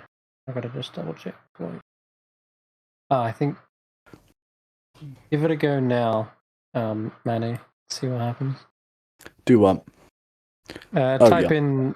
Yeah. Yeah, the la, old la, language. la, la, la, la. Now I don't understand him. Perfect. Cool. There we go. Mm. All right. So you'd say this kobold is basically thinks I'm a god to him, right? What? He sees you as a masterful trapper, but he doesn't even understand now what trapping even means because they're not trapped, they're not in cages. You're like a higher being because somehow you don't need to put them in cages. Like he doesn't understand. It's like mystical ways, mystical art. Show me your ways. Mm. Have you charmed them? I Magic, introduced magic. It must be magic. I introduced By the him to way, Jimothy. What kind of Timothy. races? What kind of races even speak primordial? I just picked it. because Elementals. it's cool. Oh, element. You chose primordial? That's interesting. I have Celestial. Primordial. Yeah. Primordial also has 4 different dialects, each one being an element, like fire, water. They're called Ignan, Aquan, Auran, and Terran. But so long as you have Primordial, you understand what someone's saying. It's just sometimes there's a bit of an accent or a twang to it. You know how like in the UK we have Scottish, Irish. Right. It's kind of like an accent or a dialect. We have like yeah, you get the idea. I almost married a woman from Leeds. Believe me, I know. Ah, perfect. There you go then. I know. Yeah. Close call. Was Alright. actually a close call, yeah. Yeah, close shave. She's a Yeah. lesbian now and happily married to a woman, so definitely a close call. Yeah, that would have been a problem. Would have been. Alright. Well, I think I'm going to take a load off now, guys, and wish you all the happiest week. We'll resume next week. If you have any questions, shoot them to me in the chat, or if we need to sort out anything on your character, let me know. And Steph, I'll get back to you on the secrets, because, yeah, I need to give you yours. I mean, I'm also fine with not having one. You're getting a secret. No, look at my character sheet. I'm quite gullible in certain. See that. Okay. But also, I think also a couple of other people need one. Roki needs another one. Did you see it had a name for the snowball? Oh, you want to give him one? Oh no, it's your character. Okay. You should Thanks. have one, right? There aren't many little snowboard names amongst this. We've got Ulgi, Snorp, Zilbo, Snorp. Scorp. I like Jimothy and Snorp. the Adventures of Jimothy and Snorp. Snorp it is. Snorp. Oh. There we go.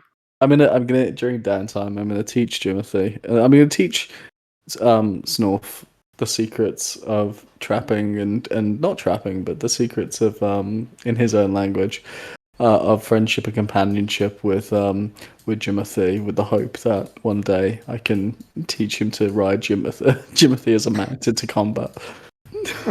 He's gonna stab you in the chest. He's not. He wouldn't, because I mean, like I have like 69 goats. Like he's not gonna. Do you know how many times if he attacks one of the goats? Do you know how many like 69 ram attacks it adds up to? Can we not add all his friends to the combat queue? You would need to incite a riot with the goats first, right? Really rile them up and get them pissed. Oh yeah. They're not just going to do like a charge all in line, like a fell formation of cavalry. You're going to need to like get them to be hostile first. There's not. It would take a huge amount of effort and the influence of a kobold to even get one goat into combat, let alone Just all wait of them. till I can throw a fireball. Wait, when do I get The goats? Oh, God. Maybe. That wouldn't help.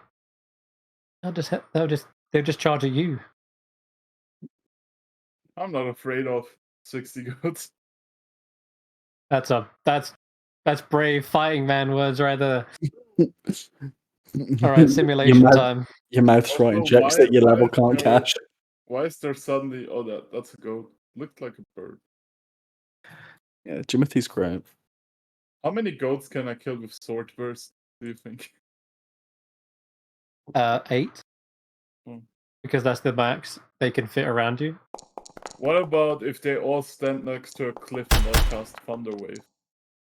You probably get a good 10 of them, I reckon. Again, goats can't fit into so many spaces. What's happening? Why is maces flying? You just you're mutilating a dead kobold, aren't you? Can I have control over Just undo it. It's a joke. I'm not actually doing it in the game. Can I get control over Jimothy and Snorp? Snow, what I'll snort. Snorp? What I'll need to do is give you make a new character, Mhm. and then hold on. Shouldn't you have control over Jimothy? I do have Yeah, you control do. over Jimothy. Yeah. Okay, just Snorp. We Right. turned him into a full character sheet character. Nice. Yeah. Well, Yeah, can I we need put to. because basically what I'm going to do is spend the time introducing Jimothy to Snorp, and Jimothy knows that it's his destiny to be the great cavalry of Snorp, and over the course of however long you deem it to take, can I train Snorp to ride Jimothy and have them be a single character sheet, Jimothy and Snorp, where they get all the attack of Snorp plus the attack, ram, and charge and sure-footed of Jimothy and the movement of Jimothy? Is that possible? Is that given the great compassion I've shown to Snorp, and given how I know it is weaved into the fate that he has a greater role to play in this story, in this world. Maybe the fate of the world depends on Snorp.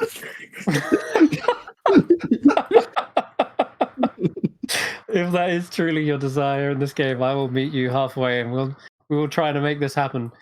But I can't be held responsible once Snorp makes an attack against the monsters. They may see that as a threat and then, swipe at them, and I can't be held responsible because they definitely do not have Deathstorm mechanics like you guys. If they die, they die. Yeah. Okay. Because I'm a monk, I've got no magic, no nothing. Can we establish that Snorp kind of, because as you've established with your own words, Snorp kind of sees me as the most powerful trapper that's ever lived, that he's ever seen. I to him am another worldly being. Being. To Snorp, I am greater than any master he has ever served. And kobolds are able to collaborate with other kobolds and take instructions. Like that, they have that level of intelligence. Of course, yeah. So, in essence, I can control his character sheet and make attacks on his behalf. Yeah, you're just meeting, but I think over some time, given a couple rolls, earn his trust, he'll get to understanding your directions. Maybe, yeah. Let me explain to you the extent of his trust. If he ever moves more than 5 feet away from me without my instruction, I will make an attack of opportunity. Oh my god! Gotta move him back then. Yep. Jump straight from the path. Is it like you're not like full on punching him though? I imagine you're like doing what you do like a dog whisperer does, like by the neck, like Yeah, I'm just slapping him across the back of the head. Or like grabbing his like the back of the neck. Yeah. Where I like wonder why puppies are everyone picked thinks up. I'm evil. He has a role to play. He needs to be taught that his previous Discipline. nature of mud. He needs to be taught discipline. Yeah, exactly. Jimothy knows. Sorry, should we go find the rest of them and enslave those as well? We have time. Well, here's the thing. I don't exert any power over the goats. The goats do as the goats will, right? That's just the thing. Snorp, on the other hand, he has his own nature, and he'll take time. But if you put Snorp on a goat, then I can move Snorp and the goat. I think he's A trying deadly to combination. one by one enslave Can you move Snorp now? kobolds. Yeah, I can move I- Snorp. I- Thank you very much. Okay. I think it's like if 5,000 people believe you're a god, it counts as a religion. I think he's Mhm. trying to become a religious icon. Enslaving kobolds. This is how you Welcome to ascend. Manny's menagerie of many creatures. Manny's Enough menagerie of worshippers. many mystical creatures. Yeah, I should write a book Mhm. called that. That's going to be how This is how to you be. achieve godhood. You just keep getting worshipped. And eventually you reach Is this. that actually how it works in D&D? If you enough people worship you, you ascend. No, but I do know that worshippers directly equate to the power of a god. Yeah. So the more worshippers, the more power.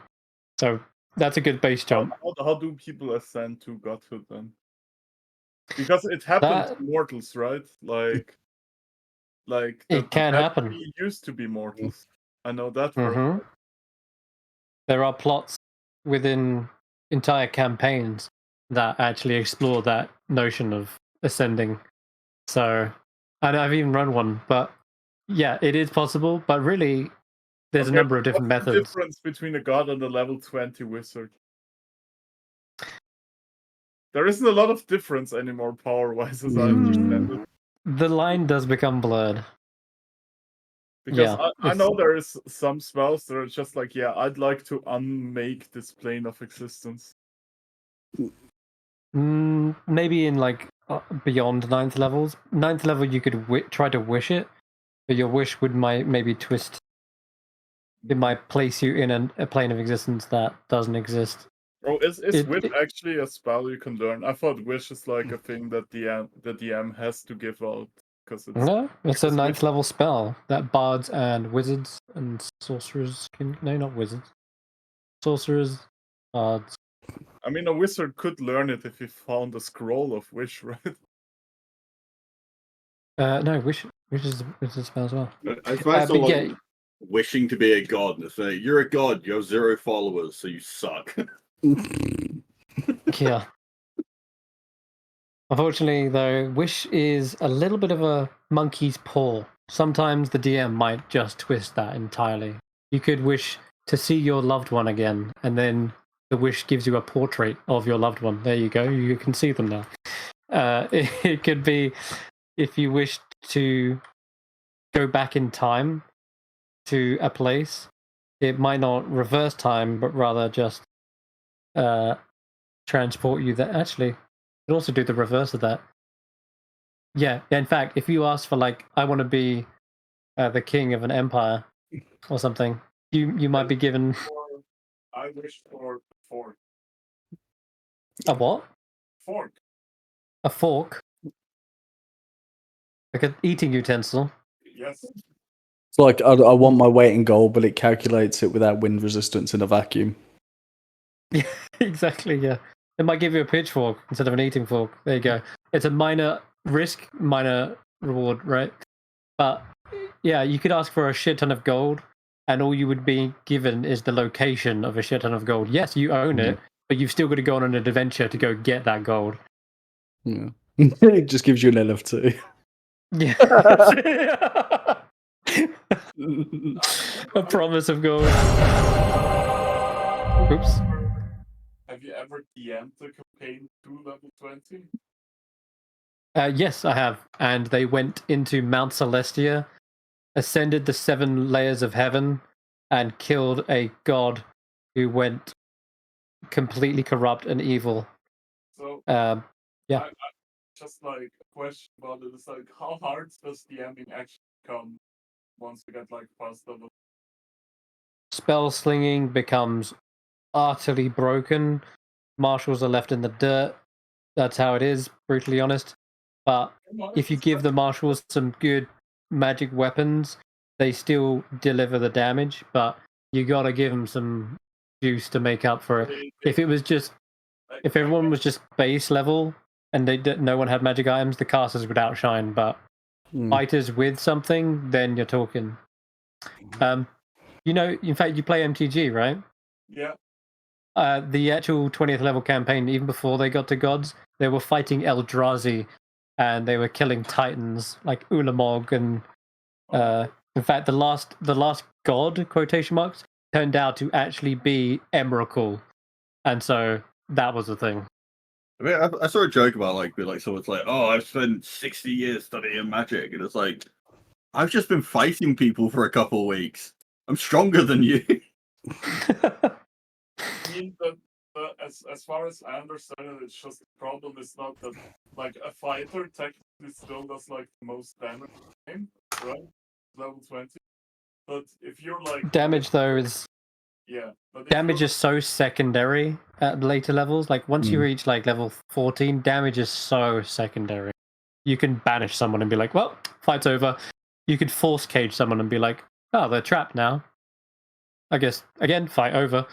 You could just teleport away, or you can scry on the big bad and know the exact time when he's weakest or when he's sleeping. And once again, it's so secondary. Damage is just... Do you ever have like any banned subclasses? Because I know there is one subclass that No. you mentioned that's often banned. Like priest. Often banned, yeah. Yeah, Twilight Clerics are often banned. I adjusted them in my campaign, but I don't think they break the game. They are just very powerful. I was thinking about a different one. I'm not going for it, but in my head it sounds very problematic. And I heard... Are you talking about Glamour Bards? No, I'm talking about Divination Wizard. Oh, Divination was... Okay. Yeah, actually, tell a lie, there is one banned subclass. It's Chronology Wizards. But that's because they're more of a hot mess. And I would rather make my own Chronology Wizard and call it Chronomancy, first of all, Chronology. But yeah, a Divination Wizard is really strong, but a Chronology Wizard is like a Divination on steroids. So that's why I banned it. But Divination is just fun. Yeah, you get to re-roll lots of things, but I've seen a Divination Wizard. I've played with one up to like a 17 campaign, and you can only go so far with like some re-rolls. Like you can absolutely give the DM a 3 on their save, but sometimes you kind of get middling rolls, like 10s and 11s, and you're like, I don't even know what to do with these. And at the end of the day, it's only one roll. Like they can still use legendary resistances. So you give that 3 to the big bad on his save, and then they go, all right, fine, I'll use a legendary resistance. So I mean, they're not the broken, one- but they're the strong. one that I've heard about was a bard, but it was not glamour. It was Creation? what? Creation? Like, yeah, what they're called. There's one bard that everyone bans because at level I think 3, it was Eloquent. level 3, they can re-roll any... it's not re-roll, actually. It's like natural Any roll talent. lower than 10 becomes 10. Yep. Which is what the rogues get way, way later with Peerless skill. But they get it at like level 3 for all charisma checks. And that sounds busted, but there is only so far a charisma check can get, right? You can't just convince the king to give over his kingdom. Instead of it being a success, it's just, the king sees that as a funny quip. And they're like, we have a jester in the court, and we won't execute them.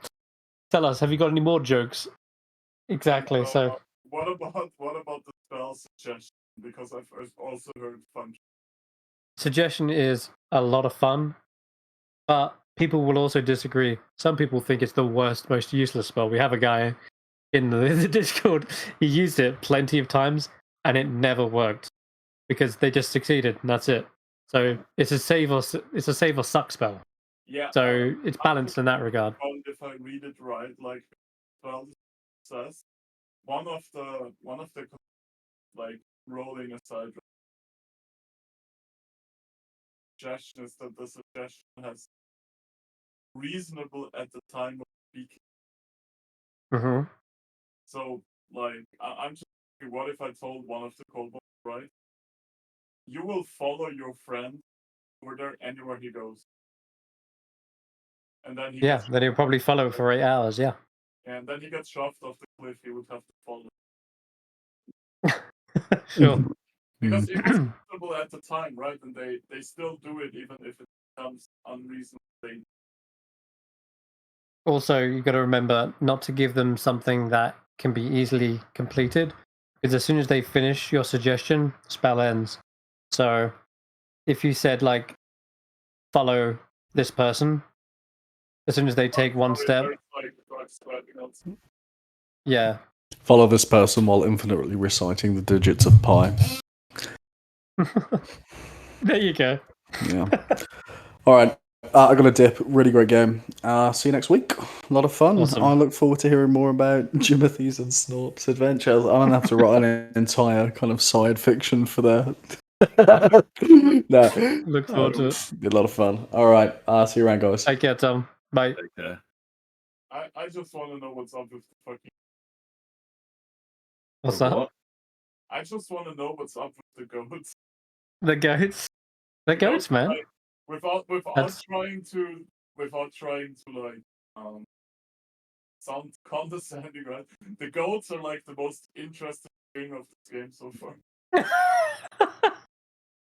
Well, then I'm glad I said yes to my players' crazy ideas because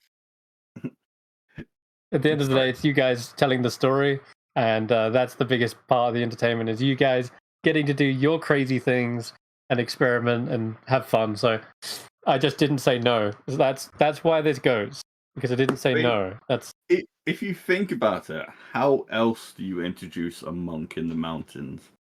Like 87 goats. exactly.